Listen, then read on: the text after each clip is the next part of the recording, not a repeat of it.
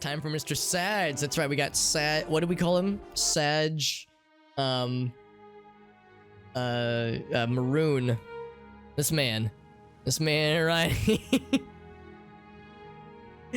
There will eventually come a time where I will not immediately start laughing like a lunatic when I gaze upon this man's visage.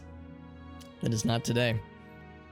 It's very nostalgic, yeah. That's something I definitely recognized when I was playing Paper Mario a couple weeks ago, or a week or two ago, as well as playing this game, is that, you know, these are games that I'm playing that I've never played, but other people have played to death and have a deep set of nostalgia for them. So it's like I want to do these games justice, right? Like with Paper Mario, I wanted to make sure I, you know, played it legit and you know, and tried to play it as a new player should, with, you know, not too much spoil, that kind of stuff.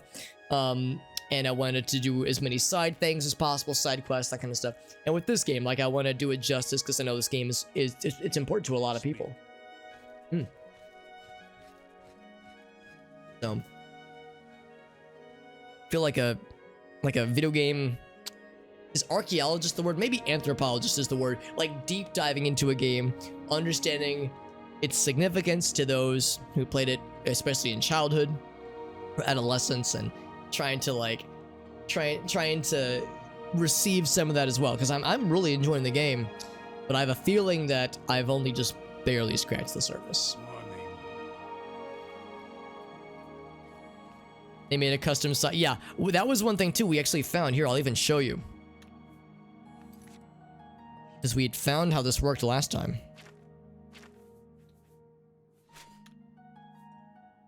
Here's this hair, by the way. So if I drop this shit on the ground, you will notice, dear viewer, that it is not like strangely sized. It's like pretty normal size, you know, across the board. But the second we put it on, that fucking hair, by the way, the second we put it on, it widens, because in the past, I guess, in this video game world, mundane magic helmets will magically resize to fit their wearer. Because this is not a magical helmet, this is just mundane, there's no enchantments, but somehow it is still enchanted with enough juice to just resize automatically. The only thing he says is like, yeah. You can ask Gracie next time she's in the chat, where whenever I am like impersonating somebody, I have one voice. I have one impression, and I use it for everybody. So if like I'm impersonating somebody, like that's like the kind of thing I do. Yeah, my name's Alex. So yeah, he kind of like does this little pathetic little. I'm just really sad. Like but he's also very large, or at least very rotund in his head specifically. Sharpens rivals. Oh my god, make the poop knife one-legged duck. You're a genius, one-legged duck. Thank you. By the way, I'm sorry. I really want to do this right. I always feel bad when I mispronounce people's screen names. Arillaneve? Arillaneve. I'm sorry if I'm mispronouncing it, but thank you for being here, by the way. I just saw your message. If I recall, were you also playing video games with Alina and JD? Because I remember seeing a third person, a third screen name, and it wasn't a name I recognized. The game would skin. Yeah, it just does that automatically for us. It's Saiyan armor. Oh, right, because it expands when they transform. Right. I got you. It's in the future, but it's in the past. Correct. That is correct. Need a lockpick or a key. Well, the good news is that there's a guard right there, so this is not at all suspicious. By the way, we're chasing a side quest. That is what we are doing here. So we need to we tracked this guy down. For those who've played this game before, you might recognize what side quest we're doing. There is a local merchant who has established something of a kind of an underground racket that is undermining the competition and giving him an edge that other shopkeepers feel is unfair. So they want us to find out how he's getting his wares that he's able to sell so cheaply that is undercutting competition. What is his source? And we found the source of his merchandise, and he mentioned that he has like other business to attend to. So we were tailing the source of this guy's contraband merchandise. We're trying to see and where it all comes from. So that's kind of what we're in right now. We track this guy to his house, and we need to go inside when he's not around.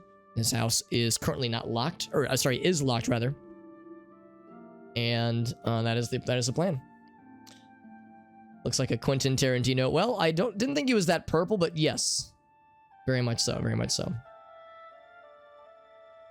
And yeah, you were playing with JD. Can I ask, by the way, how close I was to pronouncing the screen name? Because I want to make sure I do it right. So if you have some guidance, I'd be welcome to receive it, because like I said, I always want to make sure I do it right. I always feel bad when I mispronounce screen names. Right, yes, this was the person who knew Phasmophobia very well. Is in playing that game, I can tell you, having somebody that knows the game very well can be extraordinarily helpful. Because when you're starting out, the game is rough. Yes, it's the trio, it's the triumvirate. This is this is the brother Tarantino that they keep locked up for fear of what he will inspire when people see him outside. So, we could try to break in just through the front door. Let's see if there's a backdoor entrance or some other way in.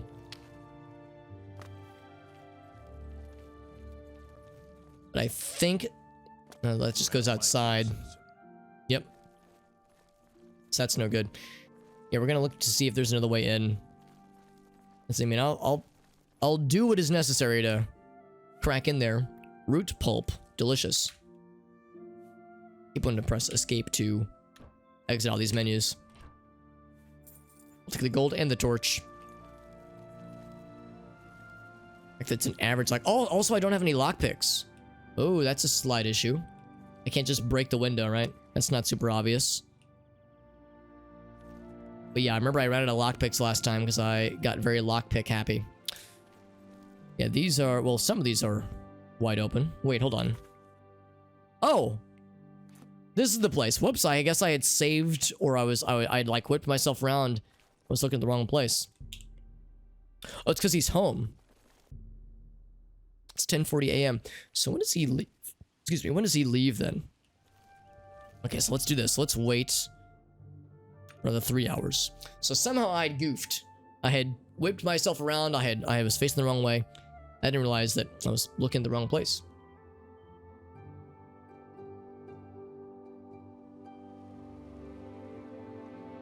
So Erilyn Eve. Okay, cool, perfect.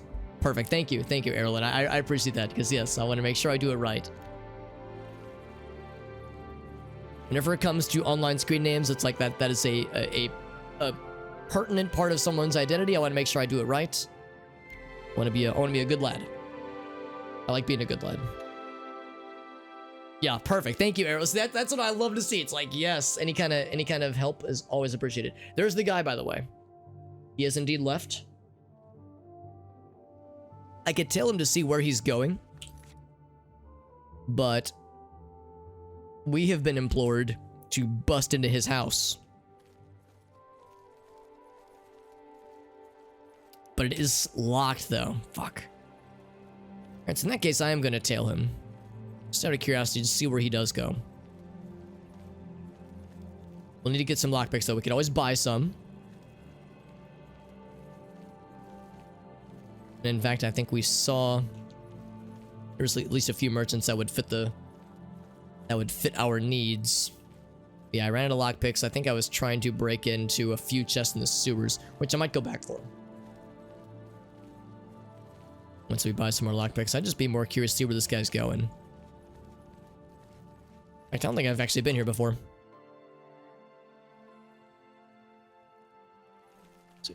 Going in to have a pint and let this whole thing blow over. Welcome to the Foaming Flask. Good food, good drink. I'm Ernest Manus. Let me know what you need. I should also mention this is my first ever Oblivion playthrough, so it's all completely new to me. I got no beds here. You need a bed in the Imperial City, you got 4 choices. The King and Queens and Luther Broads are in the gardens. The Tiber Septim Hotel is very nice, but very expensive. There's the bloated float at the waterfront. Sleep on a boat. And cheap. A mega pint, a big one. Yeah, I'm trying to think what movie that's from. Like go to the pub, have a pint, and wait for this whole thing to blow over. I think it might have been Hot Fuzz, or maybe Shaun of the Dead. I can't remember. One of those movies. Everything to sell. Oh god, I made a damaged luck potion. I made a damaged health potion as well. That's a fair deal. Yeah, it's a fair deal indeed. Just the idea of a potion that, yes, I want this to damage my health. That's so absurd to me. Let's go ahead and sell this one to restore agility. I also apparently have 18 restore fatigue potions. For 90 gold, sure. Me to make that deal, do you? Oh, he doesn't have enough. Oh, that's his gold. Whoops, okay, well, I'll sell as many as I can. You've made a good bit of gold. Wait, but his gold doesn't go down then. Interesting. So I guess like he has 50 at any given time then. So if I say 50 gold, and then I sell this many. Well, you drive a hard What the bargain. fuck? That is absurd. You've made a good bit of gold. So you can't sell it all at once. You have to sell it in chunks in order to get past the gold limitation. I guess I see why they do it that way. So you couldn't sell like one gigantic thing to him that was worth thousands of gold. I get it, but still, it's a little silly. Repulsion, yes. I wish to make my personality awful. A lot of crab meat. Yeah, so I clearly made some ridiculous potions earlier. Store luck. I have a hard time seeing how that could come in handy anytime soon, at least. But yeah, Shaun of the Dead, though, for sure. Just throw crap at them. Yeah, that would be nice. Because yeah, trying to like resell things or recycle things can be an event sometimes. Can be tricky. I think I might also sell this Night Eye potion. I have torches. I feel like torches more or less get the job done when it comes to Night Eye. And eventually we'll be able to acquire spells for casting the Night Eye effect. Out of curiosity. Yeah. Okay, he doesn't have anything else. It's like he doesn't know we've followed him. He just knows we're just chilling. Now, does this guy recognize? Oh, of course, I don't have any lockpicks anyway. Oh, interestingly enough, he does not. So I could bust into here. Although this is an inn, I think. So he just would have beds. Beds in which to sleep. So anyway, so let's go back and grab some lockpicks. Every time I like pause and I see this man staring me down. We gotta get back to the market district. Elven Gardens, that sounds cool. Temple district.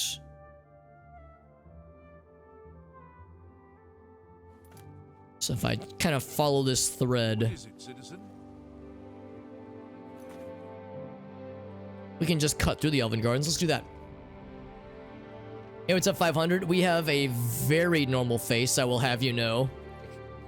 Sadge Maroon doesn't take that kind of trash talk, 500, I'll have you know. Who could ever speak ill of a face this handsome? What's up, Irosly? The face of a chamber. That's right, the face of a true Chad. Oh, don't mind me, I'm just looting through garbage, more or less. Sell things and they say not for resale. Yeah, I think of I can think of oh goodness, thank you. Thank you, 500, for using that Prime sub. That's so nice. Thank you, my friend. That's very, very sweet. Oh, by the way, I should have done this earlier. I got carried away earlier and I did not recognize that I had kind of forgotten about the extra life point situation, because when JD and Alina hit us with the double raid, it actually gave us 11 more extra life points. You can see, eagle-eyed viewers in the top left corner can see that we have, and my overlay that is, the top left corner, you can see we have well over 100 extra life points. Let me do a quick donation, just using my own money to donate to the extra life fundraising thingamajig that I have. Because like I said, the fundraising stuff that I do, it's all just a charity fundraiser for extra life. And the fundraising page that I have set up is under my name, but of course it's a donation thing where anybody can contribute. So I will pretty frequently donate my own money to it as well. So here's another $5 donation, courtesy of all those who've been supporting the channel. Thank you, 500, for for that Prime Gaming sub. That's very sweet, my friend. That's very sweet. I really appreciate you. I'm gonna go ahead and preemptively apologize for the years of therapy I will have instigated on your behalf after seeing this strange purple man on the screen. But I appreciate you, my friend. Thank you very much. That's so sweet. And JD, yeah, the thing about not for resale, I think I can think of like some very highly sought collector's item video games that were like just a promotional thing, or I think the rarest cartridge like for any, or the rarest video game thing ever was like a Nintendo World Champion cartridge of Donkey Kong Country that had like a specific version of the game that only allowed for like some kind of speed run or like racing mode, that kind of thing, or something like that. I might be getting my wires crossed, but it's like one of the most highly sought video games ever. Physical video games, because there was only like literally a few of them ever made. And that's one that, yeah, was clearly marked not for resale, but it's like, well, we can do a little resale as a treat.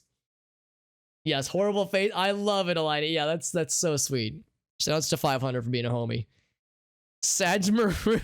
Well, all right, so I cannot take credit for the name Sadge Maroon. That was something of the brainchild between Alina and I think Quirky Teacher. Because Alina had the name Sadge. Alina's initial name suggestion was Sadge Garnet.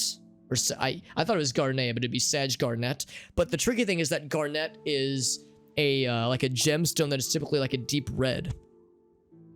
Like a deep or a kind of a crimson color, which is, you know, pretty darn close. But since this man is a purpular lad, a purple boy, I was like, I wonder if there's another word that would work. Because there's amethyst, but amethyst sounds too regal and too royal. This man doesn't deserve something that illustrious sounding. All right, this guy is he's something else. But when somebody mentioned when Quirky Teacher mentioned Maroon, I was like, oh my god, I because of like Looney Tunes, old school Looney Tunes, when you could hear Bugs Bunny being like, what a goof, what a maroon. So it's like an old-timey phrase for somebody being a foolish individual. So it has like a nice double meaning, by the way. Another tavern, lots of taverns here. Let's do this. I want to explore around a little bit more. If we can find another gate to the sewers, I'd be a very happy hobbit. Okay, this is probably like a... Yeah, I was gonna say this is probably like a... somebody who is down on their luck right now, so I probably shouldn't be stealing from their stash. Needs a key anyway. Sell individual Pop-Tarts, half of an oatmeal cream pie. JD, did I show you that I actually bought oatmeal cream pies recently and I had one on hand earlier, or like a couple days ago? Because I'm a fan of oatmeal cream pies. Alex is a fan of cream pies, tell a friend. Also, the idea of selling half of an oatmeal cream pie is especially cursed, because you'd have to tear it or cut it in half. Selling one Twinkie is one thing, because, you know, Twinkies come in pairs. But the idea of going out of your way to disassemble an oatmeal cream pie is especially cursed. Oh, or rather, you could pull it apart down the middle, rather. Pokemon Coliseum bonus disc. Oh, man. Yeah, that's another one. And you're saying you have that, JD? Because that'd be sick. Yeah, we got a lot of taverns here. A lot of tavern representation. Welcome to the King and Queen Tavern. We treat all our patrons like royalty. I'm Ayleid Ruin, your loyal seneschal. Seneschal, what a cool word. A wealthy gentleman in the Talos Plaza district named Umbacano collects Ayleid artifacts. Perhaps he has use for someone like you. Ayleid, he says.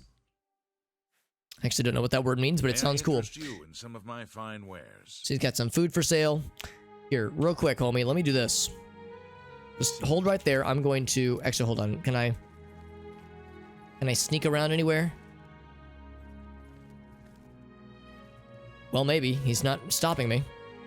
I'm looking for food so I can make more weird potions. And then sell the potions to him. Except everything is locked, so never mind. Yeah, we treat everyone like royalty. I hope it's not like... We treat everyone like... I'm not sure what century it would be, but like... French Revolution guillotine royalty. We treat everyone like royalty, he says while sharpening his blades. Like, oh, Jesus. What kind of royalty y'all talk about out here? Justia Sintov. Jenna's my sister. Justia. I'm sick of all this fighting with the Aetius clan. I'm glad Aetius. Uncle Ineal put his foot down. Was his first name Uncle? Farewell. Can I pick these flowers, by the way? I cannot.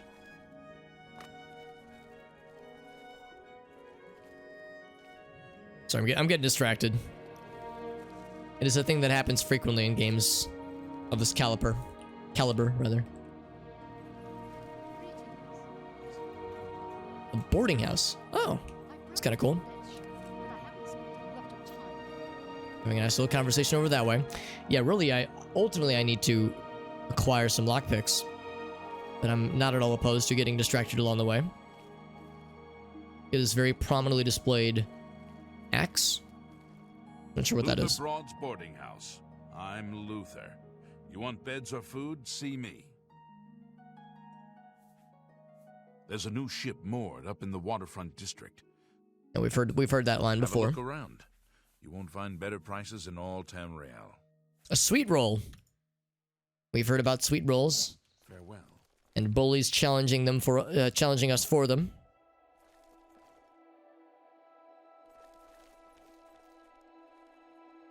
Go to the basement. All right, I'll bite.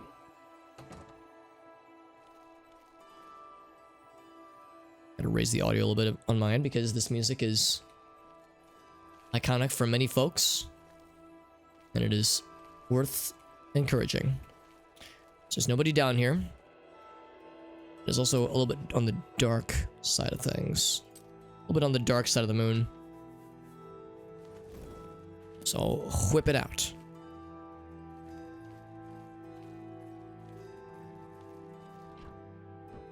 Now, of course, anything that I acquire here will be considered stolen, so it wouldn't be worth trying to resell. It's just as locked, man. What a shame. Yo, Axramus. Yeah, flips the coin menacingly. Yeah, I just think about it in Morrowind. When you go through the oh, look at all this cabbage, lettuce rather, same thing. When you go through the optional, if you choose to go through the optional character creation kind of tutorial of sorts. Oh, there we go. I'm in your basement stealing all your pears and your lettuce. You go through the tutorial, or not tutorial, but the character creation kind of walkthrough process where you answer a bunch of questions and they kind of suggest a class to you based on the personality that you describe. And they and one of the more memorable questions involves like helping out a local baker, and he rewards you with a free sweet roll, and a bully challenges you for the sweet roll. Like a bully and his homies challenge you for the sweet roll, and your options are: do you give in and give it to him? Do you like step on in front of him and get ready for a fight, or do you run the fuck away? You know, 3 fairly extreme options. That being said, yeah, so there's chests that I cannot unlock here, so I will take my leave. But what I will do, so I might actually sell this one and just use this one. Yeah, we can't use multiple mortar and pestles. Hey, Fivinger, thank you for materializing. I'm glad to see you, my friend. So no crab meat opportunities here, which is a shame because I have a lot of crab meat. What about pears? A lot of restore fatigue, obviously. I want to do like the less common, the things I have more of, like all these Amanita caps. I have so many of them.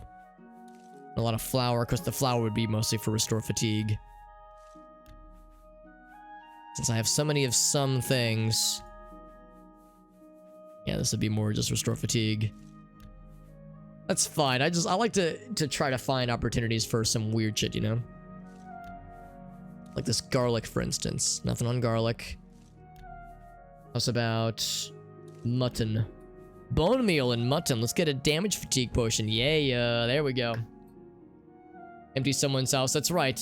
The poison food, they'll eat it and they might even die? Really? Now, I seem to recall that was a plot point, I think, in one of the Morrowind expansions. You would, like, I think if you did quests for the Morag Tong or the Thieves Guild or somebody, there was a quest to like switch out their food with a poisoned food option and they would die off screen. But NPCs can die with poisoned food. That's wild. I had no idea. I had no idea that was even like that there was such thing as poisoned food in this game. Shit sounds nutty. Restore intelligence. You got it. Yo, Casey, what's up, bud? Yeah, we raided Casey just last night. Casey has been doing a lot of Noita, and he's been killing it, by the way. Casey, I was telling them last time before we raided, it's like, man, Casey's like really established himself in the Noita community as being... Oh, wait, I should keep this because this could be for a quest. But Casey's really established himself within the Noita community as being like a very ambitious... having a very ambitious project on his stream, playing through so much of, if not all of Noita, without any like outside help, no guides, no nothing like that. Because as you know, that game, I love Noita to death, but man, it is opaque at times. Sometimes it is very hard to navigate and hard to like figure things out just based on what the game gives you. So the fact that Casey's taken on the mantle of doing so much of it completely by himself is remarkable, and he's done so much. I think I saw you did the Sun quest, did some other like really high tier quests, was doing some orb research and some like tablet decipherings. So yeah, Casey's been killing it, man. If you like Noita, hey, you gotta follow Casey, man. This guy is a fucking master. It's so freaking satisfying to watch you, man. It's been a journey. That's incredible, man. I love it. Yeah, because you were saying, like, I mean, you haven't been streaming for that long, but you've already established a significant community and a very nice following. Like, there's lots of cool folks in your chat, people I recognize from Dunk's chat and Alias. So it's like, yo, this guy's a fucking baller, man. What a cool dude. So no, I was so happy when I found your stream. I was like, this guy is awesome. So good stuff. We're making a bunch of potions, by the way, in Oblivion, so I can up my alchemy skill, and also so I can sell my potions and make an extra bit of dollars. Hey, what's up, Guardian Angel? Good to see you, bud. Thank you for being here. Damage fatigue, yes. Yeah, it's a sleep aid. It's a melatonin, or is that what it is? Yeah, melatonin tablets, more or less. So chokeberries is what they're called. It's a good game. Yeah, I'm enjoying it already. And I'm enjoying it already. And speaking of ambitious projects, this'll take a while. It'll be a minute.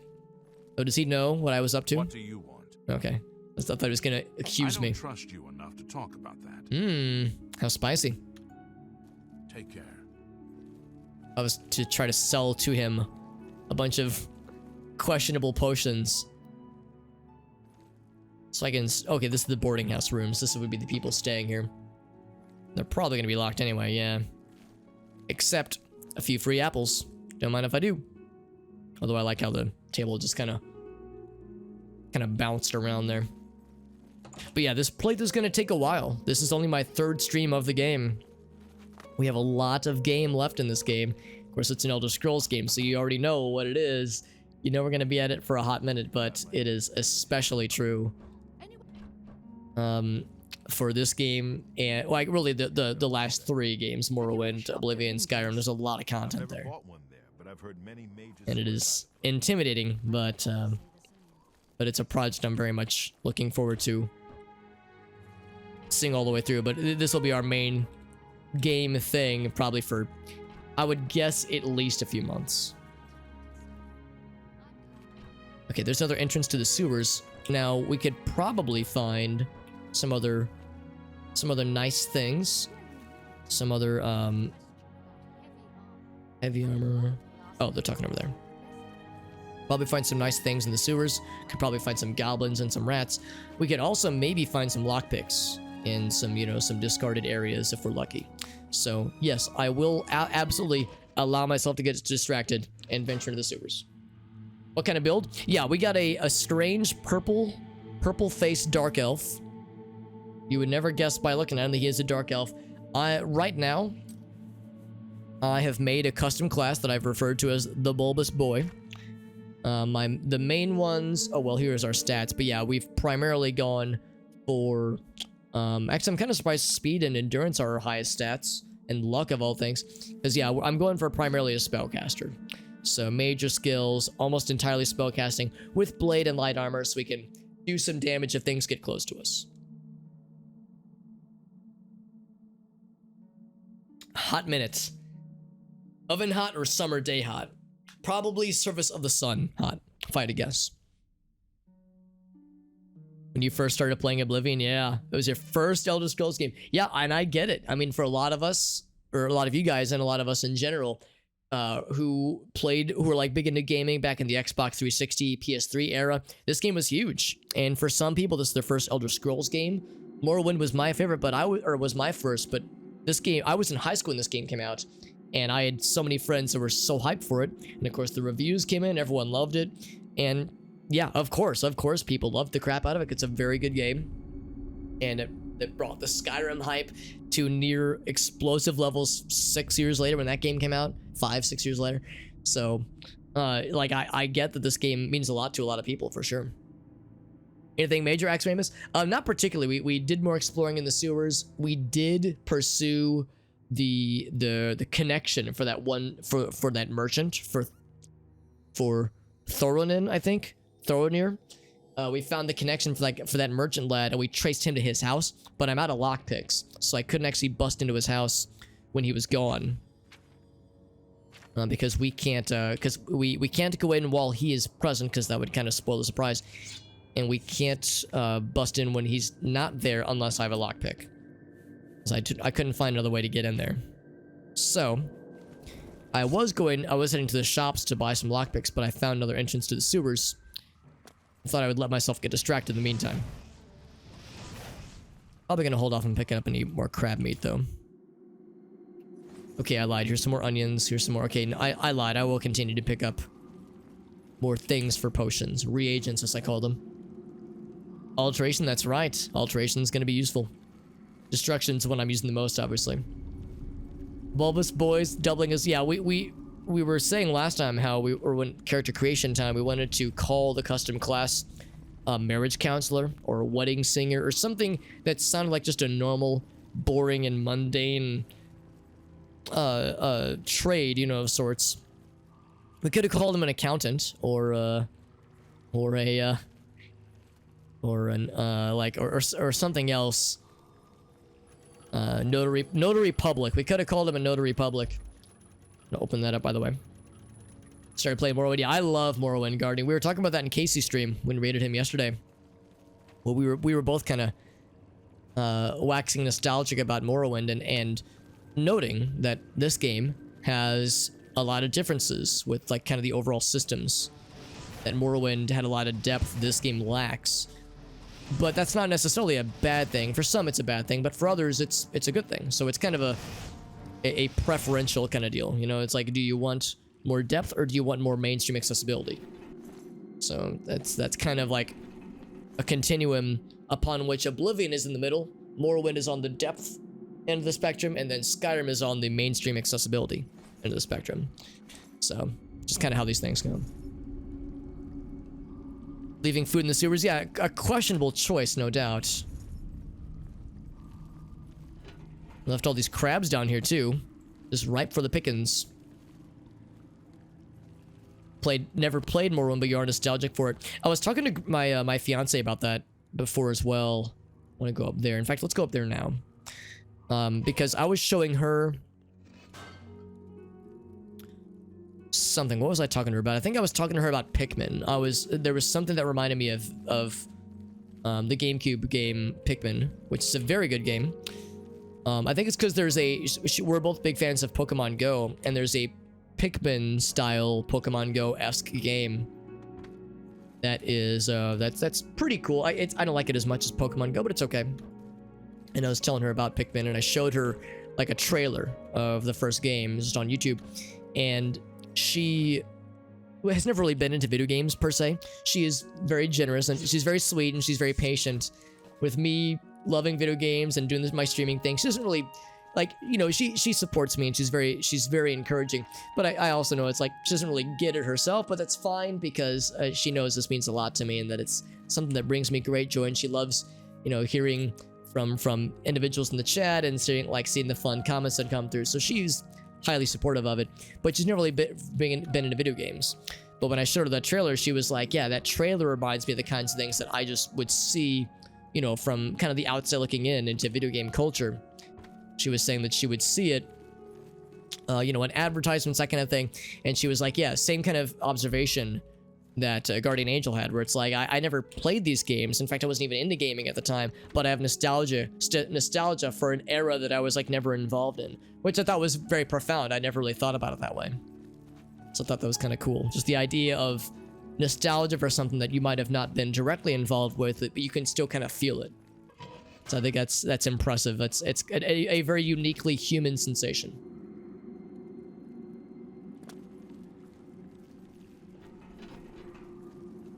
Yeah, cold duck soup's got it. That's right. That's right. We gotta let it ferment in the sewers. Yeah. All these sewage drains for my gold caches as well as my food storage options really helps to ferment my food to perfection. That being said, so that leads us back to where we came from. And we have not seen this particular part of the sewers. So both these options are open before us. Just pick one and take a look-see.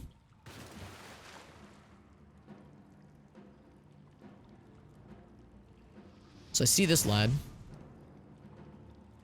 But I see something else over there, which gives me pause. If you target just the tippity top of them, and sometimes their head pokes up through the water. That'll get the job done. Crab bones.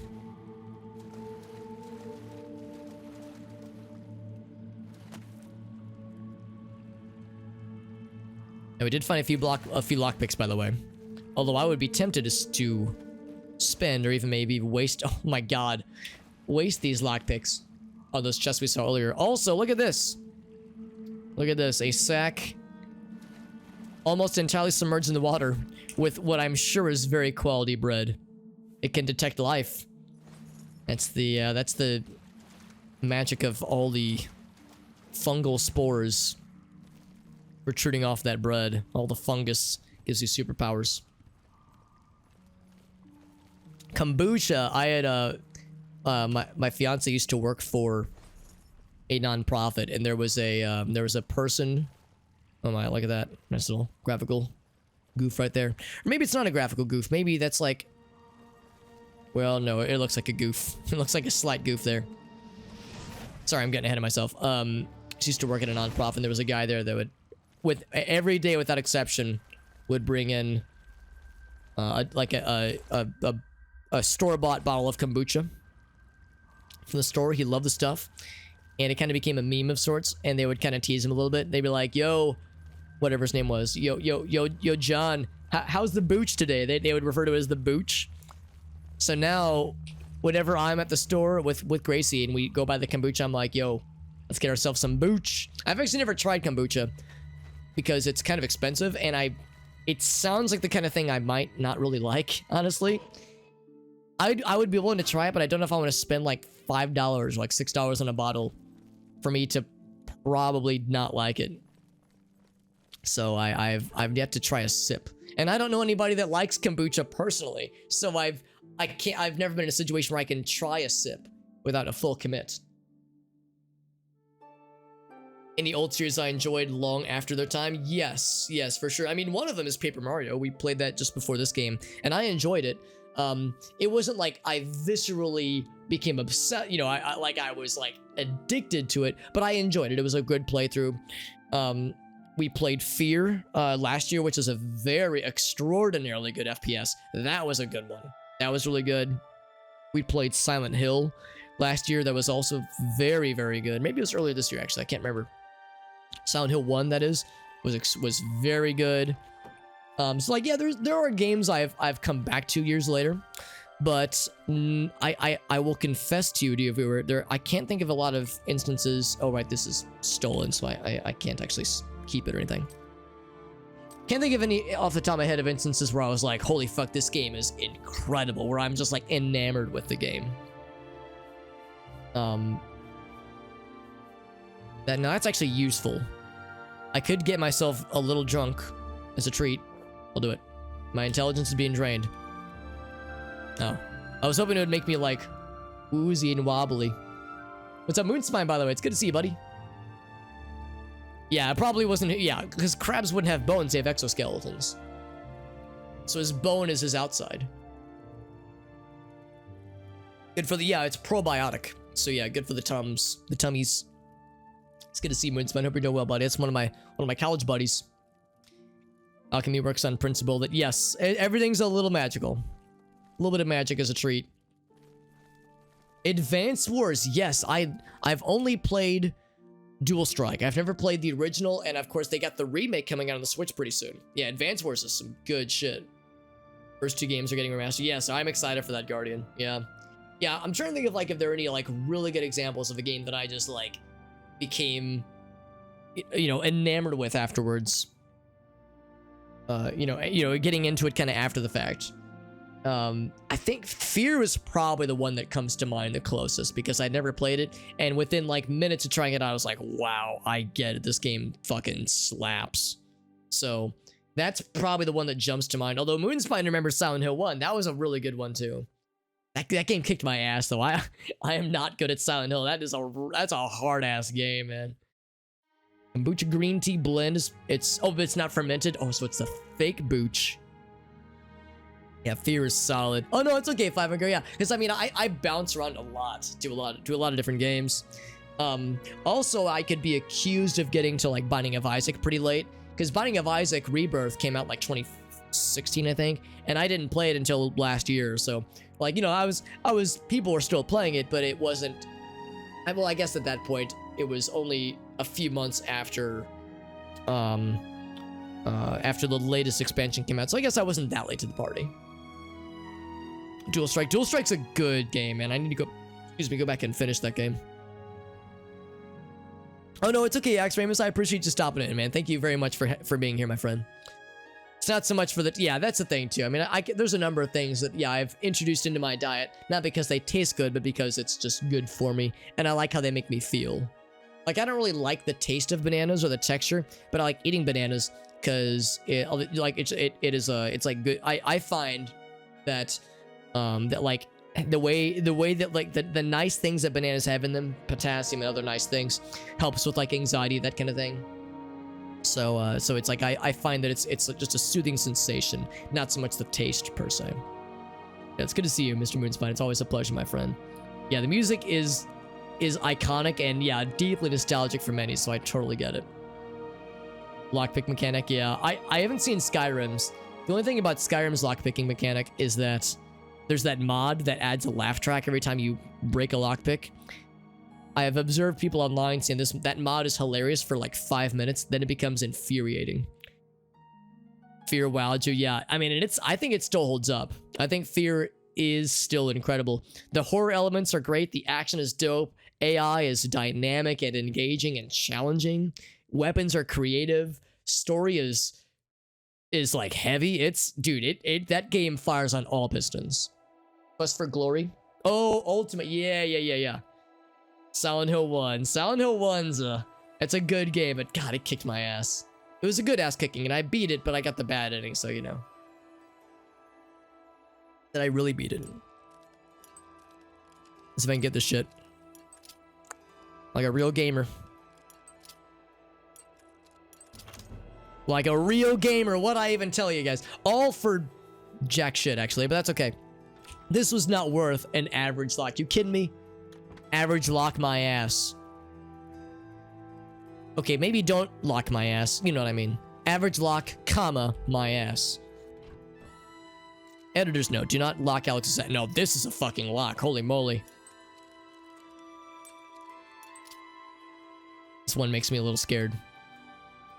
Dual Strike and beat it, yeah. Because, yeah, there is emulation, obviously. But, yeah, getting, like, a physical copy on an actual DS would be ideal, but that shit can get expensive, obviously. Everyone gets the... Yeah, I didn't feel too bad. I missed one... I think I just missed one thing. Because I got the water bottle, but I didn't find the... that I could... I don't know what it involves. But there was a thing that I missed that prevented the non-bad endings from happening. Yeah. So it's like I want to. It's someday maybe I might go back for it, but we'll see.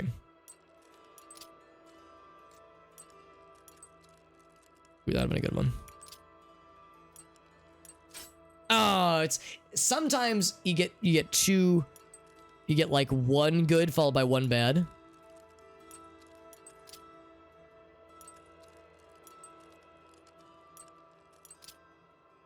Sometimes you don't, so it's like... Fuck. I knew it, yeah. Yeah, it's because there's so little time to react. Those are all my lockpicks, by the way, so we gotta keep exploring. There's so little time to react, so you gotta, like... You either have to recognize the pattern. And I think there's a pattern, but I've yet to, like, really discern it half the time. Or there's an element of luck to it that I just gotta get good. I've pretty much rooted around this person's place anyway. Thank you, Guardian Angel. I appreciate you stopping in, my friend. Let's go and do a quick repair anyway. I think I've got a number of things that could stand to be repaired.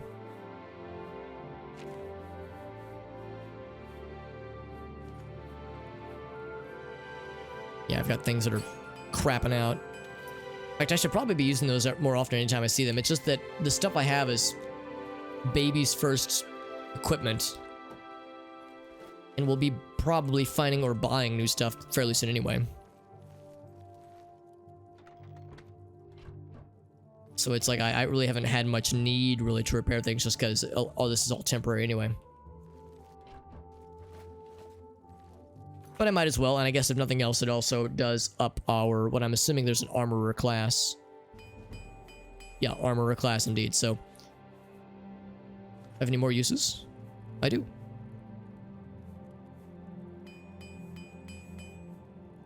It's still going? Well, damn. Man, it finally broke. Wow, so hammers can last a minute. Jesus.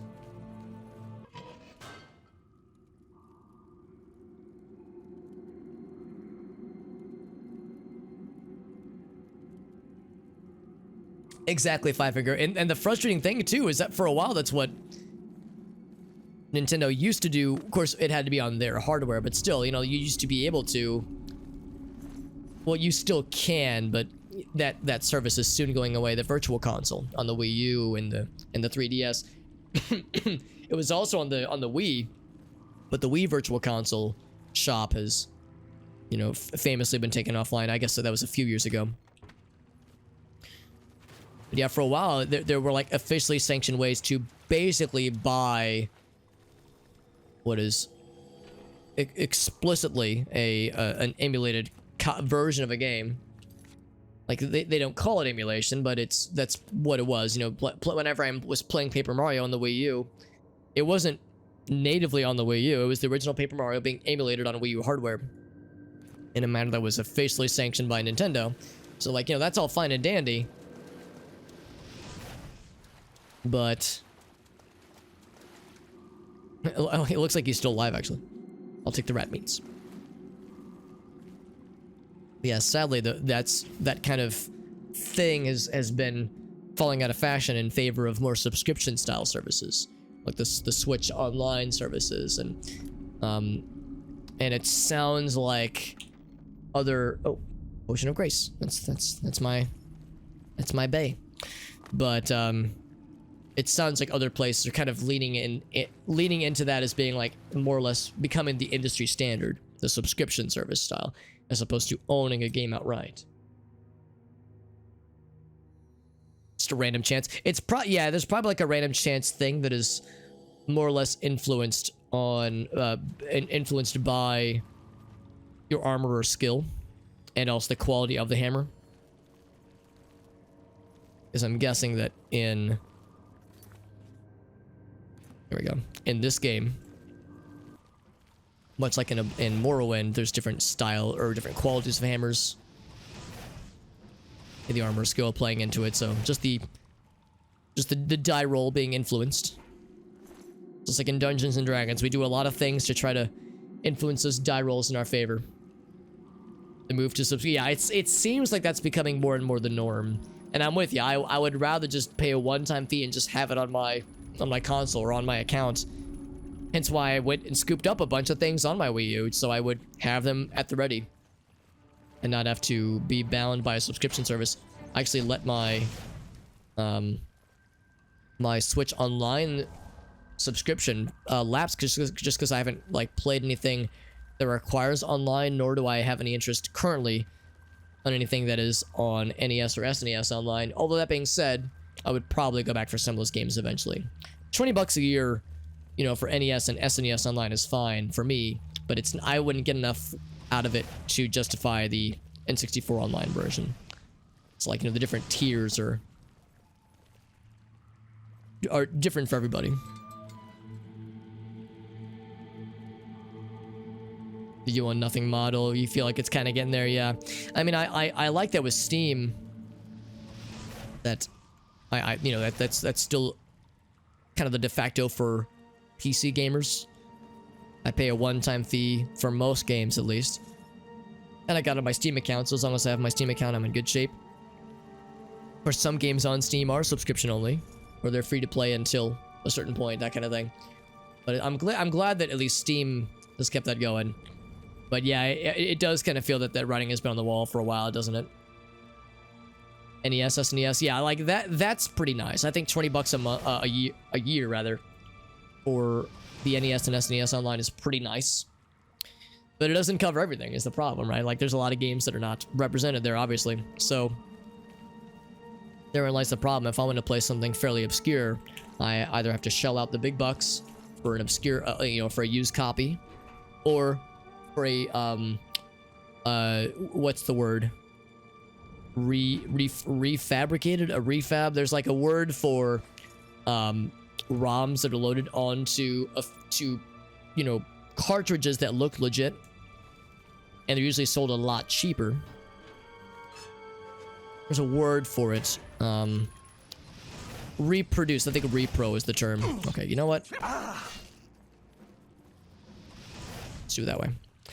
Anyway, it's just like that's something that's also fairly common on eBay and, you know, like that kind of stuff, like any kind of video game reselling opportunity. The question of, is this a legit copy or a reproduced copy? And the reproduced copies usually work fine, and like I said, they're a lot cheaper.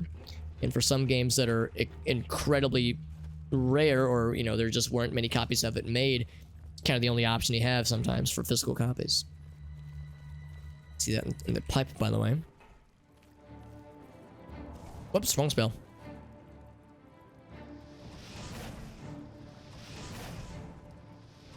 Oh, I was gonna say, is he gonna get stuck in the corner? Sometimes they get stuck. But I'm with you though, Moonspine. What'll inevitably happen is that I will get the itch to play or even stream an NES or SNES game that conveniently happens to be on the Switch NES, SNES online package. And when that happens, I'll just renew my subscription, $20, and I'm covered, and I might even play a few of those games to kind of take advantage of it. But like I haven't really, it's just gonna be a little bit embarrassing to say, but I haven't actually fired up my Switch in a few months, actually. And it's not that there's not games that I want to play, it's just that I don't really play games not on stream nowadays, because, you know, like a lot of us, my free time is limited. So it means that the time that I do have for games is based on whatever I'm streaming.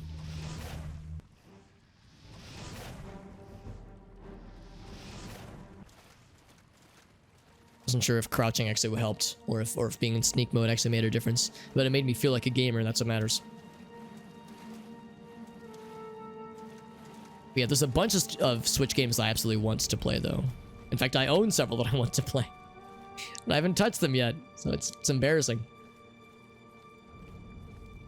Repro copy could just use an emulator. Yeah, I mean, you're not wrong, because it's equally legit, and I mean, the physicalness is nice. There's the EverDrive 64, I think, is what it's called. Oh, it's a pickaxe, not a hammer. Pickaxes, I don't even think can be weapons. I think they're just items. Just heavy. Heavy with no value. Ka-thump.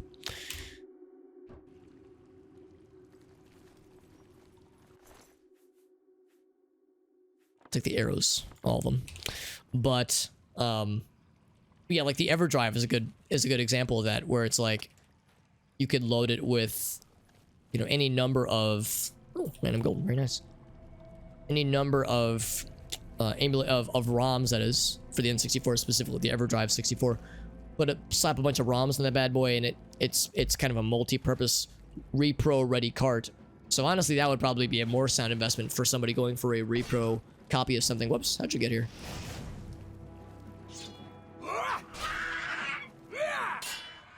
Thump.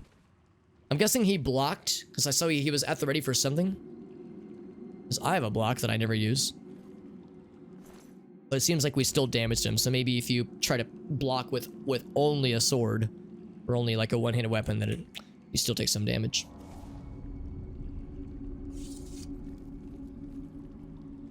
Have a good night, Veritas. Thank you, thank you. I fought mud crabs tougher than you. I can already hear the guards saying that, but thank you, Veritas, for joining in and for coming up with the genius raid command or raid comment for JD. JD, I hope if you're still listening in that you continue to use that raid command or raid message in subsequent raids for other streamers and whatnot, because I think that's incredible. Right, so we came from this direction. I've not been that way yet. And I'm gonna explore that next.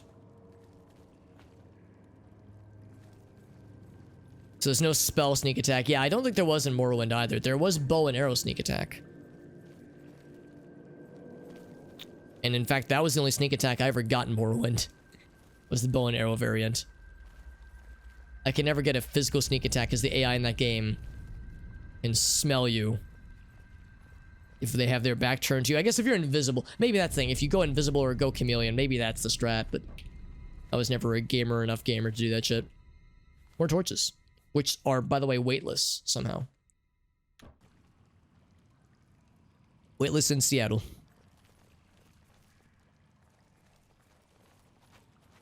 And so that means... Whoops, not that. Oh, yes, that way. Let's see what awaits. Mud crabs. Whoop, wrong spell. Let's get in the tippy tops. There we go. I'll take your meats. It's a pound of crab meat. I am carrying... How much crab meat? I need to know. Asking for a friend. I'm carrying 26 pounds of crab meat. On my person. Ask me anything. AMA. Athletics. Very nice. It's hard to imagine.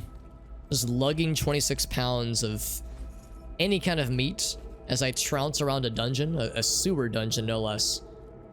It's a lot of crab rangoon, dude. It's a lot of meats.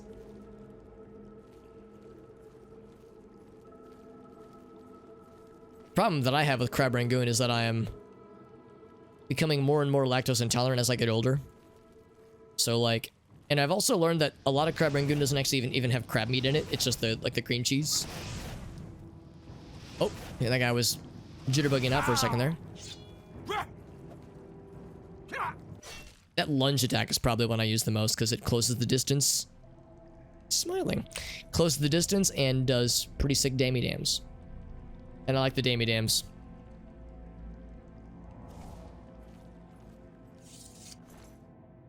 Lockpick, yes sir.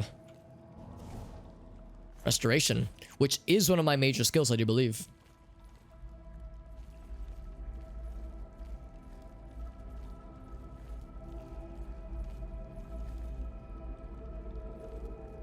Shoutouts to this era of gaming and frequent use of very aggressive sun shafts. Not everybody likes it, but I'm a fan. I mean, Bloom, yes, was overdone. Bloom sometimes overstayed its welcome, but I think it sometimes was nice. A hunger mod. Ooh, I'm not surprised that there is such a thing in this game. For this game, rather. For a while there, when I was streaming a lot of Morrowind, and I was trying to think of like ways to make the randomizer more spicy. Because for those who don't know, I've made several Morrowind mods And the mods that I made were to supplement my own kind of homebrewed system that allowed me to play a Morrowind randomizer of sorts, where I would use a mod that started me on a random starting location, and I would use a series of lists and like RNG generation, like spinning wheel systems developed by Danae's Plays, another Morrowind streamer, to randomly select my starting class, my starting attributes, like well, basically make a custom class with random starting attributes at a random starting location with a random race, with randomly selected sex assignment, and even a randomly generated name. We'll use a fantasy name generator to give myself a randomly generated name. And then my goal would also be randomly selected, because I made like a table of goals, or like win conditions. Because there's the obvious win condition, beat Dagoth Threat, but then there was like the more oddball win conditions, like acquire 200 pillows and build a literal pillow fort with them, like the shit like that. Just goofy shit. So anyway, I say all that to say that there was a point in time, he has arrows, but I can't actually pick them up, where I was also trying to supplement that system with additional like run modifiers. One that I never, this one was I think fine on its own, but I couldn't think of any others. One was something like, oh, how does a rat have a lockpick? I'm not gonna question where this lockpick was stuck. Not gonna question it. Rats don't have pockets, don't worry about it. But one was like additional modifiers that would say you have to consume everything you see. You see skooma, you see a diamond, you see crab meat, you see fire salts, doesn't matter, you eat everything that can be consumed as like an additional challenge to the run. So I had that one on my list, but I couldn't think of any other ones. Things that would be challenging and silly and weird without being too hard or making things too easy. Because that's a challenge, but it wouldn't like make the game unwinnable. It would make it weird and tough. But it was, you know, still pretty fair, I think, across the board. But I couldn't think of ones like that. I think, can't remember who it was, but somebody suggested the one where you have to take a pillow with you. And anytime you sleep on the ground, you have to put the pillow down before sleeping. It's like that. That's easy though. That's a 1 pound thing you can just carry on you. That's easy mode. There is one that says you can only sleep in like beds. Like you couldn't sleep on the ground in a sewer, for instance. Because you can wait here, but we can't sleep down here. It's like that one was one that we could have done. But yeah, I couldn't think of other interesting thing, like challenging modifiers like that. There's all the sun chefs, that's right. Intelligence boost, 5 finger, good. That's what we like to see. The whole game inspired by randomizers. I mean, I love the randomizer stuff, man. I love seeing how people take older games and breathe new life into them and like form entire communities around them, around their randomizers. I mean, because you know, you think about the Ocarina of Time randomizer, for instance, and how there is an entire development project going on to bring a PC port for Ocarina of Time to the masses. Oh, he fell down. Oh no, there were 3 of them, okay. So the PC port of Ocarina of Time, which had a pretty big update recently, and they announced that they have it working in 60 FPS, which is sick. And the game looks so fucking smooth. And that is entirely because of the popularity of Ocarina of Time randomizer and Majora's Mask randomizer too, for that matter. But because that game has been, you know, has like had new life breathed into it, you have big streamers, speedrunning OOT rando, people coming up with new ridiculous and incredible strats, and all these like hype moments built around the randomizer that, you know, Ocarina of Time's a great game, no doubt, but the randomizer, no doubt, has also like contributed to its kind of new second life of sorts. So I see things like that and I go, yes, that makes me so, I'm like really encouraged by that. Seeing older games brought back to life and being played in like new refreshing ways. Love it. Because if there's any kind of procedural generation, then there's some unexpected possibilities for sure. Pure poison, that's actually kind of nice. When you're getting eaten by rats, everything looks like a knife. Ooh, look at this. I have 3 lockpicks. Ooh, that was a good one.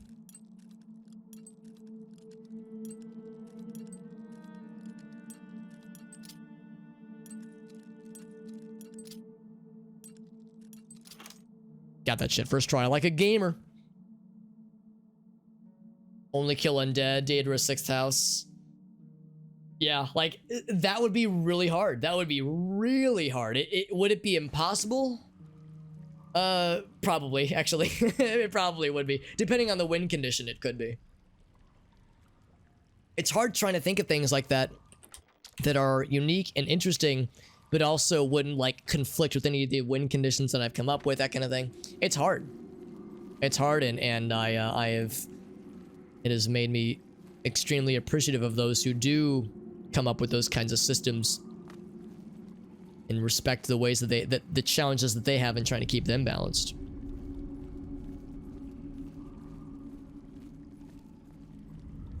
As soon as it gets released. Well, the thing is, they're doing it such that you have to use a... Oh, I thought his name was Father Yules. We'll go up here in a second. The way that they're doing it, and for one thing, I agree with you, Moonspine. I agree, because that is questionably, I question how long it will be for this world. Actually, hold on. Before I go to that one, I'm going to check the other one real quick, the other door we saw. But the way they're doing it is that they have it set such that in order to play this port, this PC port, you have to have a ROM of Ocarina of Time, and they clarify in all their materials, and you have to make sure you're using a ROM that you yourself sourced, that you yourself extracted from a legit copy of the game.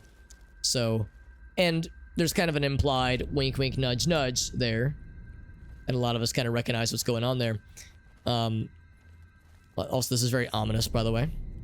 Just a desk by itself in an area like this. Maybe I should save, by the way, just for no reason. For funsies. But the idea there, at least, is that the project itself doesn't use any assets that are Nintendo copyright protected. Alright, so here's that other entrance. Okay. But still, I fear even that it would still be very in a key. Would still be very possible. Damn. Okay. For there to be some kind of legal options for Nintendo to try to subvert all that entirely and still get it. See, indeed.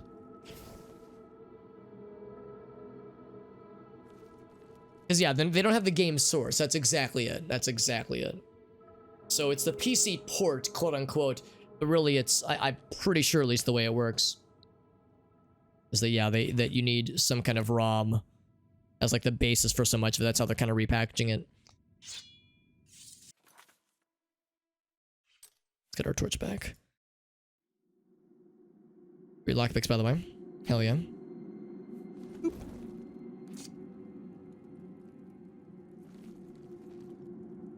Yes, exactly. I need lockpicks. Time to use them on everything else. Yeah, this is very curious. I want to know more about this mysterious place, but I have no way to get into it from here, so we'll need to find some other way around there eventually, or get a key. Exactly. They might still use other means to try to, intimidate them out of it, but for the time being, it is available and it is playable. I haven't tried it out myself, but I do have it downloaded. So it is out there. For those who would be curious. Because, yeah, that's the thing, Moonspine, like, when a company like Nintendo, with lots of resources and lots of things available to them,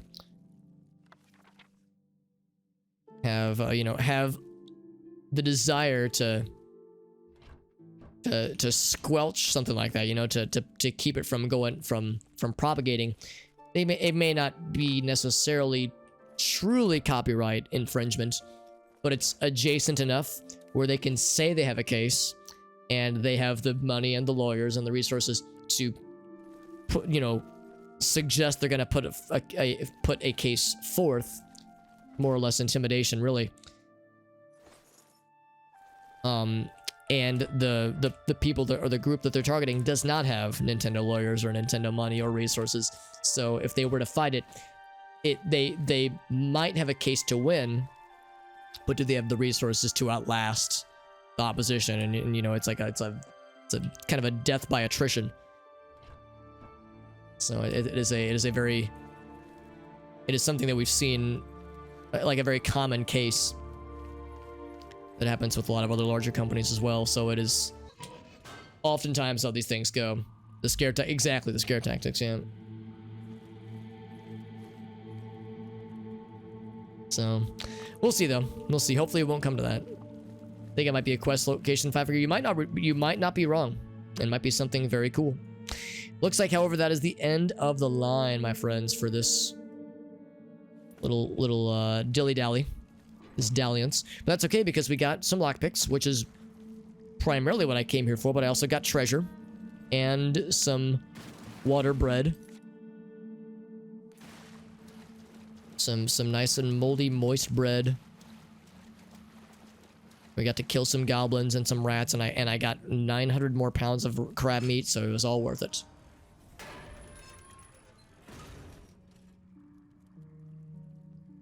Yeah, I know, Elgaso. Yeah, shocking, right? Shocking. And I'm sure least of all, Elgaso himself is the one who's shocked. Elgaso's like, man, I would have never guessed.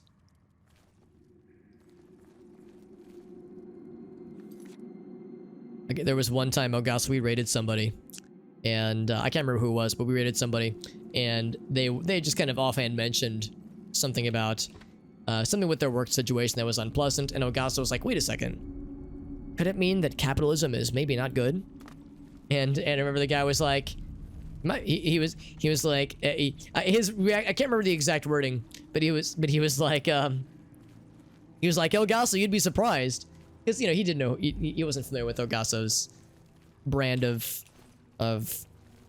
internet commentatorship. And in my mind, I was like, I think Elgaso probably is a little bit aware. I don't know if he would be surprised. I think he probably is on the up and up. He mentions it from time to time. Very infrequent. Every time I see pickaxe, I get excited thinking it's lockpick. It has the word pick in it, which is good enough for me. I mean, if you smack something hard enough, anything can be a lockpick. A device is heavy and blunt enough. This way. You would be surprised how unsurprised you are. Acrobatics, very good. Liquid breakable. Yeah, when it's just been sitting in water long enough, it just fucking disintegrates. Or like pick-ass. Oh, pick-ass. I got it. I was thinking you were saying kick-ass. Kick-axe. Pick-ass is the better choice. TBH.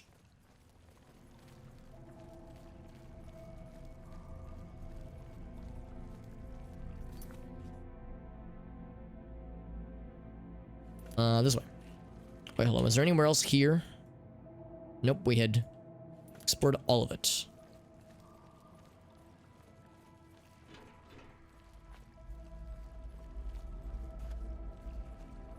Now, of course, there is the compass down the bottom left center down here that does generally indicate as the crow flies which way we want to go, but doesn't always give us the full picture.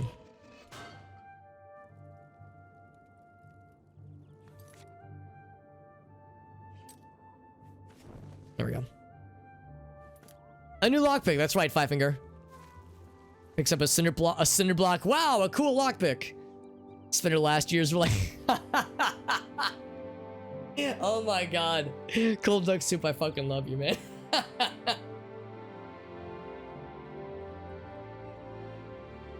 Man, I remember that shit so entertainingly Cold duck soup.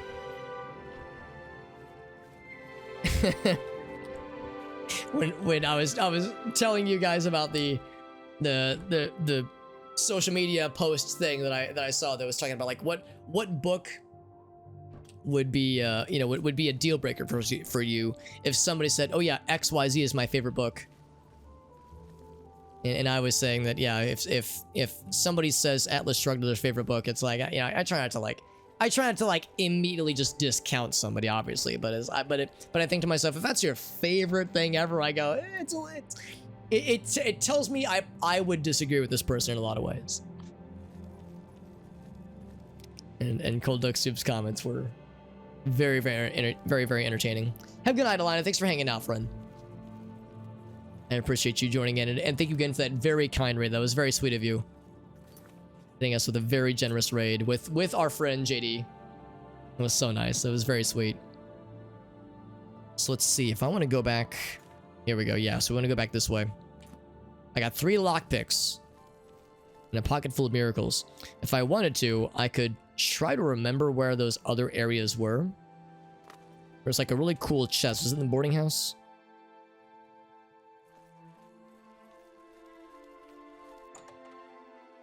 There was like a really cool chest that tempted me. Can I be tempted again? This one's easy. So I'm a gamer that shit like a boss. Like a boss, what I tell you. Never even broke a sweat. Great, more lockpicks. And a lockpick. Very good. Editor's note, none of them are lockpicks. This one's the very hard one. Oh god, it's a 5 tier 1. Should I even try? I don't know, man. Let's do the quest thing first. I keep getting all kinds of distractedness. Let's do the quest one first and then see where that leaves us.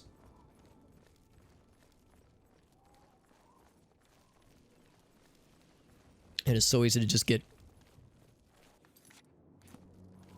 bamboozled. Loading area. That was a weird comment. It is so easy to just get drawn in.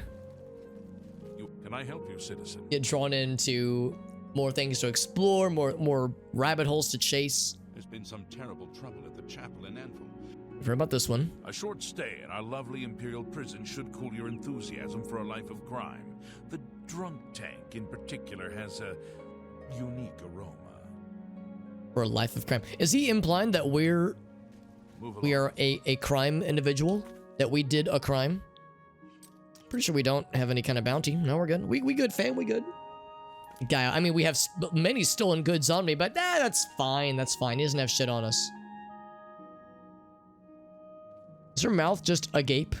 Oh, it's not. Okay. I thought she was just like staring at us with her mouth wide open, and I was What is it? put off by it. All of the Bella's priests. So this is a place I don't know if I've actually been to before. Oh, here we go. Hold on. I think this guy just asked for money. Here, I just literally just found some money. Have a coin. Thank. Yeah, easy. I found a coin. Here's a coin. It's a fairy tale.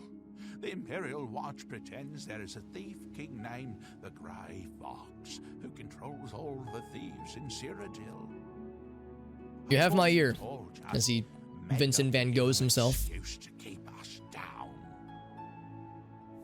Anvil is all in an uproar. First the chapel attacked, now the Yeah, I think we've already heard about that one too. Blessings of Akatosh upon. But yeah, this statue right here reminds me of the statue that you see in, I want to say, Ebonheart in Morrowind.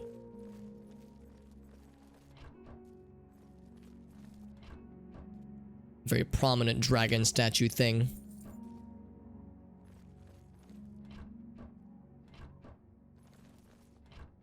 Guess we're more or less doing the equivalent of a manor. Fancy. We're doing the equivalent of like rooting through people's garbage. For their lockpicks and their gold. And the repair hammers. That's legit.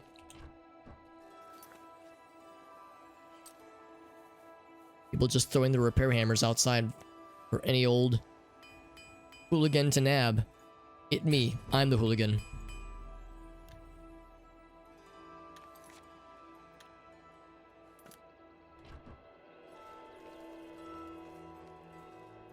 Tiber Septim. I think Tiber was like the elder septum to Uriel or Uriel. Urinal septum. By the way, I need to see which direction we need to go. Yo, Nitro, thank you, my friend. Thank you, Nitro, for that raid. Let me do a quick shout out for you, my friend. Unless someone else beats me to it. Oh, Elgaso, you're too fast for me, my man. Thank you, Elgaso, for the shout out for our friend Nitro. Doing some more Danganronpa. Thank you, Nitro. How'd it go tonight, bud? We're playing some Oblivion, as you probably already figured out. Go and take a quick little pit stop into here, because I don't know if I've actually been here before yet. Give it to the beggar or throw it. Yeah, exactly. Like we found, yeah, little. I think there was 3 gold there, and I was like, well, I could just give it to this guy. Because it was right there anyway. This one is very easy. Good. Good enough for me. Huh, I must have... Unless I saved 4. Well, maybe it's because we only saved 4 times that day or something. Because we've saved a lot more than 4 times. Whoops. Let me just attack the door.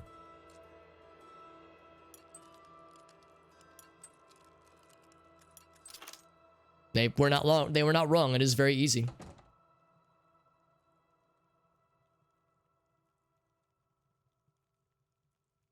Yo, what's up, Van Osdol? Good to see you, my friend. That's right, we're doing some Oblivion. This is stream number 3 of my Oblivion playthrough, and it's my first Oblivion playthrough ever. It's going well so far. We also found a lot of things to root through, which is exciting, and a wooden door. This really has all kinds of goods. Another wooden door, by the way. Wow. There's a lot to explore down here. And that leads back up to the hotel proper. So, let's poke around. I'm going to steal a bunch of food, probably, and make a bunch of strange potions to level my alchemy. Some more tongs. I wish I could steal this art and become an art caper. Wait, Iron Greaves? Wow. It's actually pretty impressive. It's kind of heavy. But it's worth quite a lot, except it's all stolen, so I wouldn't be able to sell it anyway. Excuse me. It's because this is a game, obviously, where we're trying to resell stolen goods is one thing, but if you can use stolen goods, you can utilize them yourself, then it's all worth.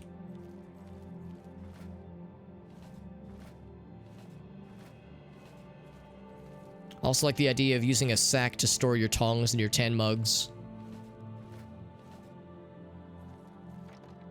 I'm gonna store all my fine china in this sack. V3 characters being aggressive, really. Yeah, so you're on the summer camp game. Okay, I don't think I know which one that is. Because yeah, I know you've been going really hard into the Danganronpa series, Naito. That's been like the big rabbit hole of sorts, which I hope is continue to be a fun rabbit hole to dive into. Get yourself a Wii U, got the DuckTales game, Mario RPG, solid. Dreamland 3, Kirby's Dream Land 3, very nice. You got the Ghosts and Goblins, yeah, the Resurrected game, yeah. I haven't played that myself, but I've watched other people play it. And that game, I mean, Ghosts and Goblins it's a hard-ass game, man. And the Resurrection game does not change that up at all. It is a tough-ass game. I've heard about the Painting Quest 500. Yeah, I know some details, but not many. I know it's very memorable. 2,000 bottles, you're right, Gak, that's how you do it, Corey. Another one of my college buddies, by the way. Yeah, that's the basic idea. If I slap a bunch of apples into a mortar and pestle, throw in some grapes, throw in some potatoes, make enough weird restore fatigue juice potions, I will learn how to make moon sugar.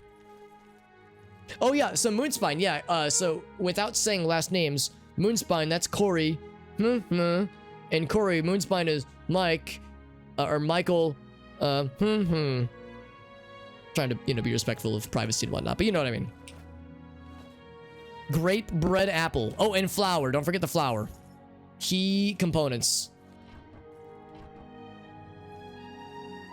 It's my first play. It is. Yeah, it's my very first one. My first one ever, and my last. No, I'm kidding, but this is my first one ever. It still sometimes boggles my brain it took me this long. I'm a little bit late to the party because the game came out in 2006, I think, so... A little bit late to the party, but I like to think it's better late than never.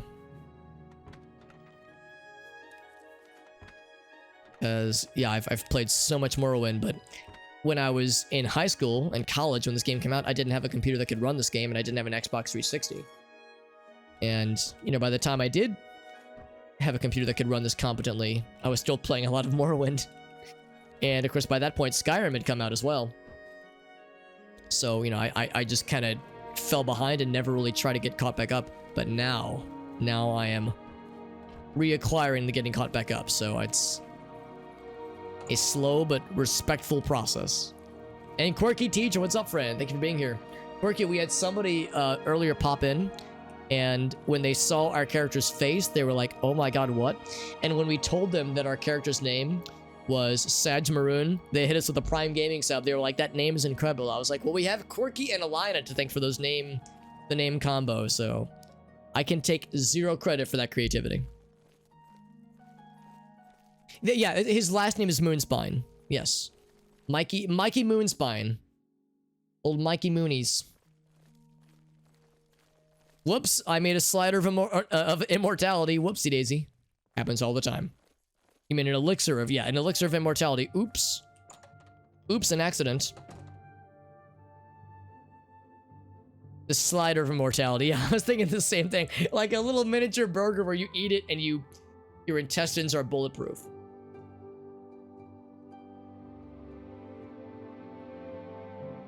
Old Mikey Moonies. Whoops. Mikey Moonspine. Ninja Zombie with a nut. I got you, homie. Nut. Very good. Thank you, Ninja. It's good to see you, buddy. This place is very fancy. Oh, and do my eyes deceive me? Do I perceive a feast fit for a king with nobody here to guard me? Oh, you fools. You beautiful, innocent fools. Leaving me to my own devices with all this delicious food. I'm not gonna eat it. No, sir. This is no eat operation. This is a take and bake, or maybe not bake, but crush into potions operation. Thank you very much. It's also worth noting that alchemy is not... That's a lot. Oh wait, no, that's not the number. That's... Okay, never mind. I was about to say, that's a lot of this vintage, but no, never mind. That's just... There's only one of them, but still. It's pretty nice. Ooh, I could just get drunk on all their booze. Wouldn't that be a gamer move? Just drink all their booze and steal all their food. But yeah, so alchemy is not one of our major attributes. So as a result, we're not like leveling ourselves by contributing to it. But we are. Whoops. I want the freaking silverware. But it is nice because it's something that will be useful when it comes down to knowing what potions and beverages and things do. And also it's a source of money because we can sell the potions for dollars. We're gonna be so confused when they find all the food gone and all the expensive silverware is still in place. Alchemical Borgs. Yeah, you have your Mortar and Pestle. Whoops, your Alembic. Your Calcinator, all that jazz. And then you also can carry around a miniature grill. You can make some tasty burgs. Oh no, this lockpick is stolen. Whatever will I do? So both of those have broke. Get these out of here. Get them out of here. I'm just gonna drop them all on the ground. Threw them on the ground. That torch is also stolen. Well. Very good. Out of curiosity, where does this lead? To a study. This hotel is legit and also unguarded. Love to see it. Anything in the desk? I'm gonna read that book real quick, but I'm not gonna like keep it on me because again, it's stolen goods. Your stolen goods are forfeit. Horse armor note, everyone's favorite. Now, it's the Argonian account. Now, if it's not an account of the lusty Argonian maid, I want nothing to do with it. Hungry burglar, yes. A hungry burglar who was trying to make this... burglar. Sorry, burger. Yes, a hungry burglar who was trying to make a questionable burger. Hungry burger.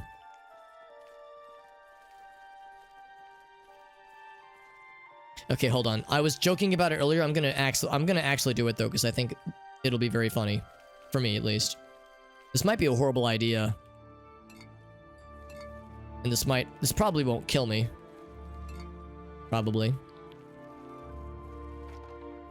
I'm just saying we're really thirsty, okay? I have a lot of things in my inventory, by the way. We're really thirsty. I'm gonna save before I do this. So now that I've acquired every... Oh, actually, hold on. There might even be more of these in more rooms. So these are all probably locked. Oh, not this one. This is so fancy, and I do not deserve to be here. They have like fancy clothes, more booze, and raw meats. Over encumbered. Don't you worry about me being over encumbered, video game. Let me worry about blank. 100 alchemy. That's alright. Yeah, yeah. We are a ways away from our first level. Yeah, not too far off, I would say. The bread bandit, plum plunderer, refreshment robber. Burger burglar has a nice term to it, but we actually haven't done any burgs. What I will do is drink a bunch of wine. Oh, you can't like you can't overdose. Well, that's disappointing. Well, never mind. I was gonna drink every bottle of alcohol that we had found. Can't drink any more potions. Man, that is so disappointing. Now, in Morrowind, I'm gonna hit you again with the, well, back in my day, but in Morrowind, you could quaff as many fucking loaves of bread and kwama eggs and bottles of skooma and diamonds and void dusts with no downsides whatsoever. But this game wants to be realistic and says, no, Alex, you're not allowed to drink 900 bottles of wine in one sitting. Fuck you, I would if I could. Gosh darn it. Well, the good news is that this person is going to be in for a ride when they walk into this place and see what mess has been made before them. You're like, man, this room service is impeccable, but man, all the food's gone. But in Skyrim, they do let you do it. That's good. That makes me feel better. They see this very well-fed and very tipsy lad emerge from the hotel upstairs. They go, is that guy okay? How goes it? Now, my personality is fucking in the garbage right now, I believe.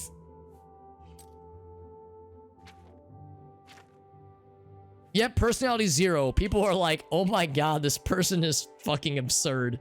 So I'm gonna not talk to anybody. Just gonna do myself and everyone else a favor and leave. To make room for more food, that's right. Well, the problem is those things are valuable, Corey, but I can't sell them because they're stolen goods. So their value is worthless to me, unfortunately. But yes, the idea of playing a game like this and being like, wow, this expensive wine, get it the fuck out of here, I need more bread. Find nothing of use. What if you found something other than a mushroom? Like, what if you were like, oh, you found 12 lockpicks somehow? And bed, of course. We got a nice potluck. That sounds nice, quirky teacher. And of course, it's a Friday before a holiday weekend, which is nice. That sounds nice. Thank you for stopping in, quirky.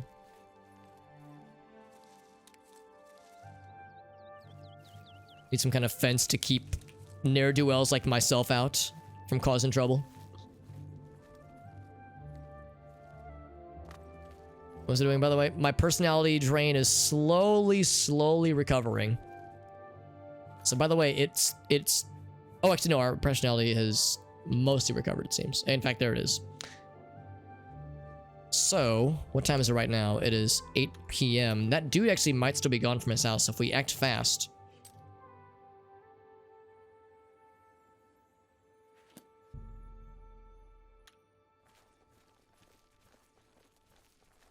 Let's see. Another repair hammer, although I think I've repaired everything, haven't I? Take it with me.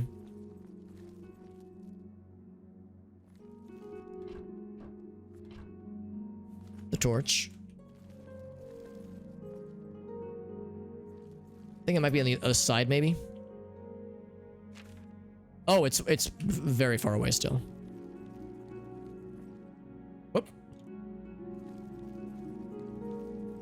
So I think this guy's a night owl. He's probably out and about at around this time of day.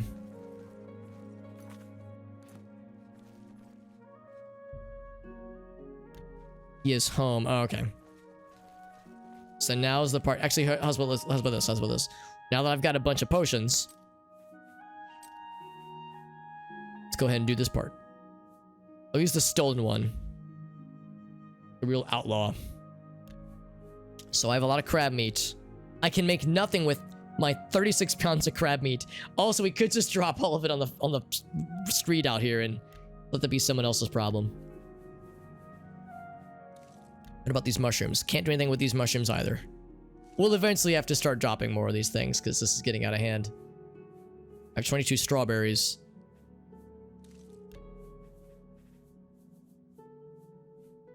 Of course, this is all for restore fatigue. Is there any non-restore fatigue options?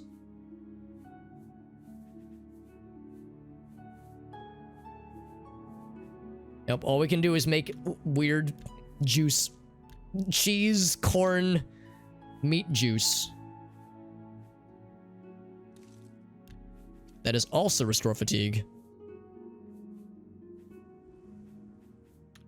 Yeah, like, for me, restore fatigue is fine, but I like to start by looking for weird things when possible. Venison. Nothing with venison. Root pulp. Mandrake root. Cool. Your disease on self. Legit. That's legit useful. That's what I'm gonna actually hang on to.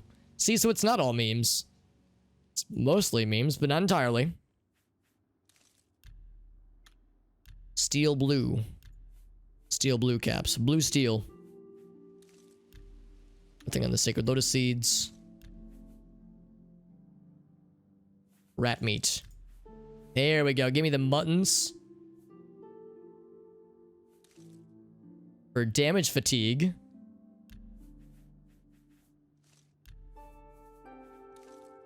Or detect life. That actually could be kind of useful. Very nice. You've created a new potion. I sure have. Garlic. A garlic pumpkin potion to damage agility. Honestly, if I were to consume an entire pumpkin followed by like a clove of garlic, I would not feel very agile. It's a new look, man. He turns the other way.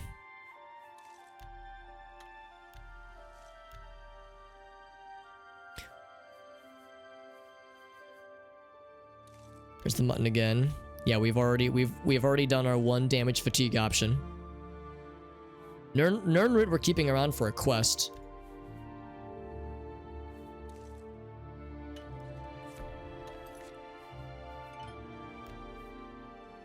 Is there anything else weird that I wanted to try before I just go ham on restore fatigue?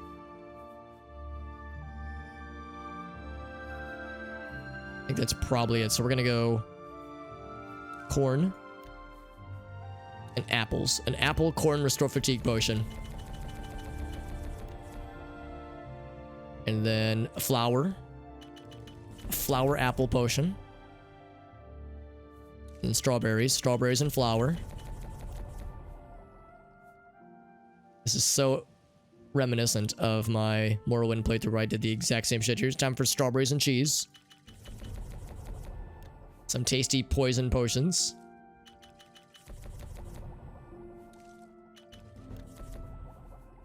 It's the perfect crime, man. Stealing a bunch of reagents and then using said stolen reagents to make a bunch of potions and then selling those potions. No one ever has to know.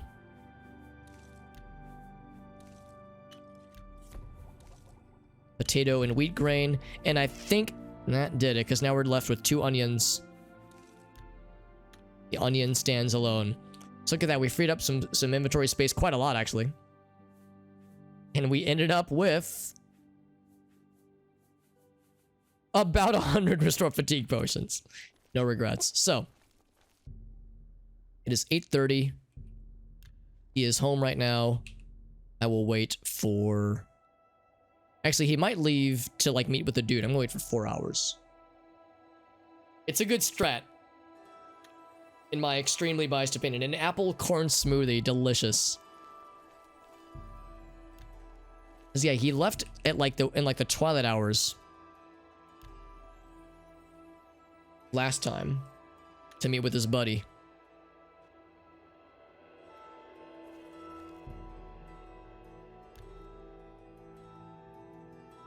Looks like he is in for the night.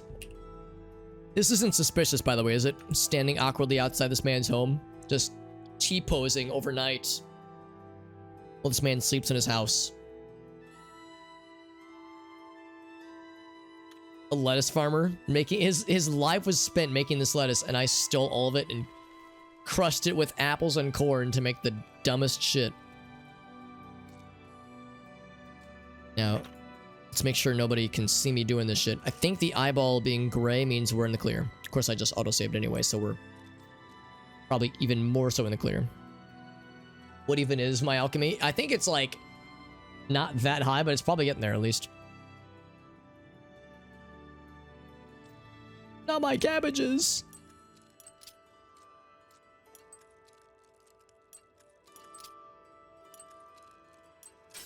Ah!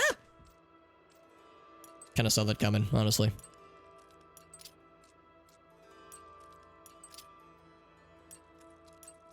Ah, fuck. Now, the good news is I could save scum, because I did just autosave. And in fact, it might have to come to that. Ah! I have no shame. Autosave, save me. Please. No shame. No shame at all. Time's too short. Life is too short, rather. That's the coming from a mile away, by the way. Because when the pressure's on, it's one thing if it's a chest where it's like, I don't give a shit, but like, when the pressure's on... Oh, wait, hold on. I have to be on my game.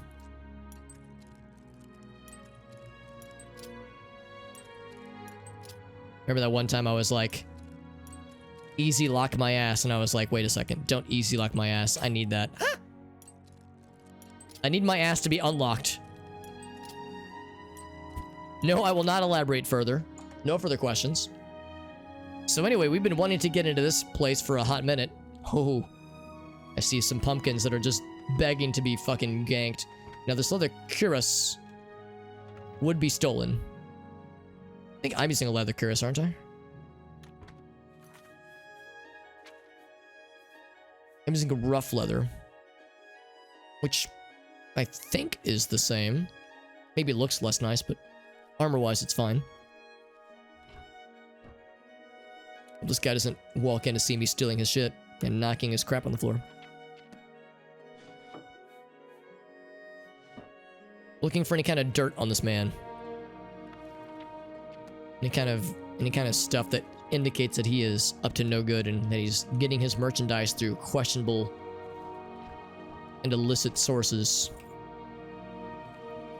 Clearly it's the pumpkins. I'm gonna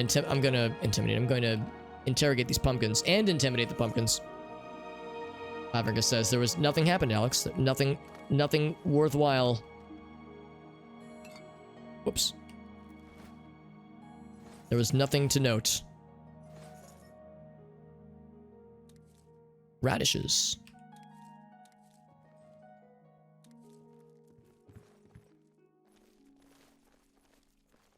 So get into his basement. Impressive that he locked his basement even when he's not home. Maybe either the basement or the upstairs. This one is allegedly very easy. And it is. By the way, someone asked earlier what my alchemy skill is right now. Let's find out. 39! Wow! I think at level 30 is when we got the apprentice level, so we might even be getting close to the next level. Jesus. That's impressive. Is that our... Oh no, is that our highest skill? Guys, that might be our highest skill in the game right now. Close. It is our second highest skill, second only to destruction. We are a alchemically minded destructive bastard who is level 1. We're gonna get a skill to level 40 before level 2. That is fucking nutty.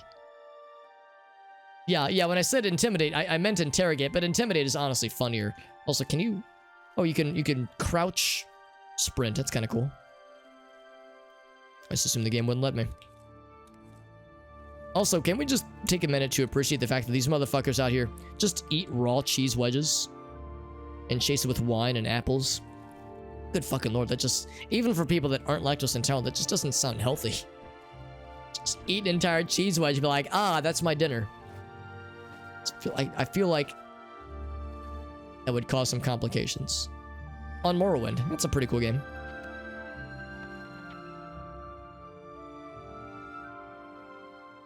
Draugr are training. Now, what's that from?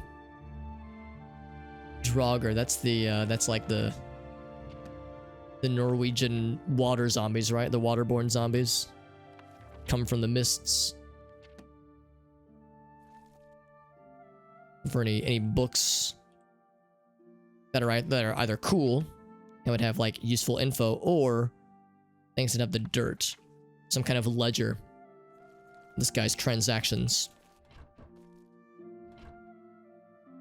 Hunk of bread and cheese, down it with some cheap ass wine, Corey. That's how you, or JD. That's how you do it, buddy. And JD, I'm pretty sure you, like me, are lactose intolerant, so we would probably struggle a little bit. Get some nice clothes.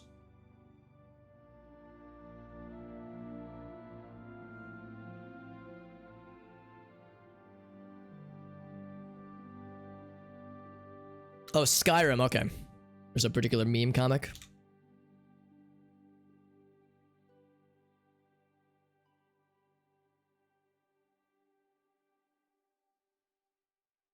Oh, so the idea that, like, as you're leveling up your primary skills, the other enemies are buffing themselves up. Yeah, exactly. So by the time you venture out, they have leveled to meet your new level. Very nice, very nice. Busting time. Oh boy, then he's like, it's got the boss health bar and everything. Yeah, I understand that's actually kind of a problem in this game too, for that matter. Because if you level your major skills too quickly, you might find yourself like outmatched when it comes time for, when it comes time for quest time, because, you know, in combat time, because, you know, your level for things might be nice and cool looking, but your equipment might be garbage. So if you level too quickly, it can be a downside. You can just sleep in his bed. Oh, never mind. No, I cannot sleep in his bed while trespassing. The game knows, man. It's like, nah, man, you shouldn't be doing this. The game's like, come on, bruh. It's worse than that's what I've heard. I've heard that like the level scaling is a reason, is one knock against this game for a lot of folks. Like I don't think I will mind it, and I'm aware of the level scaling, so I'm kind of trying to get in front of it in some ways by not going too ham on the major skills, at least. But yeah, I've heard of people saying like it was like one of the things that they really disliked about this game was the level scaling shenanigans. Oops.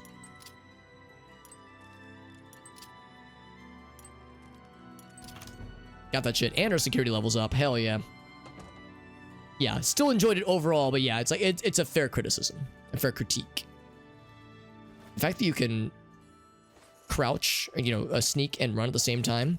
It's like, dude, I should just crouch sneak everywhere, except I'd have to be careful when talking to NPCs. I wouldn't want to try to pickpocket them by accident. I bet we're gonna find some good shit here. Some juicy shit. That's exactly it, Five Finger. At one point I thought like maybe I should put acrobatics or athletics in there, but no, it's like nah, because I did do that for my first ever Morrowind playthrough, and it was good and it was bad. So the second time through, I put them as minor skills instead, so that they helped, but it's not quite as much of a contribution. So they don't level quite as quickly. So yeah, so I'm trying to be very mindful of that. Some skulls, and bones, more skulls and more bones, and some bone meal, and a shovel and bone meal and thick shoes. Yeah, I think we're painting a bit of a picture here. Dirty shovel, mud encrusted boots. Yes, bone meal and bones. So right, he's thieving from a graveyard. We need to find actual evidence. Something that is... like, this is all circumstantial, and he can be like, well... I just like bones and bone meal. I just love it. Macabre manifest. Here we go. This is the smoking gun we can take with us.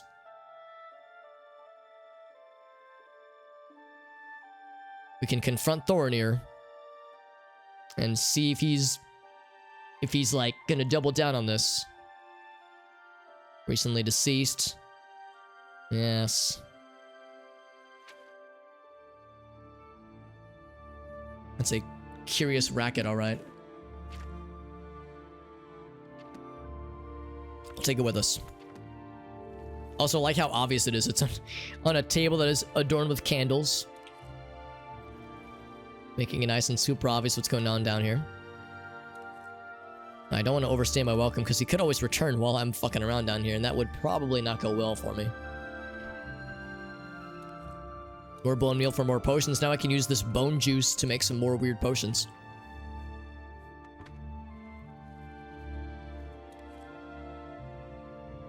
Pull to doublet. Like you can just kind of fuck with things without committing to picking it up necessarily. I'll take your 1 gold, thank you very much. Oh god. More bloodstained things. That's a little bit nerve-wracking. Maybe bloodstained basements are just normal, though, because we saw that other basement. I thought it was going to be the scene of a crime scene, but there was nothing horrible. I was, like, preparing myself for the worst, but there was nothing there. So maybe this is just how things work in fantasy worlds. Your basements are just sometimes covered in blood, and that's just the nature of the world. Let's get the fuck out of here. Before I get found out.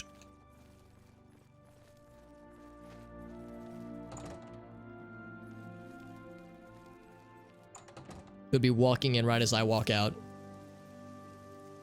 His corpse rating. Yeah, the fact that he decided to establish a journal, a ledger of his activities is impressive. I guess he wasn't expecting somebody to break into his house, but still, that's just like committing crime 101. You definitely want a detailed invoice of the crimes you're committing. Solid choice. I mean, if you're gonna raid a corpse, you want to make sure you do it. Yeah, if you're raiding a graveyard for the good stuff, you might as well make sure you're doing it right. We take these things very seriously.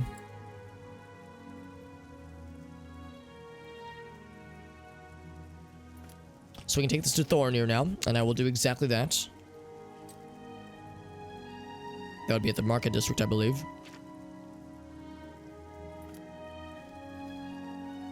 So now we can hit this place up again. And while I'm there, I could try my hand once again at that really fancy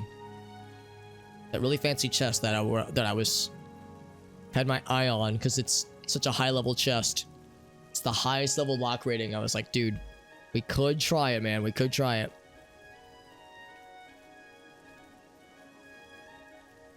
It was in this Elven Gardens region.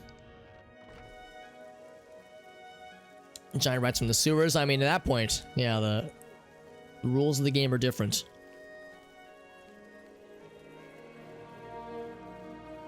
Was it this one? I think it was the boarding house. The boarding house basement. Are there any sewer entrances back here that I can get lost into? Does not appear to be. Okay. When you guys play this game or Skyrim, are you primarily a third personer or are you a first personer? Because I like third person normally, but I find myself defaulting to first person a lot in this game. Like in Morrowind, I was third person a lot. Of course, I didn't play a lot of mages. And since this is very much a mage character, that probably has something to do with it. Now, I don't know how much I'm going to save scum this.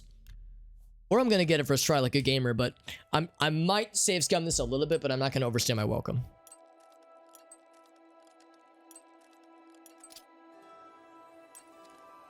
Or I can get it. Okay, I'm not getting it first try like a gamer. Never mind. I'm not going to spend like 10 minutes here, though. Like, I'll try it a few times, but this is a high-level lock, and it's probably not expected that we would be able to get it this early in the game. First person a lot, yeah. It's the one I find that I like a lot in this one. Third person exploring, but yeah, combat more first person. Yeah, combat for sure. First person makes sense. Even for like mostly melee. The combat seems like it'd be a little bit clunky for third person. I would do combat in third person a lot in Morrowind for like melee combat, but obviously for range where you need the crosshair, it makes more sense. Of course, this first person all the way, yeah. Seems like that's how it is for a lot of folks. I just like being able to see my character though sometimes, you know? It's like I like to being able to see how my guy looks with all the cool armor and the mismatched types of gear and the cool weapons. Tried a few more times, but yeah. This is a tough one. Only having 2 lockpicks is not doing me any favors either, for that matter. It's very hard, alright.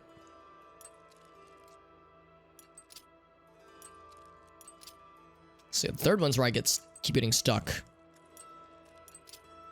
Here we go. This one's for all the marbles.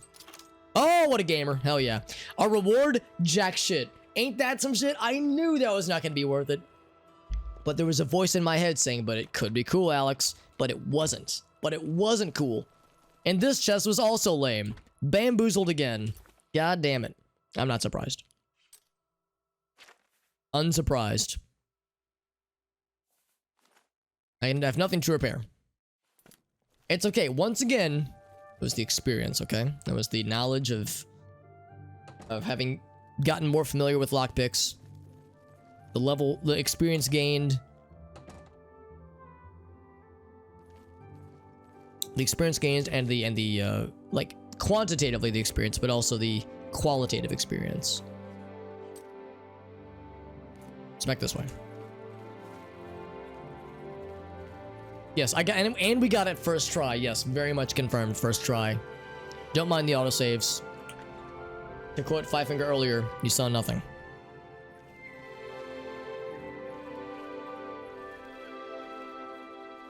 So it would be one of these, right? Oh no, it was over this way, I think.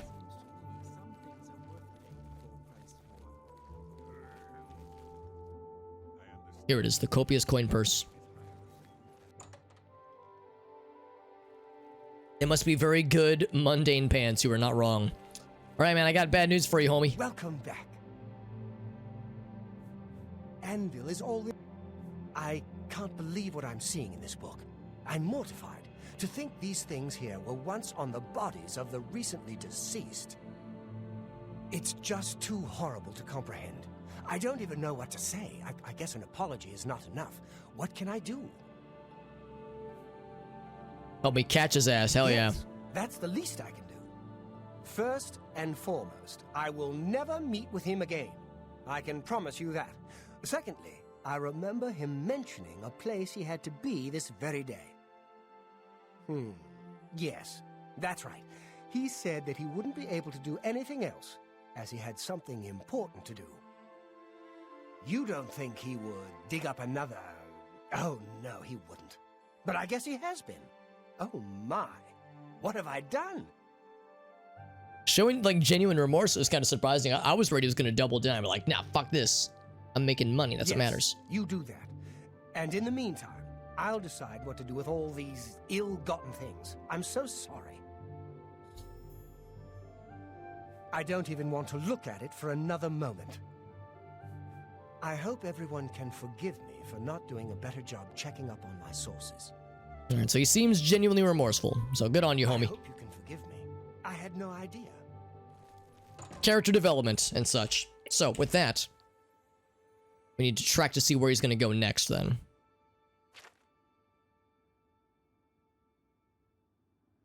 Check out the local graveyard.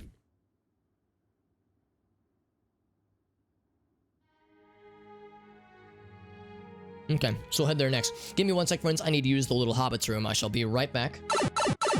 An evening where I don't fall into the bathroom, into the toilet rather, is a good day. I don't like the look of you. Keep moving. Aw. I don't like the look of you, he says. Oh, but what's wrong with how I look? And then he's like, a lot of things. A lot of things are wrong with how you look, weirdo. And my guy just goes, oh. This is a sad man. All right, to the graveyard.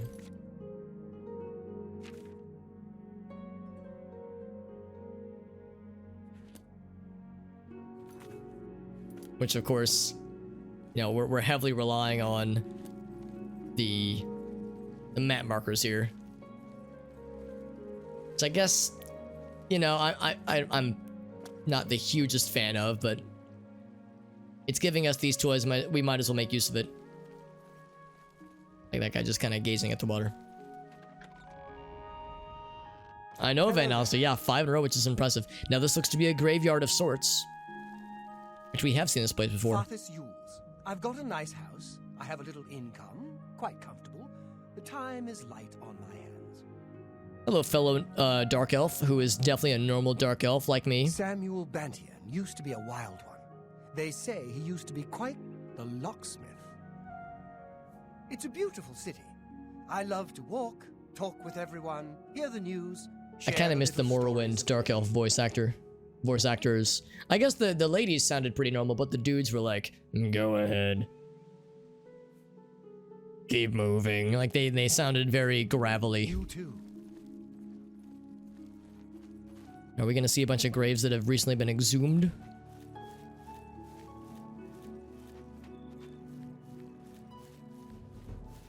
This person's got mushrooms growing near their grave. That's pretty cool.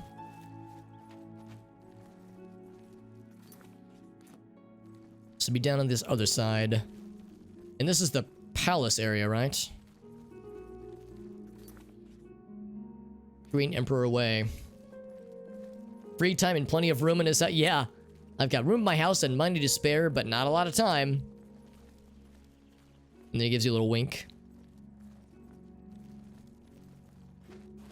If you catch my drift. Oh, look at this. Gravestone getting knocked over. That's not cool.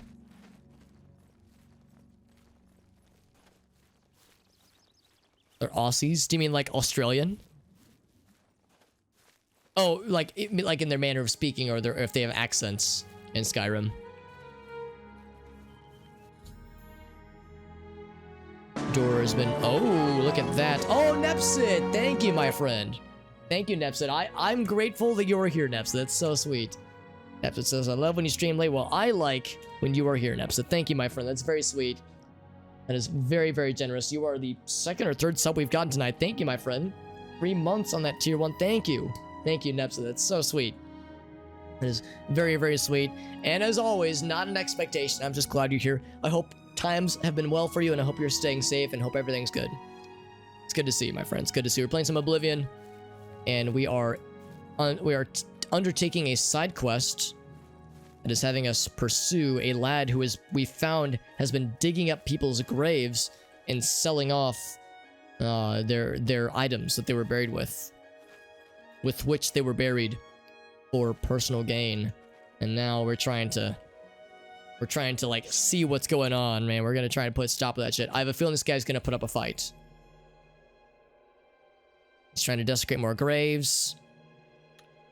Convince him. Yes, I'm gonna convince. With my sword drawn. I had a feeling you'd catch on sooner or later. He already knew That's what was why up. I I had didn't even this initiate trap this prepared conversation. for you.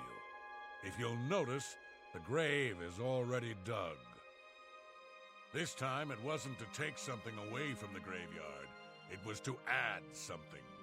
I'm afraid all I can offer you is an unmarked grave. How about you? Show me what you've got. What's the matter? This is the part where you fall down.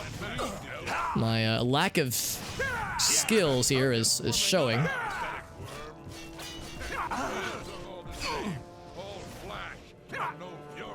I think I keep pressing the wrong input. I keep like... There we go. That's the one I wanted to do, yeah. I want to do the one where I like lurch forward. Justice has been done, he says. Now this other guy I'm a little bit worried about. He could take my ass down. Clang. Or not. Tough fight. Tough fight that we might have been a little bit unprepared for.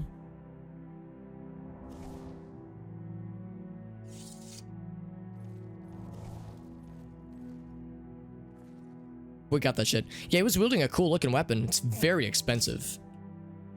Very expensive. House key, mausoleum key, gold.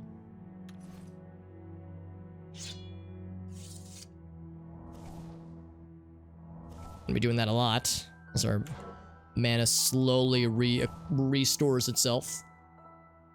Have a good night, Moonspine. Thanks for hanging out, man. I appreciate you being here, buddy. It's always nice to hear from you.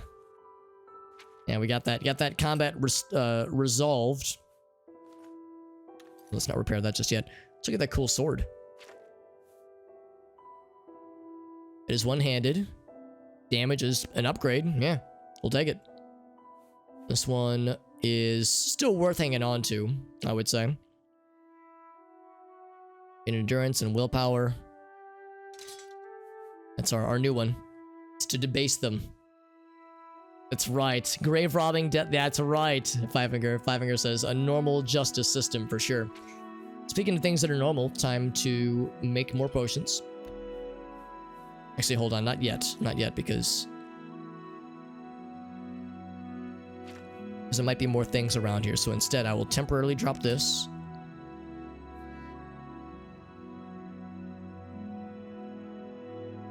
I have a lot of things on my person right now.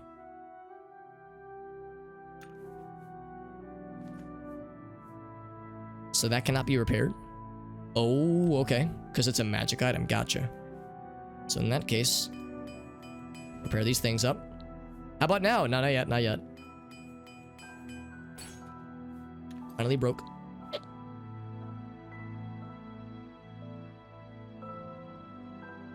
So all these keys do not take up space, which is good because I'm just going to be collecting them forever, probably. We'll keep the Macabre Manifest on us for the time being. Oh, I still have the cheap wine, by the way.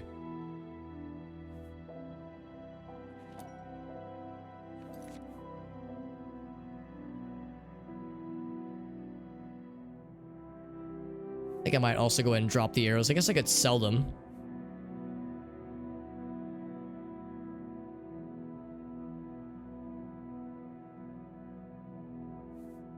Let's go ahead and do this. Mortar and pestle and see what kinds of things we can go ahead and slap together. Ocean-wise, doing well with an episode. Glad to have you here, and my day has been pretty nice and chill. Tomorrow should be pretty nice and chill as well. And tomorrow is, of course, the last work day before a long weekend. At least here in the States, we have Memorial Day on Monday. So I'm very much looking forward to having an extra day off, which will be nice. 27. We have a lot of torches, but they're weightless, so it's like, I guess I might as well. Because in Morrowind torches, I think we're like half a pound or something. We have a lot of crab meat. We still can't do anything with the crab meat, which is frustrating. I'm just gonna drop a bunch of it, I think, because it is taking up an absurd amount of inventory space. Damage fatigue, perfect. Cheese wedge, resist fire. That's kind of nice, actually. Not gonna do the frost salts now. That's too like valuable.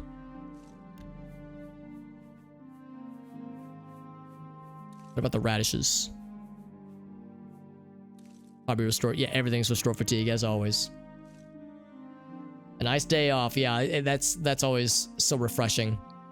Yeah, we'll have Memorial Day. Then we'll have obviously 4th of July in July. So at least here in the States, we have a few nice bonus days to look forward to, which would be good. New job hurts. Yeah, it's draining for sure. Understandable. Neps it. Making good money though, which is good though. Yeah. Try to focus on the positives. That's the best any of us can do from time to time, but hopefully it's at least doable. Been having this holding this leaf for a long time. There's like some interesting things, but we haven't found any other like things that synergize with it well. Sad we can't do anything with that 10 bone meal that we have. More ridiculous potions. Flour and apples. There's been an apple and an onion, delicious. Radishes, onions and radishes. Garlic and pumpkin. Damage agility, excellent. Pumpkin and potato, look at that.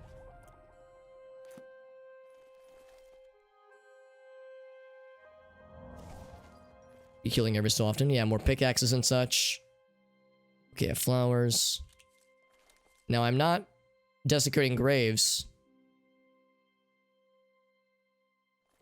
but I am desecrating their bone meal. Their tasty, tasty bone meal. Time to make smoothies out of bones. Yes, skeletal bonal smoothies. Iron longsword is very heavy, but doesn't really do, from us at least, more damage per se, so I'll leave it. A lot of heavy armor. And 5 gold. I do like that when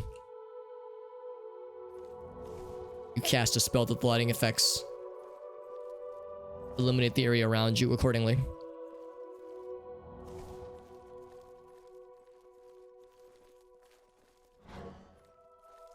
Not enough magic. I wonder what like bone meal really truly is. Got a cool mace. Robbing graves is wrong, except when I do it. The Grim Retort. It's very good. Probably considered stolen. Shockingly, it is not. Of course, it's a blunt weapon, which we wouldn't be able to make much use out of. I'm desecrating, yeah, I'm desecrating their bone juices. It's very heavy, by the way, so we're gonna drop a bunch of shit. But it's also very valuable. Bone meal? Still nothing with the bone meal, yeah.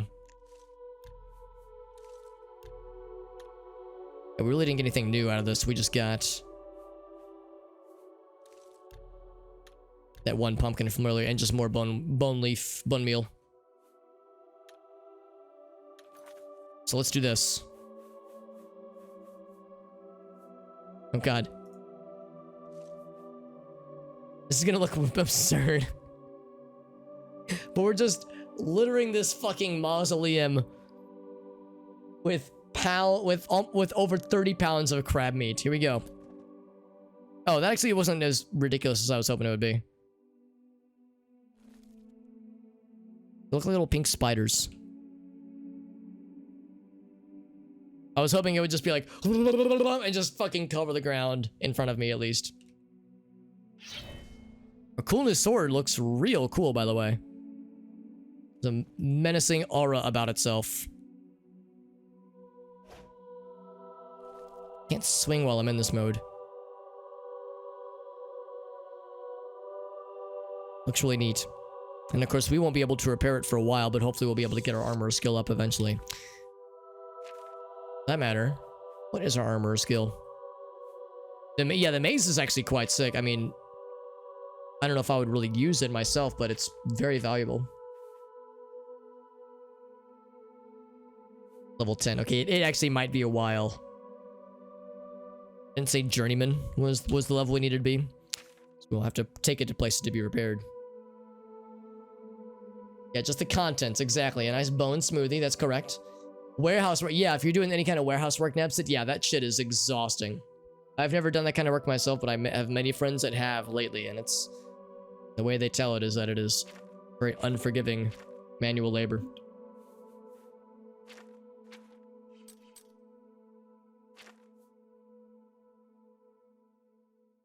It's already used that hammer from earlier then. Sword looks so cool. I was hoping it would give off a nice glow on its own, but still. It's pretty impressive on its own, really.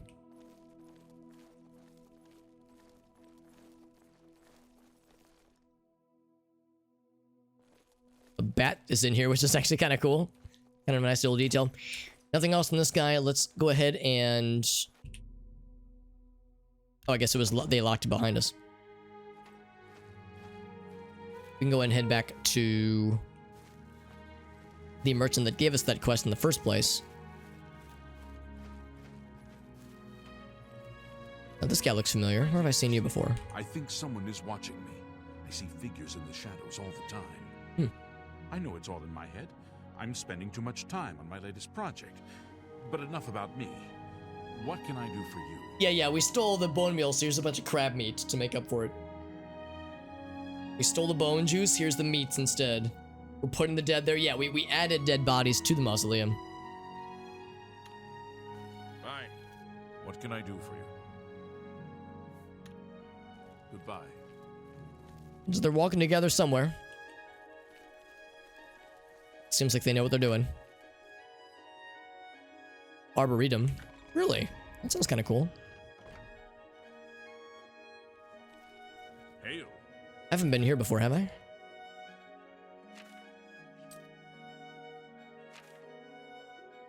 I have not. This is a university. There's a waterfront down there. Man, you could spend so long in the Imperial City. Like, there's just so much crap to explore. Wild to me that the first place that you're kind of nudged towards is Oblivion's equivalent of Vivek. Which lad this is? Health and fortune traveler. I'm Denari. We've talked with her before. May the Nine bless your dreams. It's the city of Tiber Septim, youngest of the gods. Go to the palace and the temple of the... Okay, well, thank you. Goodbye. Very pretty out here. Lots of cool statues.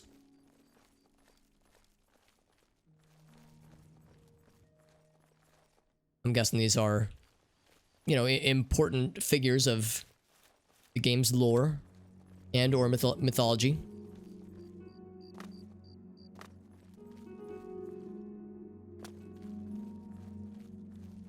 Of course, it's nighttime, so there's no one out here anyway. It's the university would probably be not doing much at 9:40 p.m. Let's head back to the market district and speak with the folks who gave us those quests and see if there's anything else or if they have any rewards for us. The reward might have just been this cool ass sword, which is very cool and menacing looking, which is what I like to see. But if there's anything else that's worth going back for, let's give it a little double checky. The 9 I think you're probably right. 1 for each of them. 1 for all 9. And this is probably... Oh, yeah, this is where they're chilling.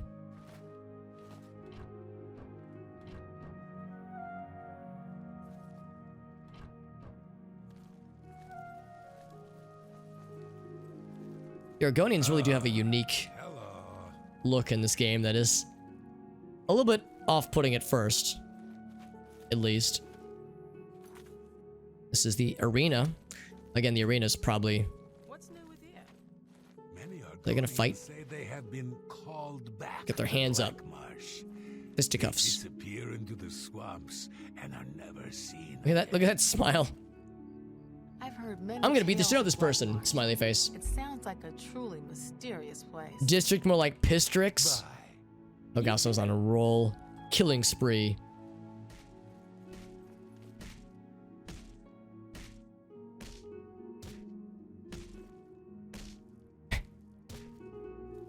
Very good. Combat. Action sequences. Female. I don't know if we've spoken to a female Argonian yet. Unarmed is fun.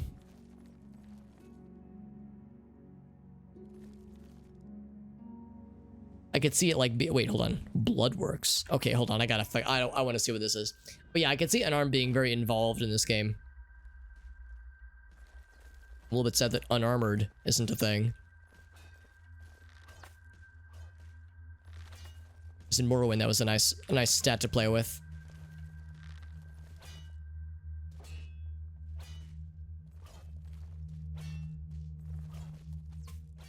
Alright, now I need to find out what happens here. Do it. Maybe he won't do it while we're standing here. He's like, you dickhead, get a move so I can take the shot. As curious if the game would be smart enough to like have it hurt me.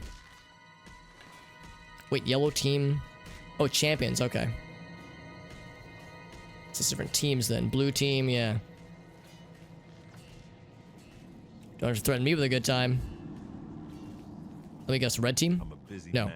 What He's is just a busy guy. I don't know who you are, friend, but you've got about 10 seconds to tell me what you're doing in my blood. Oh, should I not be here? Before I lop your arms He was off. very patient. He could have yelled at me or something. I'll be going Damn now. Right you will. This is a training hall, not a nursery. Now get back up those stairs while you still have legs. Damn tourists. Then why is it open? Motherfucker out here be like, man, nerds walking into this door that is open with business hours. Hail, friend. I don't believe I've ever seen you down here in the Bloodworks before. Allow me This to guy's like, introduce hi friend, myself. thanks for being here. The other My guy's name like, is fuck off. Gromolag. Most people just call me the Grey Prince. It's kind of silly, I know, but the people of Cyrodiil need heroes. Stamina I'm more damage, than happy yeah. to oblige. That's how it was in Morrowind. Yeah, you would punch them and it wouldn't damage them directly, but it damages their fatigue. Or their stamina. So in Morrowind, it's scary at first because obviously they have full stamina, they can beat the shit out of you. But if you land a couple solid hits, it drains their stamina, and like Corey said, they'll fall over and you just beat the crap out of them. But what's nice is that like after a couple hits, you start to gain the upper hand because once you are lower on stamina, they're less likely to cast spells and land their own hits and more liable to Yes, receive hits it's what themselves. everyone calls me. So after a couple guess hits, I'm you can partly usually to establish a blame, pretty good upper hand, but I have never made it a secret it's that getting I've those first actually couple only hits in had is where it's orc. tricky. I am a lord's son, yet I've been denied the noble privilege to which I'm entitled. So I have become the Grey Prince, noble in my own right. Still, if I could prove who I really am and show the world that an orc can be noble in blood as well as deed, maybe, yes, you could help me. Me? I grew up here in the Imperial City, but I was born elsewhere. My mother was a servant in the employ of Lord Leviticus and resided at his fortress. Lady Leviticus was a shrew of a woman. The Lord and my mother grew close and ultimately fell in love. I was the result of their union. Aw. When the lady learned of my birth, she was furious and threatened to kill both my mother and me. So we fled, Oh, that's less of an awe. leaving my claim to nobility behind.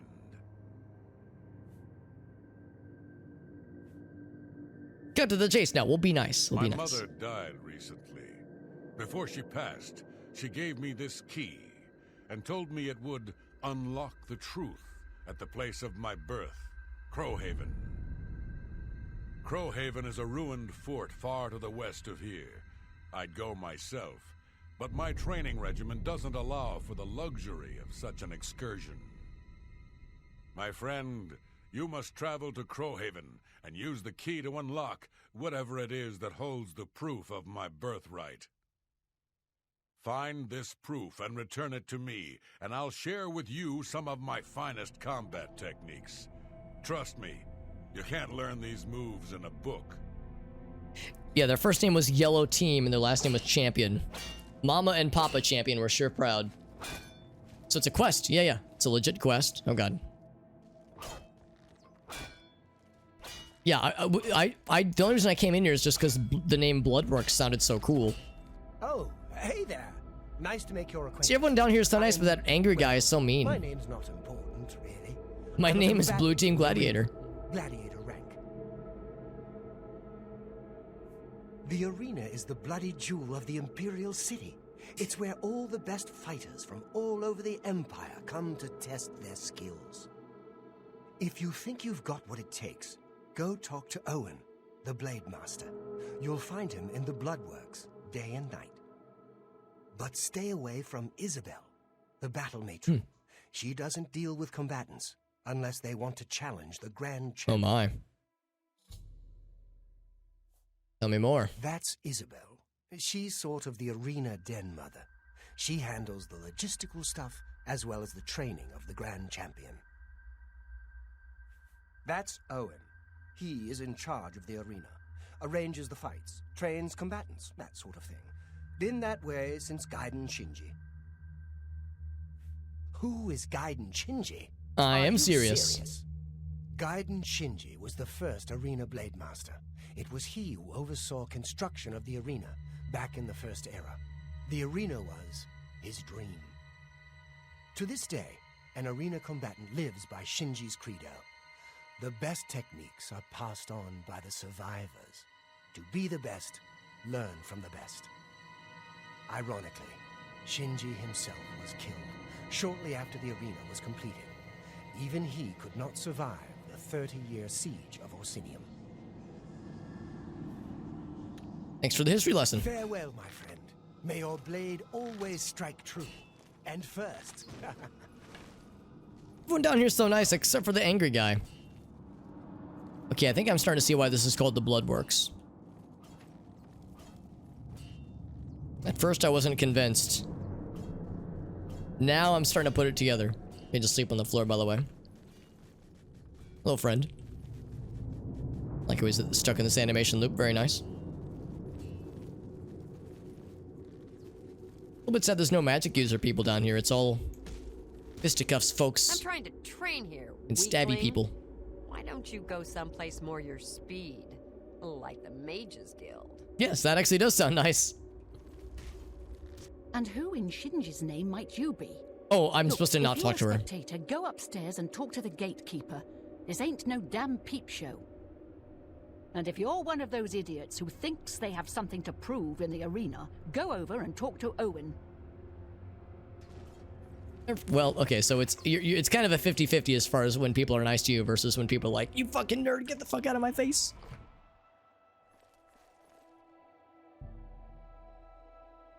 So you can bet on matches. That's kind of cool.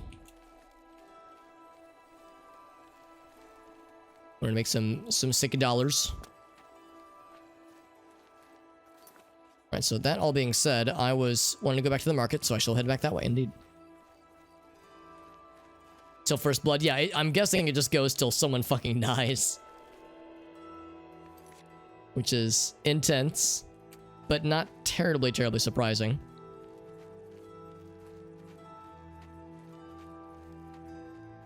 He's pointing. Maybe he's pointing at the palace. Speak. Speak now. I think I'll just ruffle through the garbage for extra rice and corn. And apples. Some mutton. You know, I just keep my spoilable meats in room temperature boxes overnight outside. Pretty standard stuff, really. Also, a reminder, we do have several potions to sell. And I am pretty excited. I might also, like, I'm debating whether or not I want to do anything with that mace we found, but I'm leaning toward just selling it. There were a few, like that.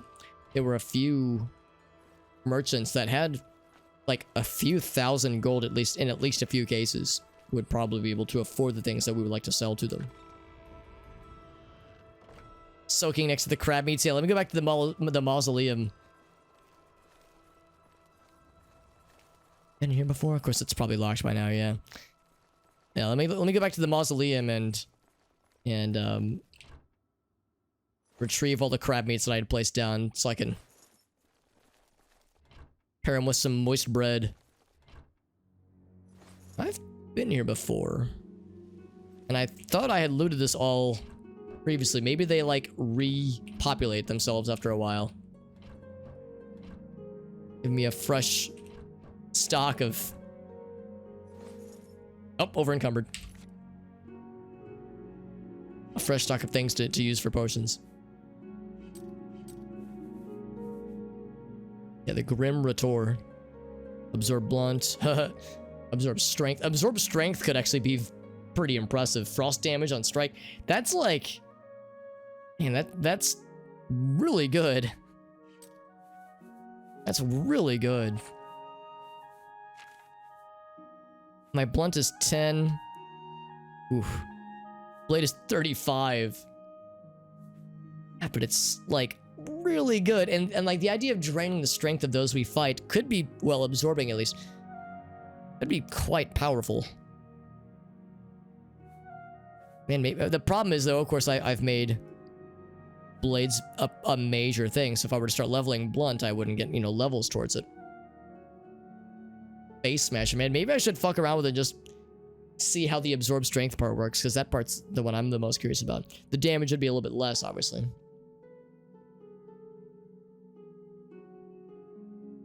Get the meat sweats. Yeah, the fucking flop sweats. Corey remembers the flop sweats, man. Product endorsements. Oh man, yeah, that would be kind of fun. Yeah, because we're gonna secure his nobility, his status as nobility. So once we prove to the world that he is indeed of royal heritage, then yeah, we'll see him on like the box of Wheaties now. Damage fatigue, perfect. That's a very useful skill. Resist fire is actually useful.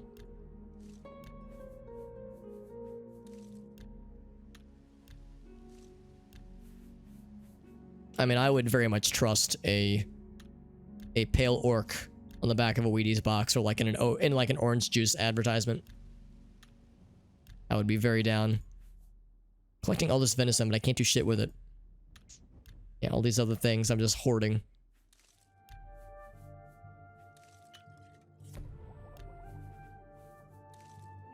Wheat, grain, and onions.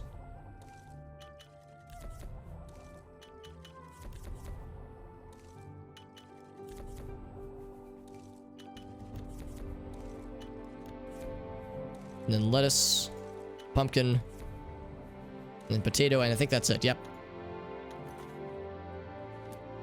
Excellent. Yeah, the face smash. I'm kind of curious. How does that look? Or to equip this other cool weapon. I'm kind of surprised this doesn't count as stolen.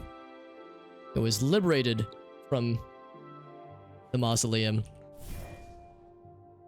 So also has a red aura. Maybe that's just what magic weapons do. They all have a kind of a cool glowy red to them.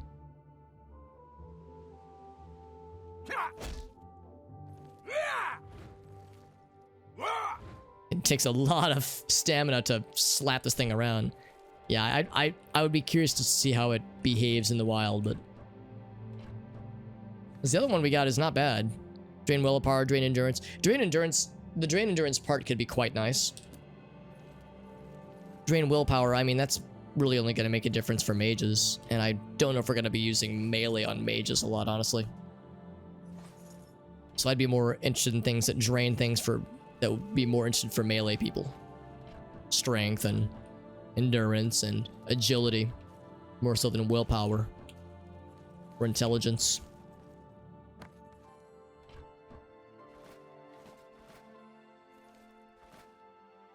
Lockpick, yes.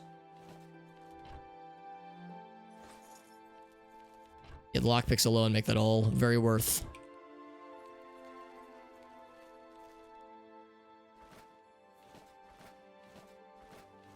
So these are the ones that I've looted previously. Blacksmith's pants, by the way. So I've looted these areas, but I guess I didn't go that far to grab those, which is unlike me. There's a lockpick. That's also unlike me that I would have left that lockpick. It's like I don't even know myself sometimes. Hello, Gar. Nothing to see here. Just stealing free torches and lockpicks.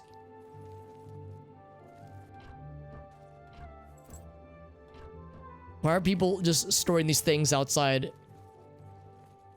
Or just leaving them in dumpsters anyway? The person will need to go back for, by the way. I think Yeah, Jensine, that's the person. Let's just wait here. For 8 hours.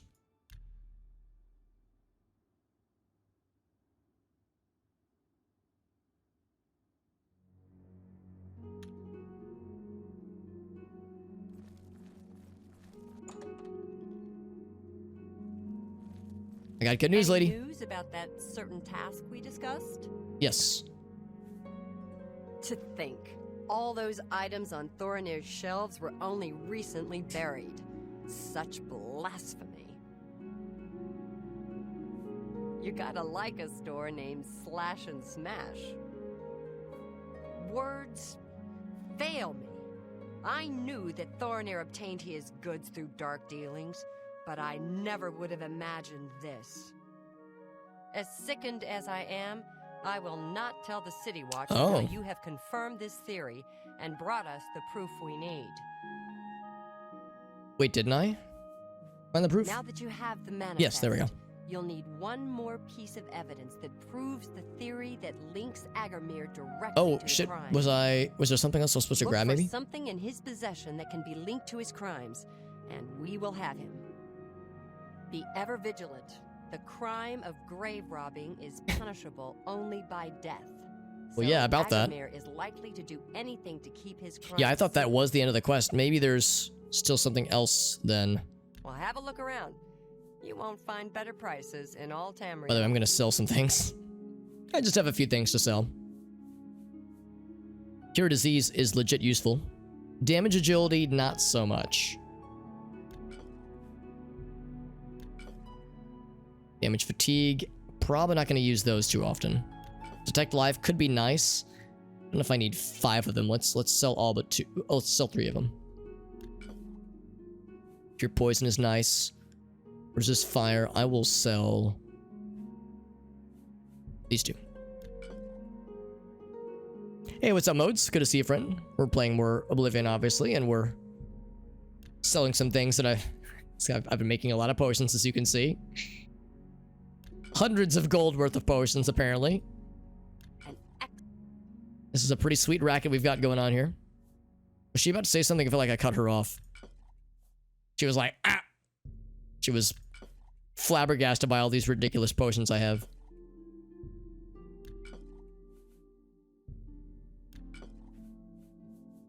Restore intelligence. Sure, get rid of that one too. Great deal there. Great deal, okay. Restore agility, let's sell that one too. A fine transaction. I have a lot of healing potions that I'm probably not gonna need, honestly. Her gold doesn't go down. Yeah, so that's the amount of gold that they have at one time. So I wouldn't be able to sell if this thing was like worth 1,000, I wouldn't be able to sell that to her because she wouldn't be able to afford it. So it's like how much gold they have at one for like one transaction. But yeah, their gold never goes away, which is wild and seems kind of fucked. But that is indeed how this game does it. Yeah, it's so wild. Because in Morrowind they had a finite amount, and after so many transactions they would be out of money. Or if you bought something expensive, they would have a fat stack of money to work with. I'm still aghast to think that someone would stoop so low. So for the quest though, yeah, in fact I'm actually kind of surprised that didn't show as being worth more. Yeah, she was saying that there's still something else we need evidence-wise. Oh, search the gravesite for anything. Oh, I didn't. Well, I have this, which is kind of incriminating. I missed this detail. Potentially incriminating. Okay. Well, I guess we got to go back then. I mean, it was still good to sell things, though. There's anything else I wanted to sell.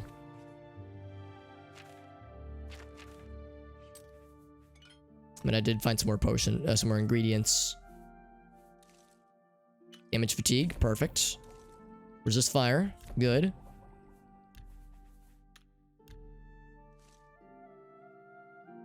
Alchemy points, so you... Oh, right, yeah, when you go to prison this game, you can lose skill points, that kind of thing. So yeah, just slapping together potions is a great way. Even if they're useless potions, it still helps the alchemy skill. I need to rob the grave. Yeah, so I can incriminate myself.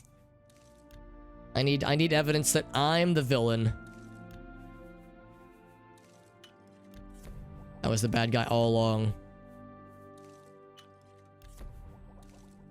This whole thing was a setup for that other guy to take the fall for my misdeeds. Any news about that?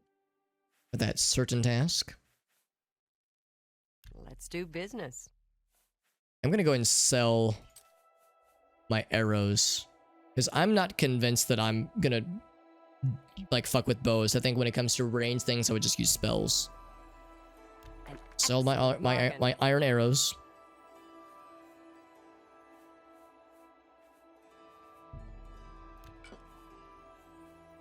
Poison, blah, blah, blah, blah. 43 seconds. We'll sell You've made a good bit of one gold. of those. An excellent bargain. Excellent bargain. I like to think so. I appreciate your... I'm still a gap. So I gotta go back to that mausoleum then. I gotta have this man facing all of us so we can stare deeply and tenderly into our souls. So it'd be right in the middle. I'm pretty sure is what it was. Here, let's go back actually. So I can't make it... Oh, it is an active quest. Okay. It just doesn't have a marker for it.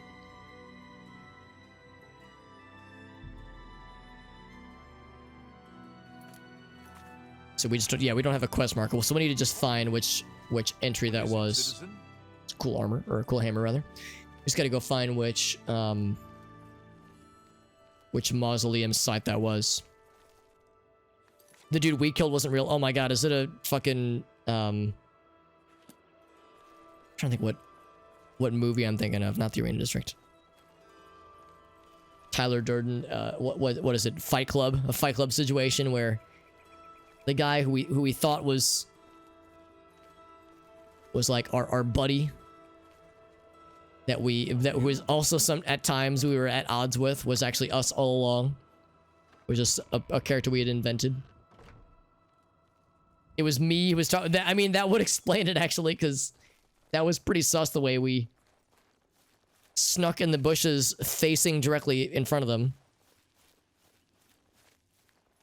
It wasn't just the game being weird, that was the actual narrative being put forth here.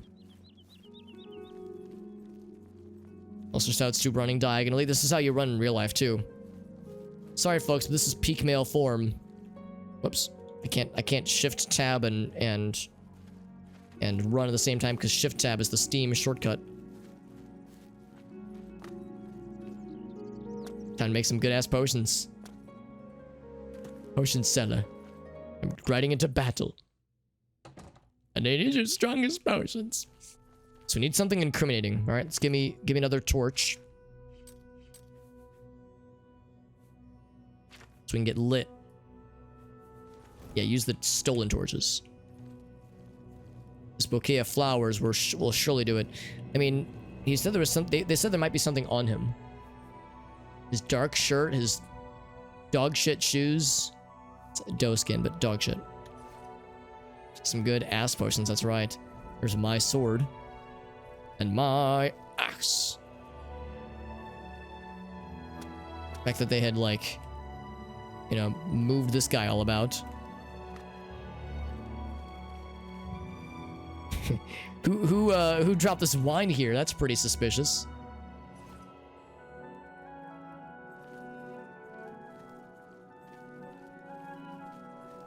Something incriminating.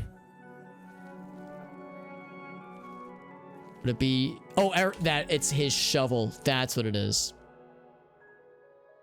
Final bit of proof. Cool, cool, cool. Oh, right. Every time I want to put my torch away. Yeah, the shovel, that's exactly it. That was precisely what we needed. And we do have a map marker this time. Back to the market district, yes, okay. Yeah, I should have read the quest description more closely. It never occurred to me that that was something that was going to be so key. Yeah. It's just some kind of way to like explicitly tie it back to like kind of tie it all together. Although that macabre manifest is pretty incriminating on its own, I think. Look how shiny it is. And I do not have bloom on. This is all the high dynamic range. But even high dynamic range on its own with no bloom makes it very glowy. This era of gaming, man. This is just how it goes. A shovel with dirt on. Yeah, we found dirt on him, literally. How goes it?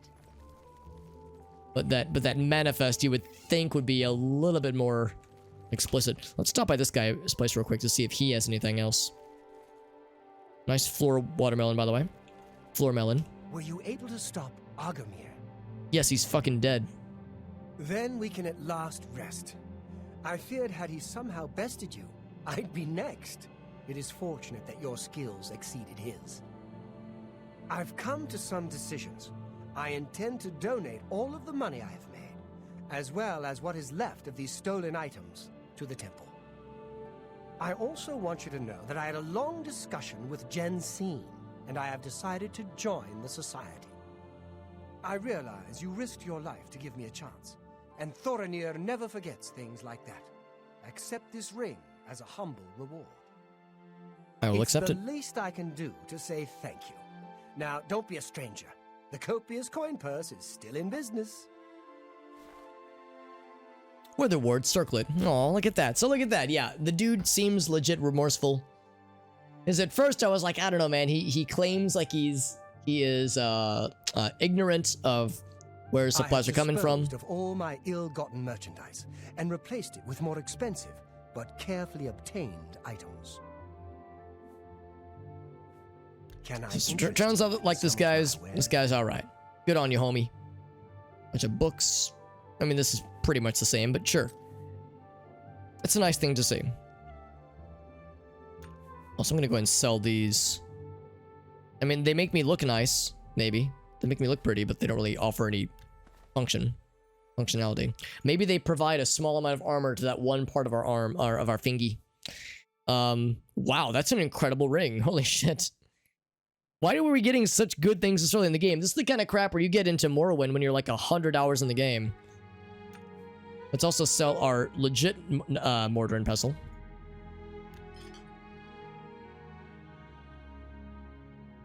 Also, I don't know if I need this many healing potions. Do I need 17 weak healing potions? I'm gonna say probably not. A fine transaction. Over 1,000 gold, by the way. 2,000 gold, rather.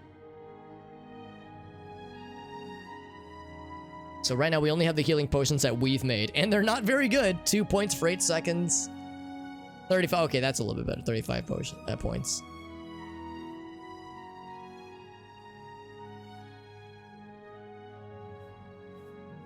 Some edible, yeah, some tasty things.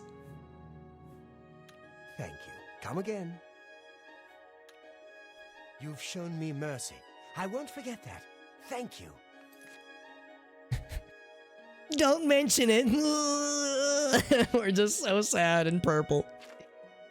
Even when we're being praised, we're like, that's all in a day's work. This headcanon I've invented for this sad little man. Oh my god, yeah, this is an extraordinarily good ring, and it's one of the best things we have. Other than this guy, which we actually can't wear. And this goofy-ass mace that we have on our person. Now, can you see? Oh yeah, there it is. You can see the circlet on our fingy.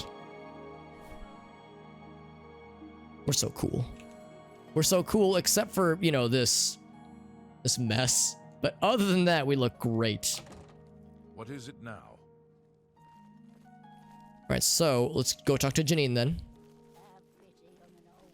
Put this whole thing to bed.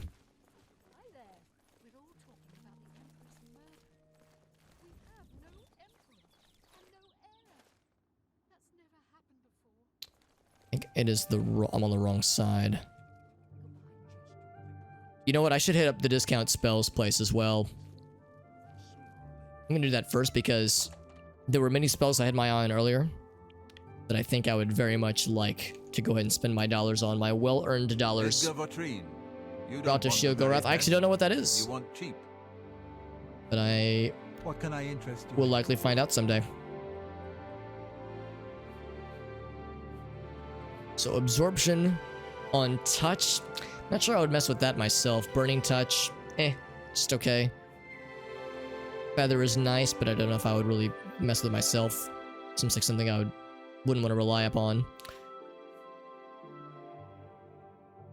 Fortify things. Oh, Magicka. That's why we can't.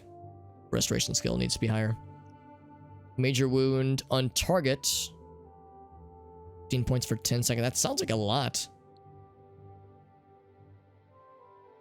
Hold on. What's my current spell damage? Goodbye. That basic firebolt I've been casting so much. Oh, what? We have an unlock spell. Oh, but only for very easy locks. Well, still, that's kind of cool. We have more spells than I thought we would. Absorb health on touch. Hold touch. Fire damage on... So it's 6 points. It's not that much. We have Dispel. Life Detect. I should sell that potion then. Either we got these organically as we leveled up certain skills, or we just started with them, maybe. We have Shield. Man, I should have been casting this shit more often. In fact, here, let's do this. That Protect on there. Shocking. Wow. Skeletons. Abso-fucking-lutely. Turn undead. We haven't seen anything that's undead yet, but I'll go and equip it. Can't believe we had all these spells this whole time. But yeah, a lot of destruction, that's for sure. This isn't something I need to hotbar necessarily, because that's something we wouldn't need in times of combat per se. Go ahead, please. May I interest you in some of my fine wares? So, frost damage on target. That would be nice.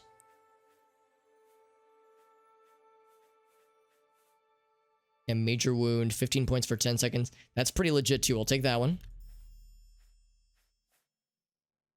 Light on self. I feel like I'm fine with just relying on torches most of the time anyway. Summoning scamps. Water breathing could be nice. I think the assumption here is I would be able to cast it. Guessing that lightning bolt means like mana cost probably. 69 by the way, nice. Looks like that's it. I did say these were the cheaper spells. But yeah, those are the things that are nice to have. Thank you. Be seeing you. There was also like a much more impressive sounding and elaborate... just... I don't actually know if I'm going to use Flare as much. I think I might make Cold Touch.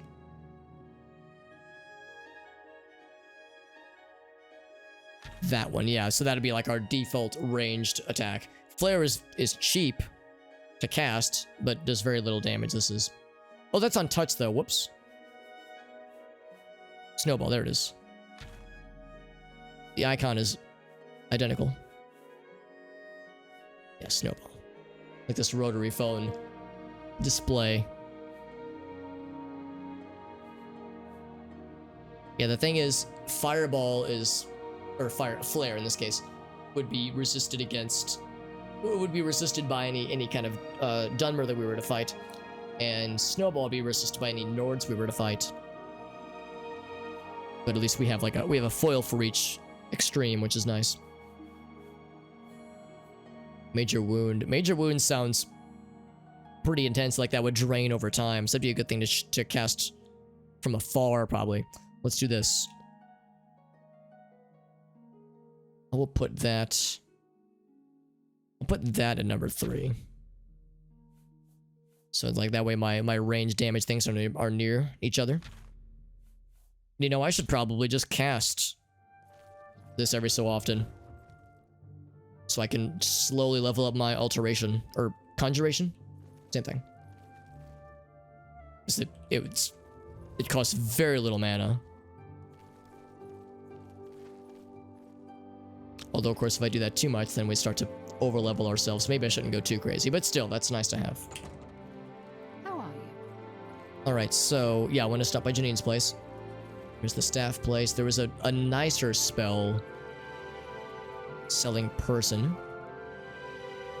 It's, I don't know if I've been here.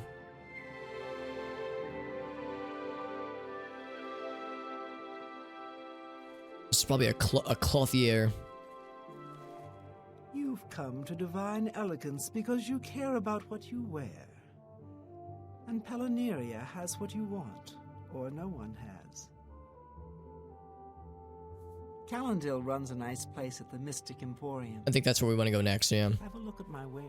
So she has a lot of clothes, which is nice, but I don't know. I mean, if we were playing like an unarmored build, it would make sense, but we are not, so it doesn't. We'll go up that way. We could unlock that lock with magic, which is probably a thing I should be striving for more often.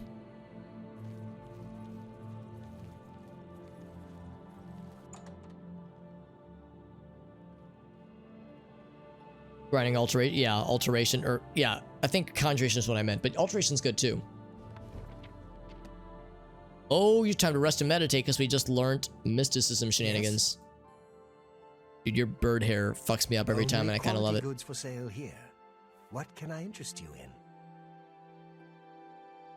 It's okay. I accidentally scrolled the chat up without meaning to. Sometimes my cursor wanders, it seems. We sell soul gems, which is nice. And some cool armor.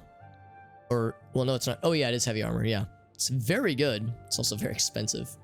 What can I interest you in? So, Night Eye is nice. I don't know if I would realistically use it though, because again, I just got a fuck ton of torches that cost nothing to hold. Flame Touch is a lot of fire damage, which is kind of cool. And then it's on touch. But again, I have swords for things that close the gap with me, so that's probably fine. Heal major wounds might just be a sound investment. We could cast it. Burden on touch could be cool. That would be oh, except it's a touch. So that'd be one thing if it was on distance. Protect other. Could shield someone else if you wanted to protect them. Summon zombie, which is nice. In case the skeletons just don't do it. Frenzy someone else. Okay, so weakness to fire. Weakness to fire would actually be kind of neat, because it is on target.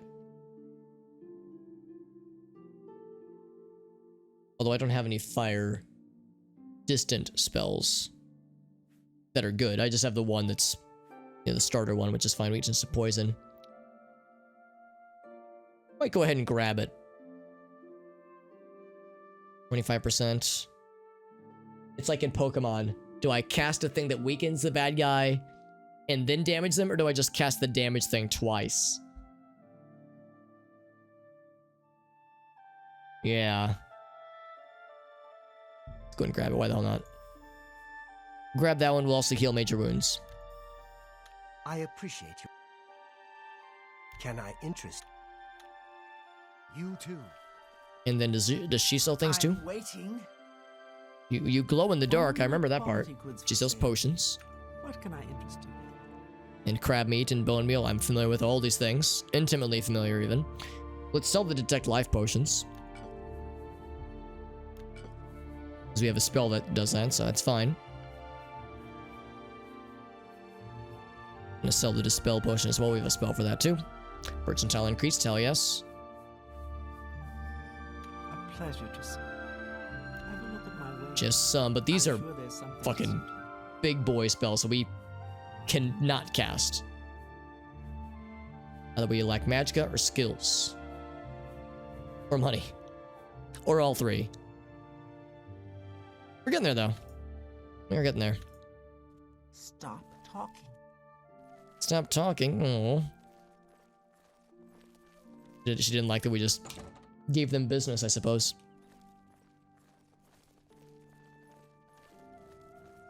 So we need to find a bed at some point so we can take a resty. Greetings. It seems like sleeping out of town is not really a thing that is allowed in this game. So sleeping in dungeons unless we could find a dungeon bed. And I think there were some sewer beds that we did see. Jewelry. Here it is.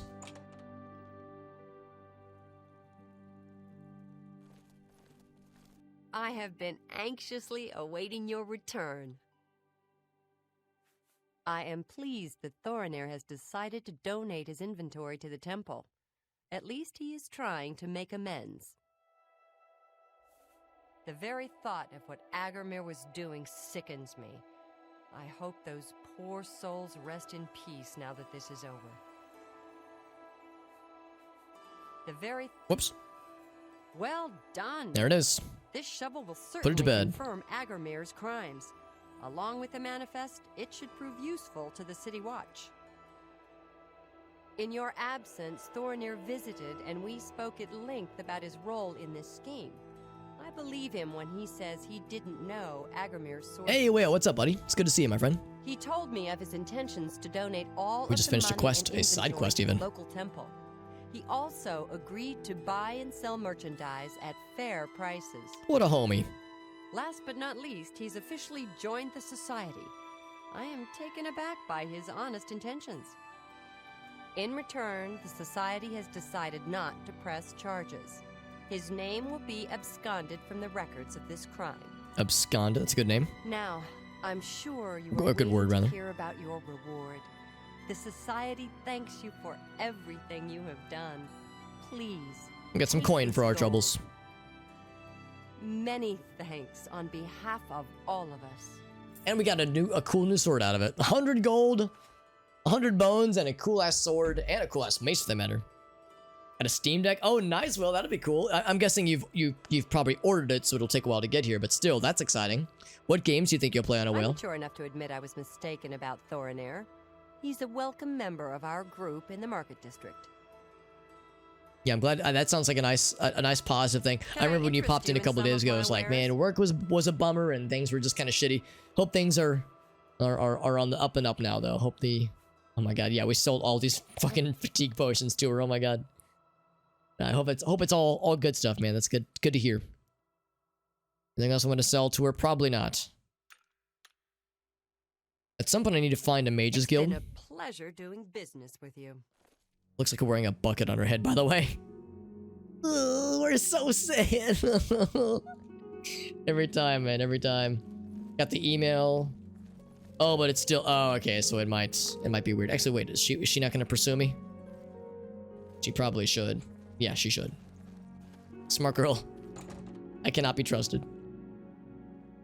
But yeah, I've heard people say that, yeah, they're still having trouble sometimes with getting the purchase website to work well for them. Yo, Chubbles. Yeah, we gotta... Yeah, look at this. Yeah, we've made this joke before of like the meme where you have the masculine bearded face with the side profile where it just says, yes. I understand It's... deeper worship. Sorry, fellas, but like it or not, this is peak male form. It seems Somerset I'm the sad purple grape. has become a much dangerous place. we were joking earlier that like even when we're doing nice things and people are saying nice things to us, like Janine earlier, she was like, "You've done such great work for us," and we're like, "Don't mention it." We're just such a sad little pansy mans. What All is right, it well, now? as far as what to do next, we still have many other quests. With no active quests going on right now. So current quests, there are many. Arcane University, which is not too far, I do believe. Could probably knock that out real quick.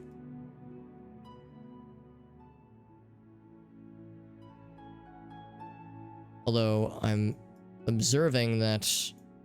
Oh. Okay, hold on. Let's check that then. Maybe this is further out than I thought it was. Oh, a dwarven artifact. Oh, okay. So we go to the camp first, find the bandits, yada yada yada. Okay, so that'll be later then. That'll be a little bit later. So this is the, thing we're supposed to do.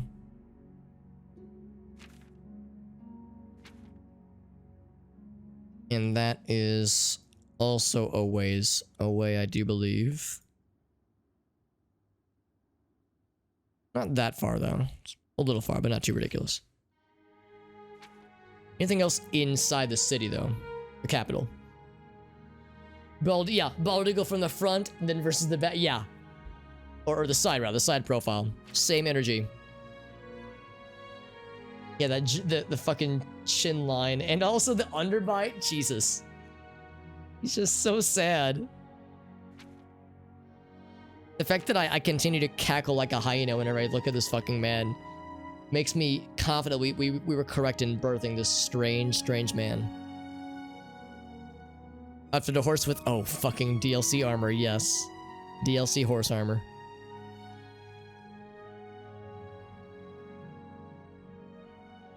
So these are things that we'll probably do much later. Because these sound like DLC quests. Or expansion quests.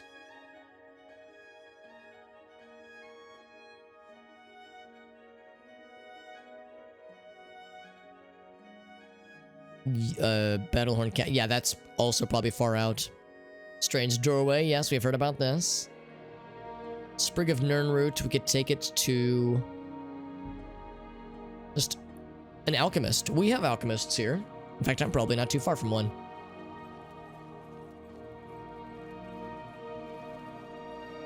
Trade goods, merchandise, feed bag, jewelry.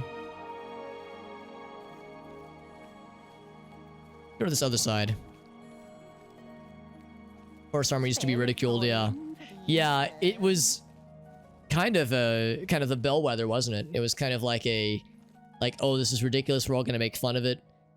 And yeah, in retrospect, it wasn't, I mean, it was worthy of being ridiculed rather.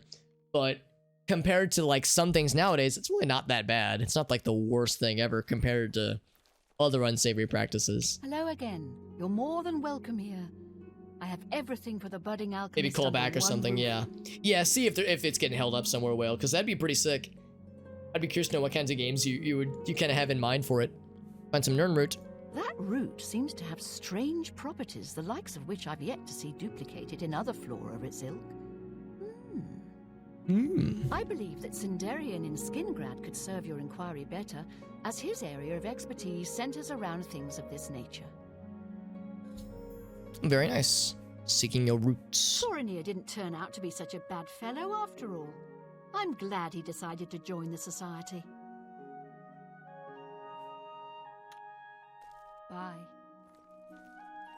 Yeah, I'm just thinking more about the DLC, the horse armor DLC thing, because yeah, it was such a meme.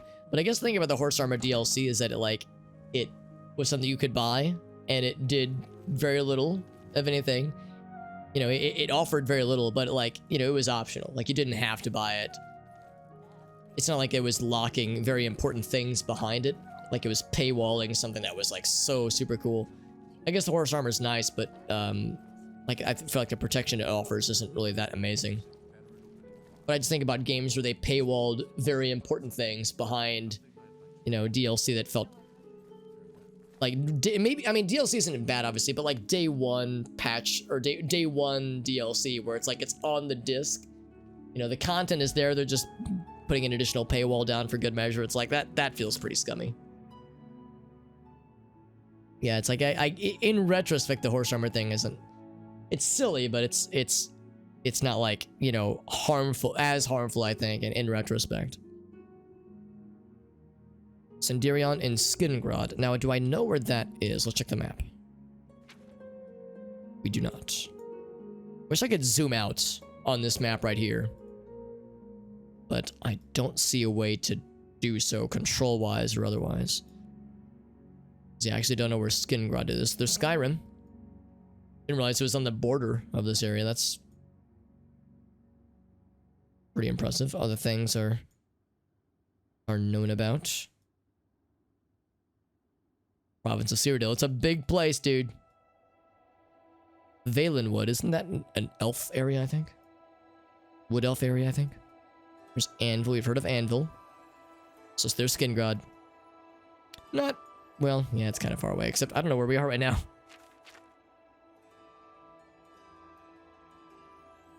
Okay, so it's yeah, not ridiculously far, but far enough.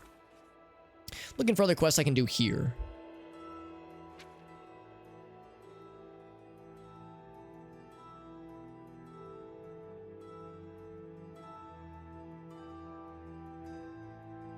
So there's this one.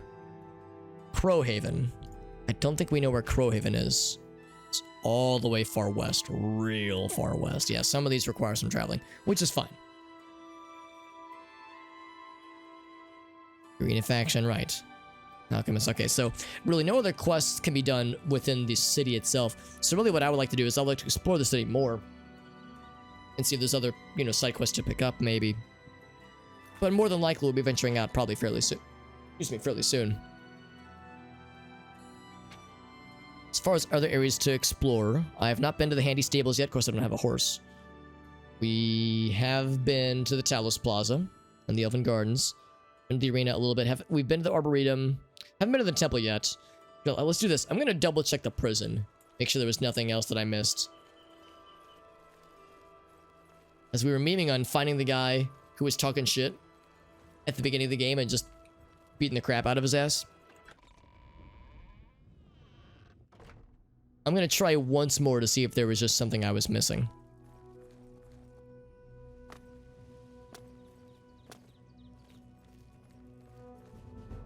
And also got to level up that acrobatics. Drain our fatigue properly. It's very important.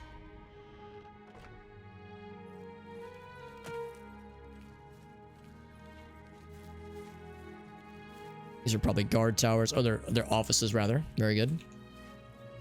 This guy looks very... He's named. What is it, sir? It is a wonderful city, and I'm proud to have served her for 40 years. But I'm ready to retire. Let the young folks take... He's very shiny. Very shiny man. Truth is, the Legion doesn't know who is... Yeah, we already burned that one. Okay. Carry on. As far as I could tell, there was only the one... like, actual cell area. And when we looked, there was just one dude there we did not recognize, and definitely was not the guy talking shit. Now, this is very hard. That'd be tricky. It'd be an armory, which would mean a lot of heavy armor, most likely. But let's try it though. Let's see how overindulgent this could be. Pooh. I don't know if I want to go too ham into this. Or I'll get it first try like a gamer. Huh! What was I even worried about? Easiest game of my fucking life. So, here we are in the armory. A lot of books in this armory. So, of course, this would be stolen goods, so your stolen goods are forfeit. So we would have no benefit to acquiring this because it's all heavy armor. Disaster at Eonith. I want to read all this, but it's a lot of pages. Wow, that's a lot of pages. Hoping it would give me like a quest thingamajiggy. Yes, we're armed with knowledge in this armory. That's correct. Most powerful weapon of all. To guides to places. You know what? I will check each individual one in the off chance that there are any map markers that we need to add.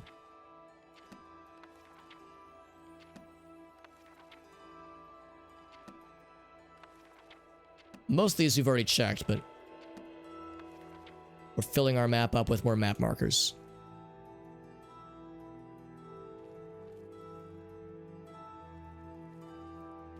This makes me a little bit sad that the... Oh, here we go. No, not really. I was about to say, like, it makes me a little sad sometimes that, like, the way damage is calculated has been extremely simplified. I kind of liked how it was a little bit more involved. You had slash and stab and I guess I don't know if chop is the right word, but like the vertical motion, and they would all have different they would all have like different damage damage tables, so to speak. And of course, spears, which are not in this game, by the way. Spears, obviously, are better at stabbing, halberds, that kind of thing. Axes are better. Overhanded smashes, swords would kind of do a little bit of all of those, but it seemed like it was pretty. It was a bit more involved, which I thought was nice. But the combat system in this game is objectively better, but still, I miss some of that depth. And that's it. So, not a lot else. Not a lot else here. I want to do one thing. That's silly.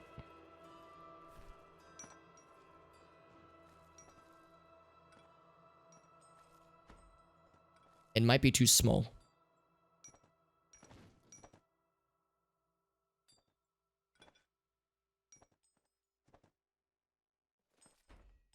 Nailed it. Okay, good enough. Turn-based with this guy. Yeah, it's... I like the opposed die roll system that Morrowind has, but I don't blame others who are less enthused with how Morrowind did it, because it's got some clunk. To call it clunky would be an understatement, I would say.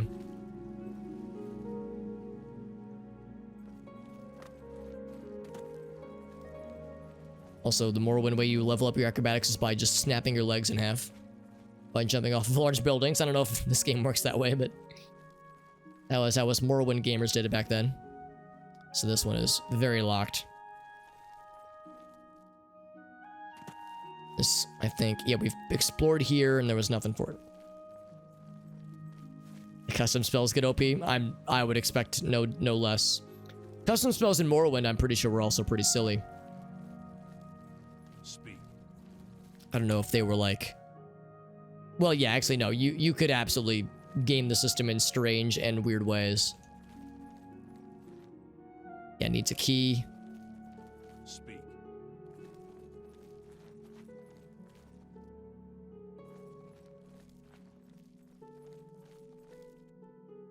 Can't go up that way. All right, so... yeah, I think we've already seen all there is to see in the prison. Whoops. So, what I would like to do, before we adjourn from this particular part of the game, or this particular part of the world, that is, for one thing, it occurs to me there was like an area just outside the sewers that I never explored. So I will take a quick field trip. There was like it would almost look like a set of ruins. We were like facing this structure as we exited the sewers, and I quickly got sidetracked. No fall damage yet. I'm almost disappointed. Oh, this'll do it. Ah! Ow, that hurt a lot. I can't say I'm surprised, but fucking hell, that was painful. So it's a little bit more spicy in this game than how Morrowind did it. Of course, again, Morrowind's fall damage was intense. I just missed the crunch noise that it would make when you landed hard. Let's do this. Let's have the good one. Yeah, major wounds. Ground control to major wounds.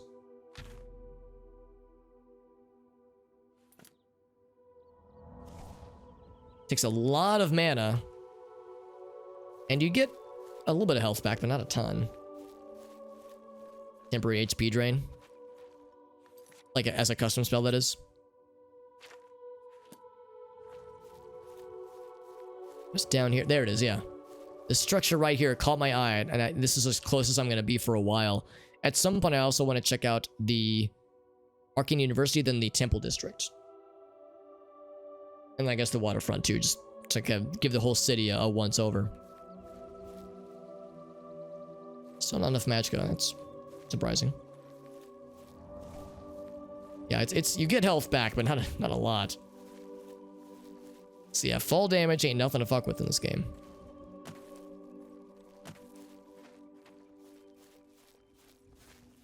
One second duration. It takes a... Oh, interesting. Oh my god. That sounds very OP. That sounds like a very good exploit.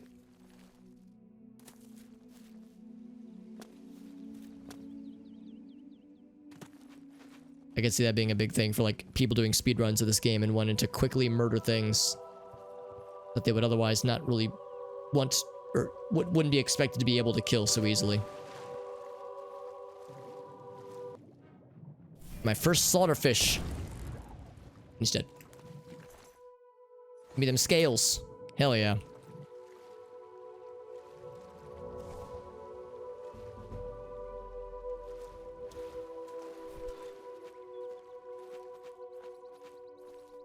I found Oh, I guess that's where we are.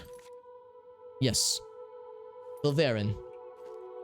Yo, Pelican! It's going well, it's going well. We just discovered this cool little place, which is more or less, I theorize at least, the first place you're expected to find.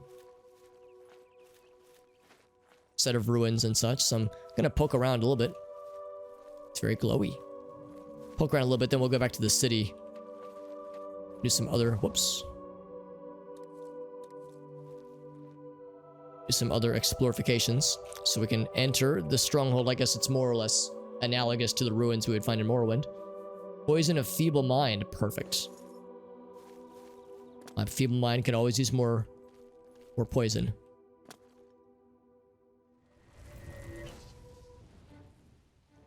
Does not kill.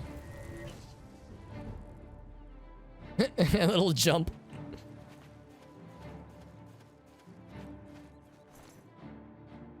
First we'll take the crab meat. You already know what time it is. Oh, hello. Ouch. Didn't even see the arrows. Not enough magicka. Here, can we like take 5 while I recover my magicka real quick, fam? Sorry, I was too busy fucking with... Ah! Too busy fucking with mud crabs. See nothing. Do I have magicka restoration potions? You know what? Nah, fuck it.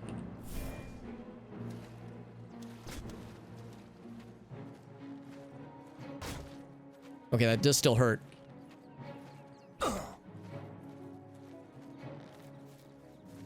Oh yeah, you better run away, bitch. The best you can do. Fucking one-shot their ass. Bunch of arrows. Belted Bragies. Procurus. Potion of healing, I'll take that. See,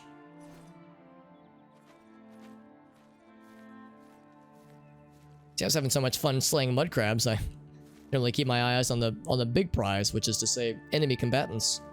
Humanoid combatants. It is now time for crab. Some crab sounds nice.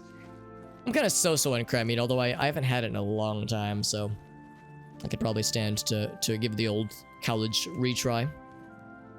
Jewelry box with 5 gold. Because they didn't want me covering their shovel and pot chest and their 5 gold chest.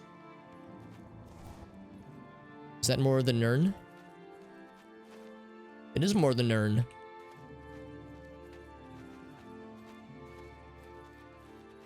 Yeah, and it's super cheap. Yeah, exactly. That ridiculous spell that is exploitable. For BP2. BP2. Oh, I have arrows sticking out of me everywhere like a fucking pincushion.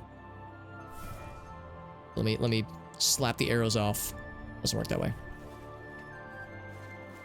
BP2, what would that be? Maybe one of the expansions, one of the DLC things. I do want to check out... Oh, we have signposts. You can actually read with your eyeballs, which is nice. That being said, though, I do want to check out this cool place. I do need to rest, by the way, and meditate in order to level. But I need to find a bed, because I can't just sleep outside. Oh, I'm sorry, Chubbles. No, I wasn't. I realized I was. I shouldn't have been trying to pry. I was just thinking like, oh, it was like a thing with like the, you know, with the gaming nerdverse, the nerdyverse. It caused things to be unsavory. Ayleid wall. I drew. Oh, cool.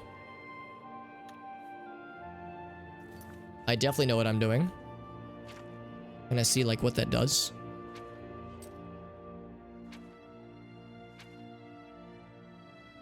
And it's like my list of nice things. Turn 2 Nern. I guess Nernroot is like very valuable then. Oh, there's vampires in this game. That makes sense. Diseases contracted, jokes told. I've not slept a single hour. 0 hours of sleep in this game, but 41 hours waited. What a Chad. When you live, oh yeah, in the coastal areas, that makes sense, JD. Didn't pop up till so. Yeah, that's how I've heard it for sure. Is that yeah, it's like around adolescence is where that can first make its presence known for a lot of folks. Lockpick's broken 71. Yep, it did be that way. We'll get those numbers better eventually. Now it says I wasn't trespassing. No, I was definitely trespassing, and I've stolen a bajillion things. I was hoping to find my... Like, I just want to know what these things are. It's nice. Oh, and the thing is gone. We're an eggplant. Well, we are more purple now, aren't we? We were already purple, and now we're more purple.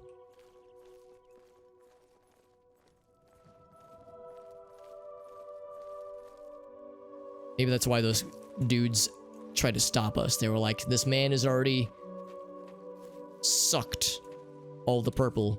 We cannot allow him to suck more. Speaking of things sucking. Jump on my sword while you can. Fucking bopped him in the shield and he fell over.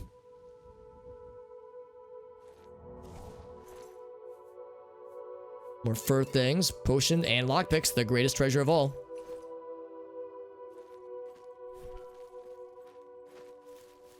Yeah, he was afraid of my purpleness. He saw the power we had gained. He was like, we cannot let this go unchallenged. This man is a threat to society, and he was right.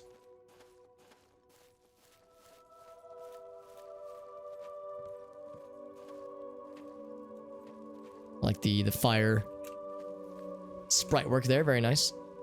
Some more mutton. This is our encampment. Hand-to-hand skill. Now, this would not be considered stolen. So we could sell that elsewheres. And I can take their garlic. I can nap in their beds. Next to their arrows. And their corpses.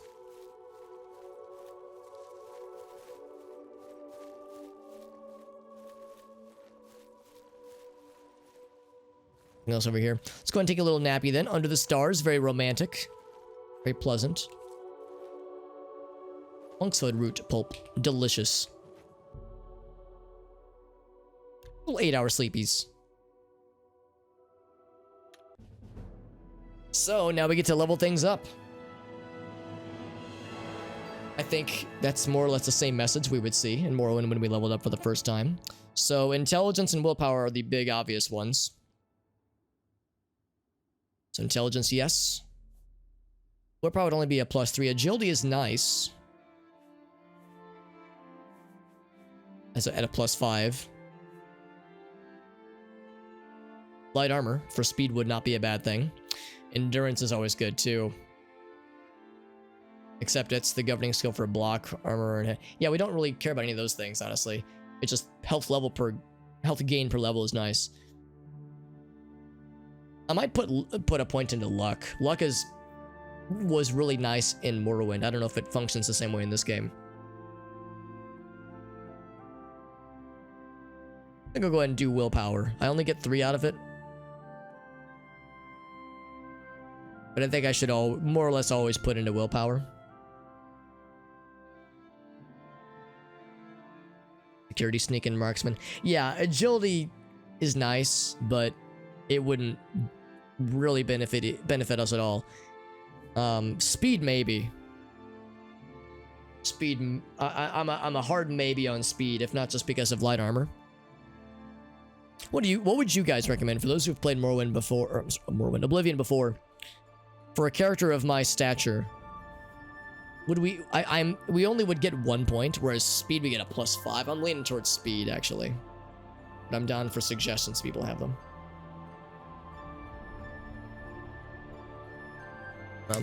Okay, yeah, that's good, Jumbles, yeah. It's just when it comes to health, stuff like that, you know, it's a personal thing. Developing into a stealth archer. Well, that's the thing. I don't even use a bow. I've sold all my arrows. But our archery or our distance damage dealing is with our target spells. I think we'll do this. We'll be a fast, intelligent lad with strong willpower. You think speed or endurance? Yeah, endurance is nice. The health gain per level is pretty sick. So now the enemies we see near us will also level up. Who the fuck is this jabroni? Oh, you're a mean jabroni. Oh, you made a friend. Hello? Fell over in 1 fucking hit. Can you believe that shit? I can. This motherfucker, like, woke up with his gold trimmed shoes. Or I woke up. I woke up next to this man. Yeah, I meant to cast a damage dealing spell. But I clicked my mouse too quickly in a panic. So I guess that means the NPCs will respawn. Yeah, that's the distance one. Oh, hello. Uh-oh. Uh-oh. Oh god. Okay, sorry, it just took a second. Sorry, do not adjust your television sets. That was on me. On my end. Oh, it's still happening. Oh god. Oh god, it's getting weird. Sorry, I apparently cast a spell and the game was not a fan. The game was like, whoa, whoa, whoa, Alex, what are you casting ice spells like you just can play a video game? Fuck out of here with that shit.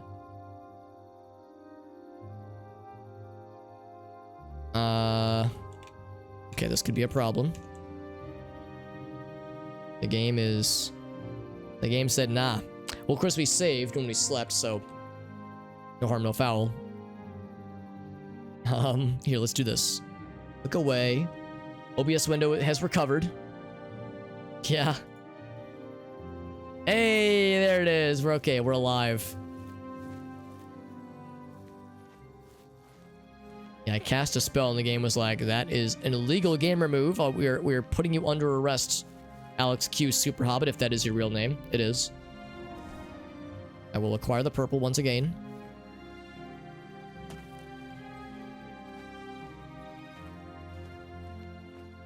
Are there any other lads out here that I should slap around a bit before we delve in? I think we would have seen them by now. Just the one guy who was apparently watching over me while I slept. And probably thought to himself, man, this hobbit man is so beautiful while he sleeps. What an angel. And then I woke up and he was like, ah! We startled him, so we had to kill him. Let's see what this place is all about. We might get to kill shit if we're lucky. Cannot wait when enemies are nearby. So ominous.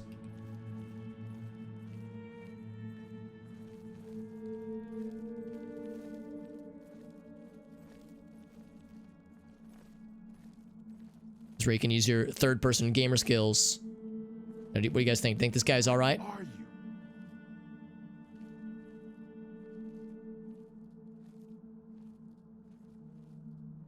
It's got an axe. Showing your face was the last mistake you'll ever make. I was all nervous. I was like, this guy's got a two-handed axe. He might not fuck around. He fucked around. And he found out. 35 value. That's pretty heavy for not much value. I guess I'll grab it, but... Apparently he was the only one. 2 torches. You know, speaking of which, I should slap some torches out. Ah! Yeah, that's what it was. When we opened our eyes and they saw how sad we were, they were like, oh, Jesus. Be gone, demon. And we were like, I'm sorry. We were so sad. You descend even further. More enemies nearby. Oh. Ooh, this was a trap that I Probably almost set off. So, begs the question then of what is this mysterious place?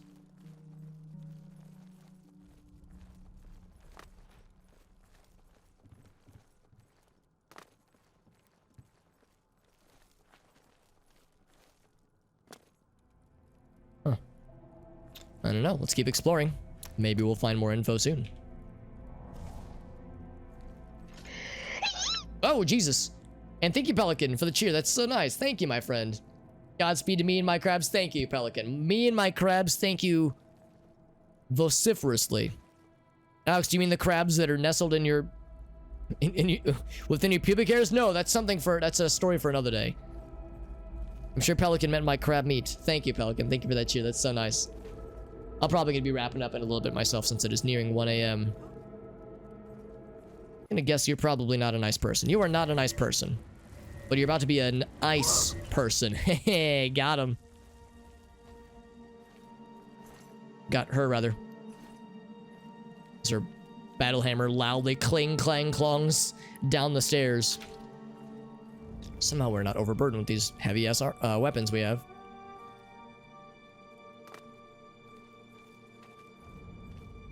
It's like, I'm being stealthy, I promise, as this giant hammer just bangs down the stairs. Iron shield, that's very good for heavy armor people. But I'm a not heavy armor peoples. I'm not even sure I'm a peoples with the look of this style. Yeah. Let's do this. Let's drop that one. Clang. As far as things where we get the least bang for our buck. Now, this very obvious tripwire here. Like how you can set those off manually. I understand there's lots of that kind of stuff in Oblivion, or in Skyrim as well.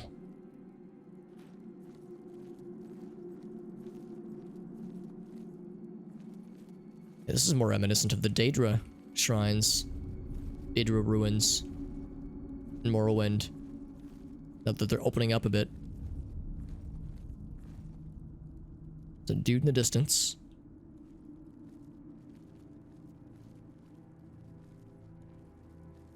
I want to assume that everyone here is mean. But I don't know if I should assume. You know, maybe I should save this. I am vastly outnumbered and perhaps even outclassed here, so maybe I shouldn't get too comfortable. The fact that you're, from the starting gate, shown this area when you exit the sewers makes me think this is probably the first dungeon, or even really the first place at all a lot of people explore. Hello? When they first... Who's there? What's that? When they first, you know, exited this area. Or exited the intro area. And might have even gotten their ass kicked by some of the NPCs here.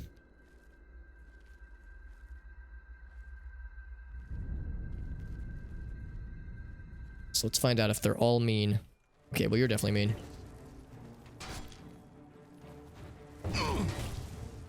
Jump on my... Your intelligence is being drained. Too bad for me, huh? As I just slap him down to one hit. Lockpicks, yes. Once again, the most powerful treasure of all.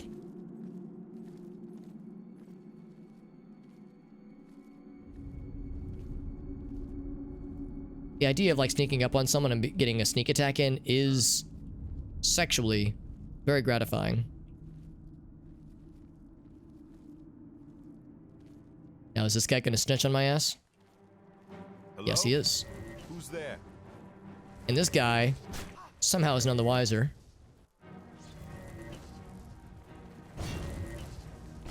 Not enough magicka. That the best you can do?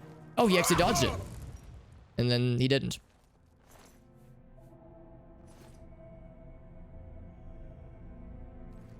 Fuzzy shield. I'm really liking this mace, by the way. It's kind of sick. I kind of love it. Take your flour. His chest is very busted. Was he just eating flour like with a spoon? Yes, my favorite dish. Raw flour with a spoon. Is that a... Oh, not a gemstone. It is a... Fucking stone. I don't know what that is, but it sounds very ominous. Very whimsical. Not ominous, but whimsical.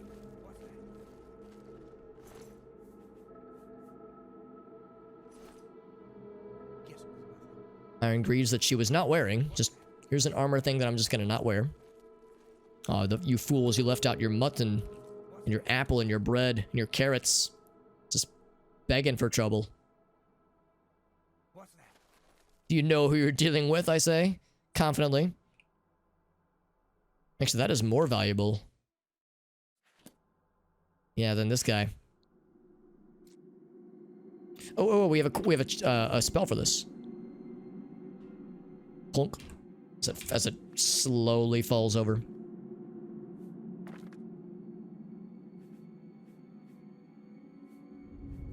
Let's drop this guy because we get more bang for our buck per buck.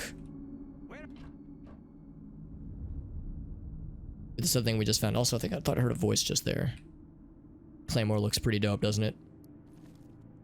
So let's do this.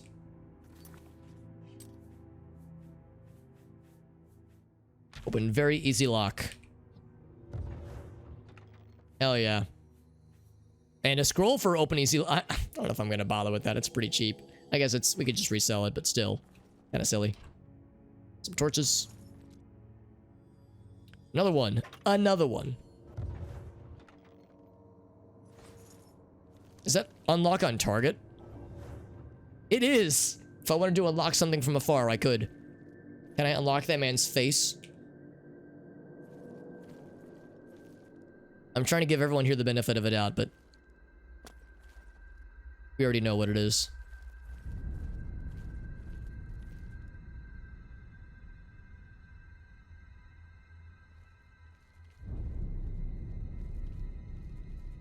So he could wrap around from that side. Of course, he's a ranged lad.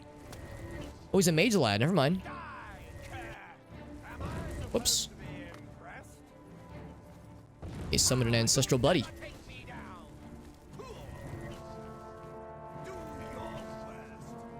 You should have summoned some ancestral bitches.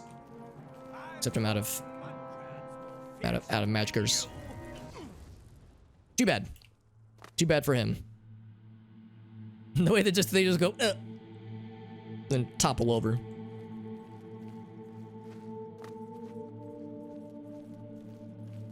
This is a lot more involved than I was expecting. This goes deep.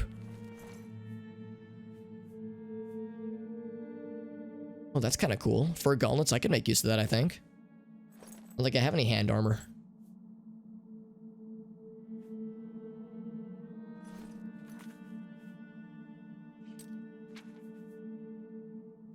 Rough leather boots. Yeah, that's a nice contribution, I think. I still need to find some kind of nice light armor greave solution. Same with my helmet, I need to find a nicer light armor helmet. These things I'll just sell. Although it does provide more armor, but it's heavy armor. So again, light armor is what we're all about.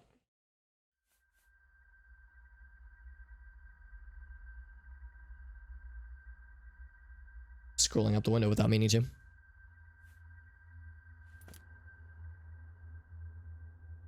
So now we got cool little gauntlet friends. Oh, is that a spike thing that they have on them as well? Spiky knuckles, hell yeah. And some cheese and some corn and some lettuce. And some crab meat. We've hit the goddamn lottery, folks. The greatest treasure of all. More things to expand our alchemical knowledge.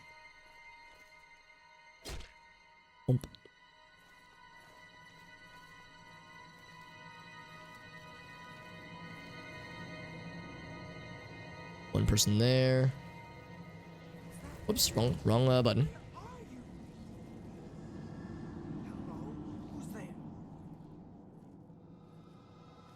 I'm being a sneaky snake. My sneak skill has increased, hasn't it? We're pretty cool. What's that?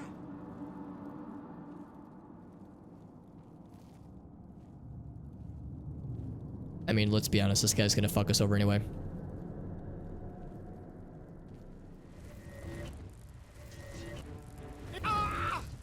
The fact that they had the hammer, I was like, should I go in for the melee? Nah, we'll start with ranged. Whittle him down a little bit, because that could be a little scary. These are probably fairly low-level goons anyway, but the off chance that one of them could like, know how to use that thing makes me a little bit worried. Now it looks to be a Khajiit, I think. And Khajiit were, at least in Morrowind, frequently used as slaves, so I wonder if that's a buddy for them or a buddy for us. They'll be on our side. Because Morrowind really has a lot of slavery. It is a booming industry out there. Here, we don't know. We're newbies to this land. Oh, they got weapons.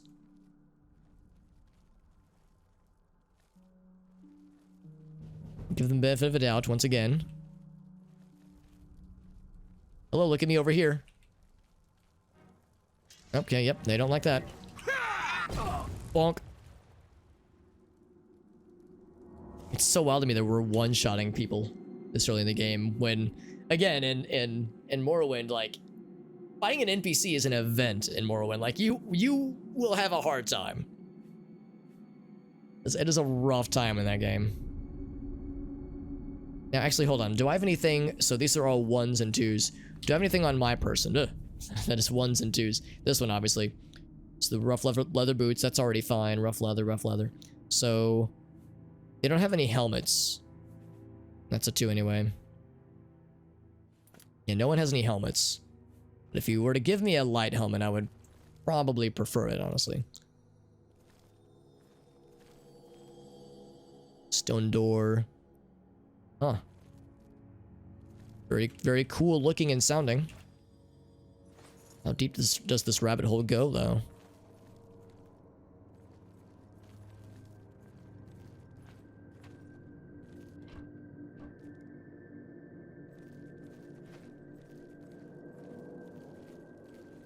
I think it auto-saves when we go through the door, so we'll push to the limit again, I suppose. But did it auto-save? Maybe it didn't. I will manually save.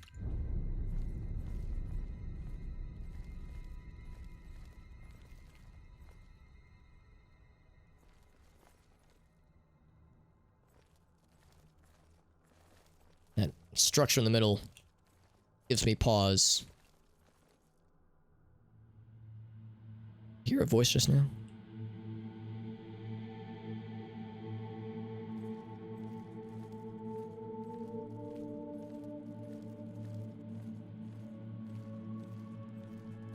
Okay, now this is ominous. This gives you some Eternal Darkness vibes.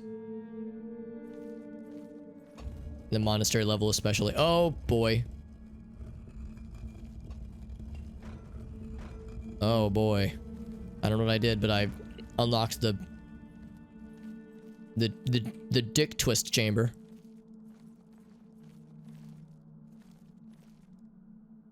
Oh no, what have I found? What have I stumbled upon? Wasn't ready for his human Khajiit sacrifice chamber.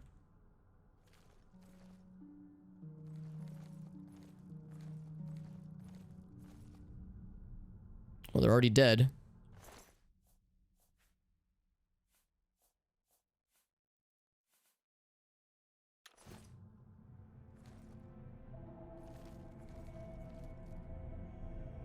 Can I, like, move them off? Whatever this thing is.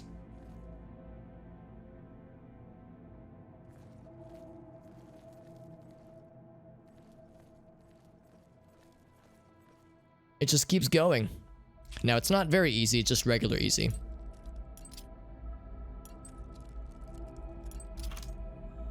Which is easy enough. Here, let's poke around a little bit more. I don't know what I did to unlock that door. I like went around. Oh, is that what this was?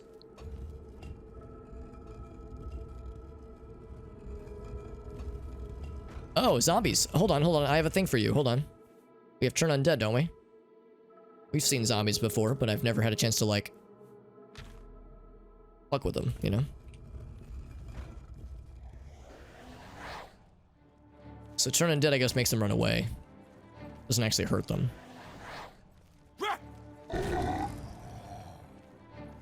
Uh-oh. Was that a good thing? I think I was giving them the suck.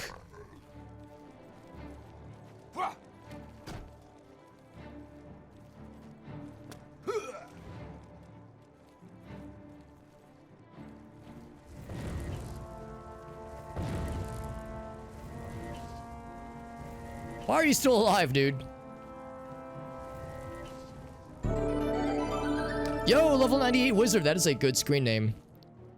Hold on, I'm chasing a naked zombie around. Pretty standard Wednesday evening fare. Just a regular ass zombie. I wonder if he is resisting what I'm giving him. Yeah, he kind of doesn't give a shit. And is he giving me the suck? I thought I was giving him the suck. Okay, there we go. Wow.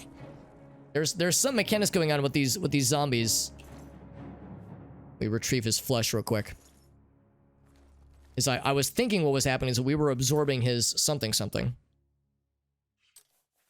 As we have this cool weapon that gives them the suck. We absorb their strength on strike. But that little tethering effect was weird. That little tethering effect, I wasn't sure about it, man. I wasn't sure about it. Anyway, level 98 wizard, I love your screen name. We are playing a spellcaster in this game, so your screen name is very, very relevant. Doing some Zomboid, a fellow Zomboider, says Ogaso, very nice. I haven't played Zomboid in many years, but I've played the crap out of it back when it was first on Early Access. And it has been blowing up lately, and I want to get back into it, so I've been watching other people play it. How are you liking it so far, by the way? Thank you, thank you. I had many chat members help me make this handsome purple rotund lad you see before you. They resist cold. That's one thing for sure. We call him the Purple Sadge, not the Purple Sage. Oh god, wasn't there the Doors album where it's like Riders of the Purple Sage? Yeah, his name is Sadge Maroon. We at one point we're gonna call him like Sadge Garnet, like the gemstone, but Maroon seemed like a nicer way to call it. For people who are a fan of this man, we are part of the Grape Nation, which is good. So, Grape Nation, y'all. Very good, very good. But yeah, they're resistant to cold. That kind of makes sense, actually. So my ranged damage wasn't doing much for him. Fire probably would have done pretty good, actually. But yeah. Yeah, I was just surprised by that tethering effect. I was worried that he was retrieving something from me, but I think it was us absorbing shit from him. We've never... Like, nothing has ever survived a hit from us with this melee attack that we have, so... We've never, like, really seen what it looks like when it's in its... When it's doing its thing. Also, I chased that man very far. Well, not that far, but far enough. Because, yeah, we saw... Yeah, here we go. Here's that chamber back here. So there was this door that away that is now unlocked. But, yeah, then I saw there was this other little chamber of zombinos. By the way, yeah, thank you again. Level 98 for your wizard for your raid. And, yeah, out of curiosity, do you have any... yeah, I'd be curious to know just how the stream went for Project Zomboid, because it's a very good game, and I'm glad that more people are playing it, that it's, like, popping off. It's very encouraging to me. Lasted one day. It's a tough game, man. It's a tough-ass game, so lasting one day is a legit accomplishment. Played it for the first time. Nice. Pretty good at the first. Yeah, that's legit, because when me and my friends played in multiplayer even, we were getting bodied left and right. It was ridiculous. They're pretty tanky in this game, yeah. Yeah, that zombie was way tankier than any of the, you know, more or less standard NPCs we fought so far. It's very dark, you know. Let's get this going. Get a few more healsies.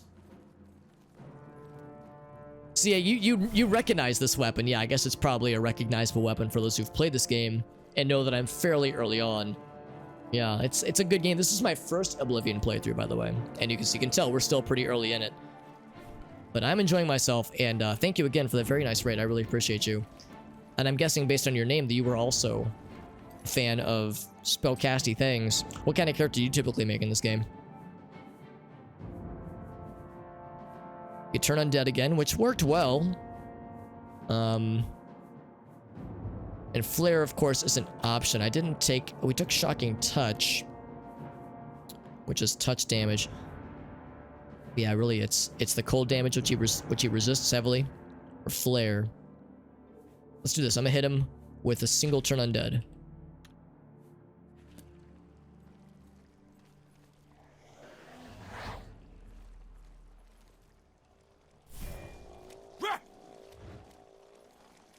Somehow I missed. There we go. See, I'm pretty sure that's us absorbing his stuff. Gonna go back to Flare then.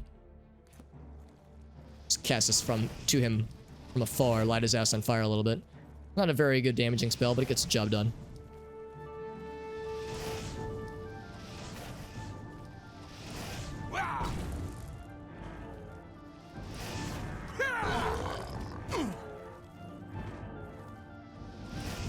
I like legit stunned us for a second.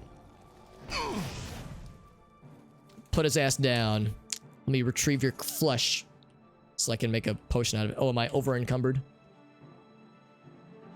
Either my inventory capacity has been lessened, or I just picked up too much crap, which I'm known to do pretty frequently in this game. In fact, here, let's do this. Oh, are there enemies still nearby? I think there's battle music. Where did he chase me? We've been here before. So let's drop a few things then.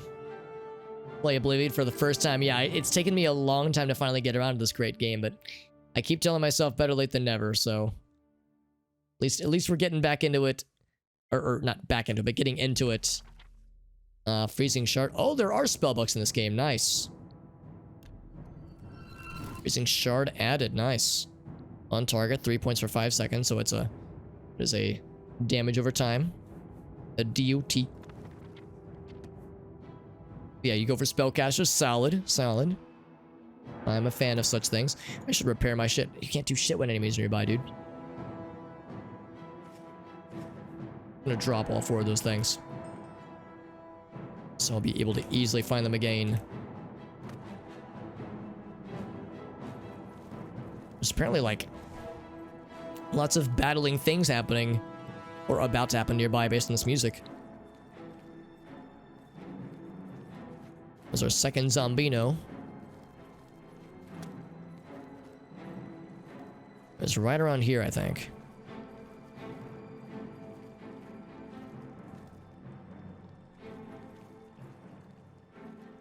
Trying to not trip that just yet.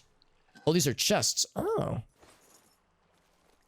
So this Ayleid structure, I'm guessing, is what this more or less is getting at.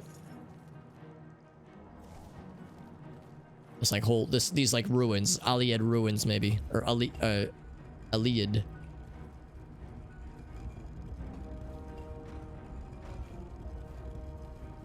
Skeletons. Now you also probably would resist. Oops, wrong button. Get that going, and then I think that's turn undead, right?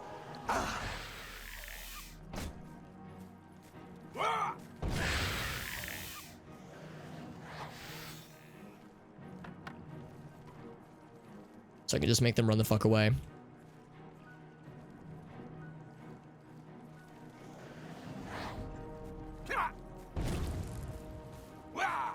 I don't know how much strength you can absorb from a skeleton, but I'll fucking do it. Give me your bone meal. I'm over encumbered. Unsurprisingly, the bone meal was the straw that broke the camel's back. I'm just gonna drop this real quick.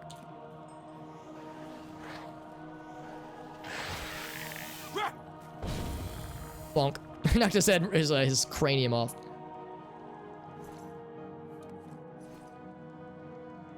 And music that sounds like battle time still happening.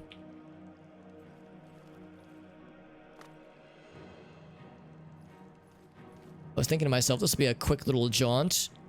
Turns out it is a not small, big jaunt. Could do water breathing. I wanted to really explore down here. Ooh, and well, I was about to say we might want to, but we can still come up for air down here.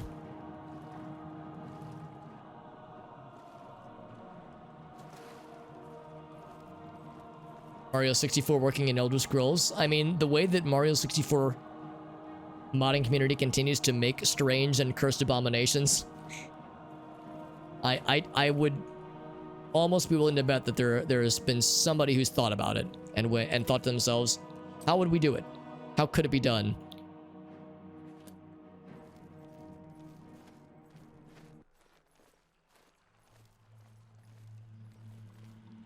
These prison cells? Well. Oh my. If this is a prison cell, then they have some curious inmates. Skeletons who can divide themselves by 2 with the greatest of ease. Ah, yes, the classic 2-torsoed skeleton.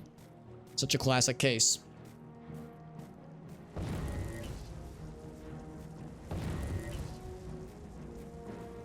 Yeah, I think you might be able to fit an arrow through there. I'm not sure if you can actually get a spell through there, though. These would actually be pretty hard to unlock. Look how mad he is. They have, like, somehow they gave the skeletons eyebrows.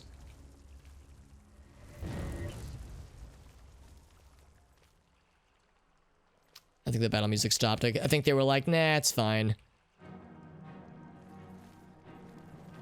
You can't get to him, it's fine. I do have lockpicks. I could get in there. Fuck him up a little bit. Yo, Otter, what's up, friend? Good to see you.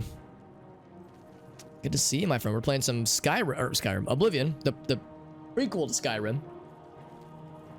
We found some skeletons that have been arrested for skeletal crimes.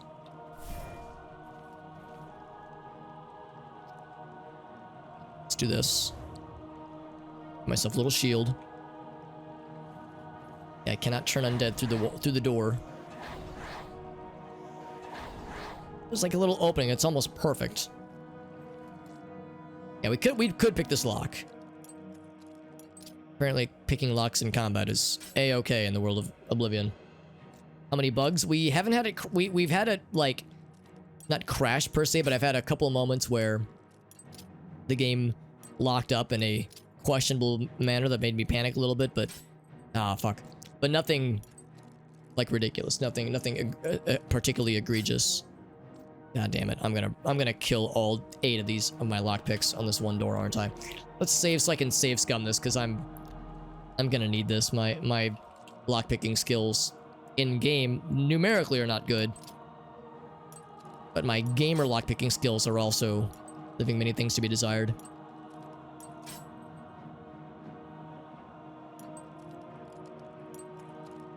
Need that slow fall, not the fast one.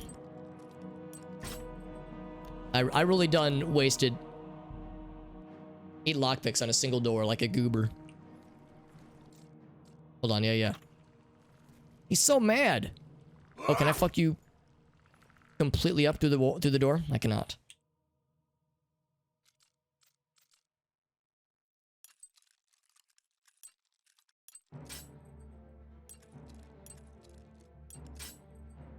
It's an average lock, and I am struggling so much.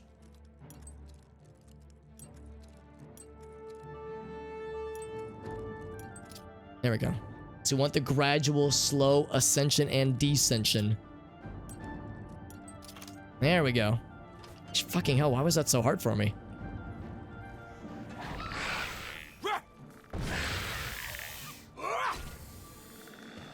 He falls apart into a pile of bone meal. All that just to kill a skeleton and get this chest with 11 gold in it, which is nice.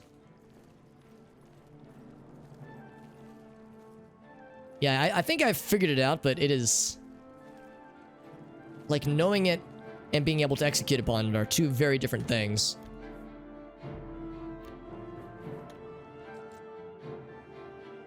Now, this is an easy lock. I guess this skeleton is not nearly as sinful as the one we took out previously. A little jump. That first one, he was behind bars, man. That's a skeleton, a skeletal outlaw.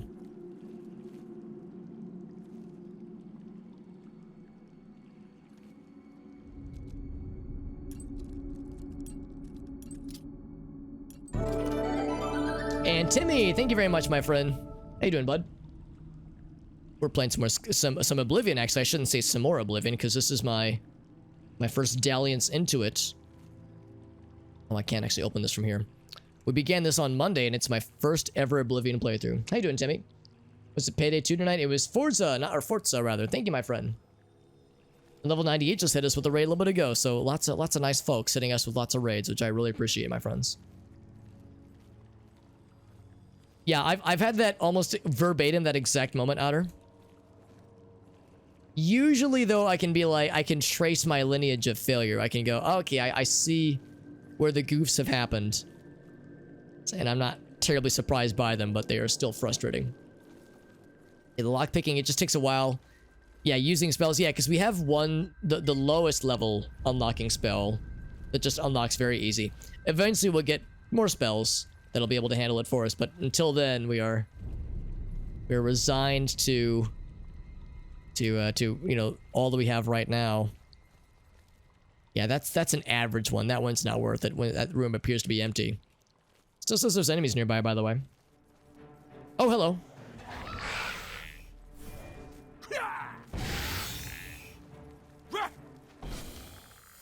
Kind of hoping Turn Undead would like also have a chance of just killing things outright. I think that's the thing in D&D. If you turn Undead and you roll high enough, it can just straight up murder them. He's a fast man, and he's got that autocomplete strat. That is also the big brain plays. That's how we got here. I think this actually all loops around. Didn't really stick with it super long. Yeah, it seems like the kind of thing where it just takes a while to get the hang of. So we've been here before. There are no more bad guys immediately nearby. Let me grab my hammers so I can repair my shit. I dropped these earlier to make room. Let's do this. We are nearing the end of this adventure, for the night at least. I can't repair either of these because they are magical. Also, our Curious has gotten the shit kicked out of it, so I gotta repair the crap out of it. Not bad. You used all the hammers. Yeah, I use BTTV as well, I guess. I don't know which one can happen. Enemies on the other side, right? Yeah, it is like a as the crow flies detection. It's just convulsing a little bit, you know how it is when you're a zombie and you're dead again. It's just how these things play out sometimes. So let's double check here. There was a big area this way we could explore. That's how we got here. Oh wait, hold on. Maybe not. Maybe I was about to say that's how we got here. But that's how we got here. So maybe there was a door thingy that would be worth perusing. Yeah, I got all three as well, Timmy. Yeah, the Holy Trinity, baby. That's right, that's right. So I checked both of these. I stepped on this pressure plate. Thankfully, this is not like the sky collapses upon you and crushes your genitals kind of pressure plate. It's a opens doors for you and does nice things kind of in a pressure plate. So there is indeed a deeper level to this place. I thought for sure this would be such a quick adventure. Let's do this. It is getting late, my friends, and I would love to keep exploring, but we will have to, I think, truly resolve this probably next time. But what I'm going to do is I'm going to explore this last area over this way and see what it's all about. And then we'll leave that next section for the following stream of this game.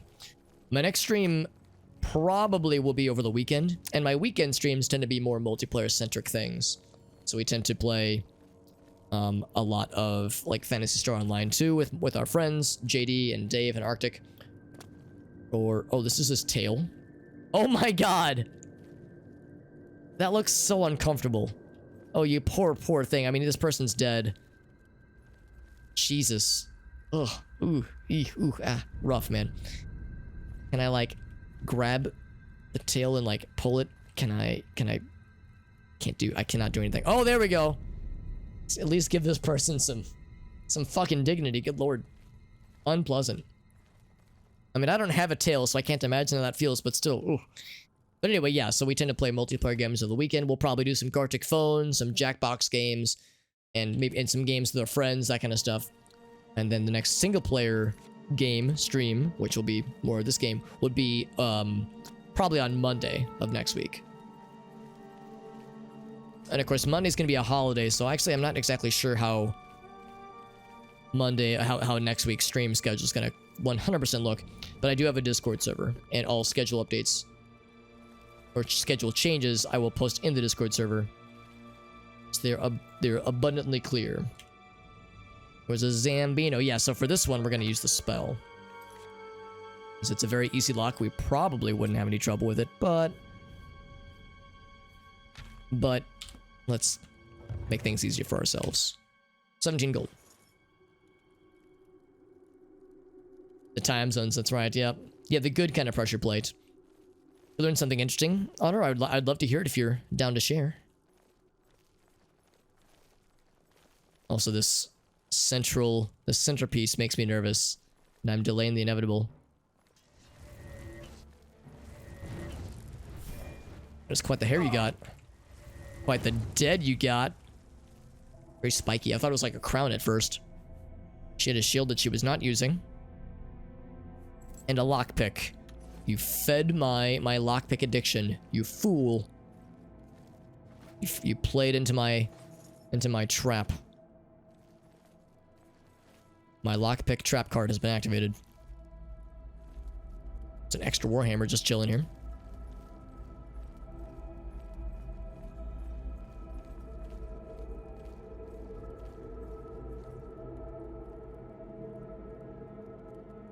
If any currently living children will be an ancestor to all people in a given region. Interesting, okay. I see what you're putting down, Otter.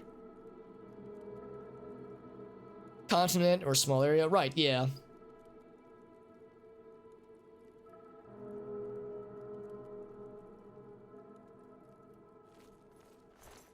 Yeah, like that is like, you know, the way that the genealogical lines go and how far they can stretch. You know, it makes sense. It makes sense.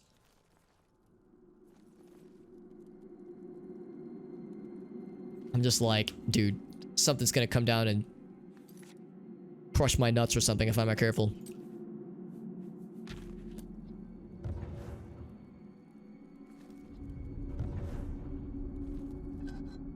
So it was not trapped. It had a battle axe in there somehow. Not gonna question how they squeezed it in there. The battle axe, I mean, it's nice, but it's very heavy. So we would gain nothing by... Well, we could sell it, but it's not that valuable.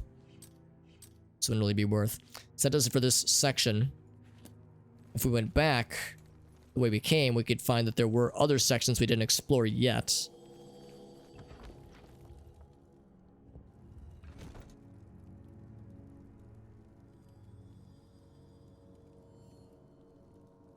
Yeah. Yeah, that makes sense. That makes sense, Otter. And it is weird to consider. Like, it does kind of bring things into perspective, and it's weird to imagine, but yeah, it also is like, yeah, that checks out. Strange as though it may seem. Oh my god, there's another sacramental area of some variety. God, there's so much. Yeah, I think what I'm gonna do, as much as I would love to do a kind of a breadth first search approach, I think what we'll just do is I'm just gonna place myself right in front of this, the Vin Diesel, the Wendigo, the Wen Weasel. We're just gonna place ourselves right in front of that door for the next area, and then that's what we will pick up next time.